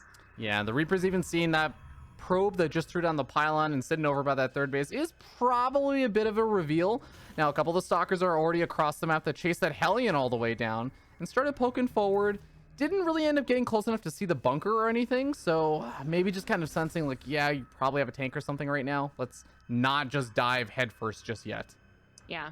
Oh, absolutely, he has a tank, but you know, not the bunker not being done. That could have been sniped, rather held off. Could have been stopped, and then he could have blinked on top of the tank had he known this was a situation. But of course, he didn't know. Yeah. So trying now when the bunker is done, when the second tank's about to pop, like that's not gonna work anymore. And oh my god, the Widow Mine drops. Oh my god, Zero catching not only poor team Amazon Bane Force off guard. No, he's thinking he has to do damage. Oh no. Zest's Best does get the Siege Tank, but loses all of the Stalkers in exchange. Zombie Grub, probably not worth. Usually No, it's never not. worth. No, that was not worth. It would have been much better for him to just say, okay, I lost 11 probes, that sucks. Let me just try and contain this guy, snipe the Raven, and then move across the map. Something like that. But this Widow Mine drop, too much of a surprise there. Now up to 16 kills and still alive. This is a straight up disaster. Oh man, Zero is even gonna have a decent push. Like, you know, you don't need those 2 tanks to push. He's gonna have Bio with Stim and Combat Shield's a pretty quick upgrade. The Warp Prism can threaten, you know, warp in to keep him back at home for a little bit longer, but Zest's Best needs to get to Colossus, I guess was his plan, because he didn't go into charge. But yeah, 1 Colossus against someone with a Raven too. Honestly, I feel like at this point, it's just one of those moments where you're so far behind, a Disruptor may end up being just the better choice. Even if that wasn't your plan, even if you weren't getting well situated for it. Yeah. I'm with you. It's tough though because either unit does get taken out by the Raven, either unit gets concaved on. It's gonna have difficulties with numbers because you didn't save the Stalkers. If he lost 20 probes, but he had all of his Stalkers protecting whatever Robo unit comes out, I'm like, yeah, okay, hold on, like maybe good blinking, good sniping, you know, like I believe in it, but he lost like 20 probes and he lost his entire army. Nothing protects these robo units now. They will be interference matrix or concave dawn, either option. All right, Colossus is here. The interference matrix is actually not quite available. It should be available in just a little bit, and maybe Zero is just kind of backing off to regroup and gain some energy and heal back up. But this is actually buying Zest's best just a little bit more time to try and get some more units. But the Reapers actually managed to kill 2 probes during all of this. Oh my god, I cannot believe it actually managed to sneak in there. Yeah. War Prism doing some damage in the main base as well. Not bad, but Zero was setting up for a concave. That's why his Marauders were forward. He was waiting for the interference matrix, and the derping AI when that happens. Not that this wouldn't have been game over anyways. Nice stuff from Zero. And it turns out that, in fact, Alexa is not easy. Zero gonna lock down another victory here as he takes out that 3rd base. Alexa easy. And secures victory for Team Alexa 12 pool. They are the A team. Well played. They are still the A team. Got a little dicey there for a little bit at some points during the series, but Zero pulls through, and as does the rest of the Alexa 12 pool team. Really, really well done. And congratulations, we do have our champions in both 1st and 2nd place, Team Amazon. But we know who really got 1st place here: the fans. It's and cheesy. Charity, actually, because remember again, that the winners have been determined, and that means that the charity of their choice, which is basically Amazon for both of these, end up getting the prize money for this. Is a couple $1,000s that actually is given to GiveWell, which is a charity organization that actually then finds the right charity organizations and places to put that money toward that tend to have very low administrative costs. So really, really awesome choice for Team Amazon, both of them actually. And overall, just a really good season, Zombie Grub. I had a lot of fun with this. Yeah, these finals were great, man. We had an upset, right? We had people going crazy in chat. We had an ace match. And that's what you really want from a team series. So this is everything we wanted for sure. Hope you guys enjoyed it, and it all goes to a good cause as well. Absolutely. I want to remind you guys again, 2 things that you should do. First of all, go to CEA.gg. See if this is something that you, as maybe someone that's also working at a company that maybe already has a team, or maybe doesn't have a team and you want to form one, go consider checking that out and looking into it and start putting stuff together now for next season that they end up doing. And the second thing is, please consider sending a nice little tweet or some message over to both Shopify and the CEO of Shopify, Toby, and just saying thank you for sponsoring the CEA, for making this tournament, this whole organization a lot better, and just giving us more Starcraft that's not necessarily at that professional WCS or EPT kind of level, but getting stuff that allows people who are not necessarily playing Starcraft full time. They're playing it part-time, they're doing it on the side as they have a family, they have a job, or they have school and all of these other things, but they're still able to find the time to improve and better themselves through Starcraft or other games as well. With all that being said, thank you so much again for joining me, Zombie Grub. Where can people catch you at? And yeah. Well, you can follow me on Twitter at DG Gaming, and Twitch is Zombie Grub. I'm also casting TSL tomorrow, so that's twitch.tv/Team Liquid. Starting at like 8:30, 9 p.m. EDT, something like that. So you can catch me there. All right. And thanks for inviting me, guys. And I want to give one final thank you to just all the people behind the scenes. CEA, of course, you get to see Zombie Grub, you get to see me, and you get to see, you know, maybe occasionally a couple other people here and there, like Steadfast doing a great job with actually casting a lot of the series and stuff. But there are a ton of great people for the organization, for CEA, behind the scenes that Zombie Grub and I have raved about many times, about how well organized and put together the CEA is as a league and just as an organization. So big thank you to all of those folks, including especially Whisper, who was the admin for pretty much this entire season of the CEA for the StarCraft side of things. And especially big thank you to Brad for bringing me on in the first place, and same for Zombie Grub. But anyways, guys, Have a wonderful, wonderful rest of your day. Happy StarCrafting, and we hope to see you for the next season of the CEA.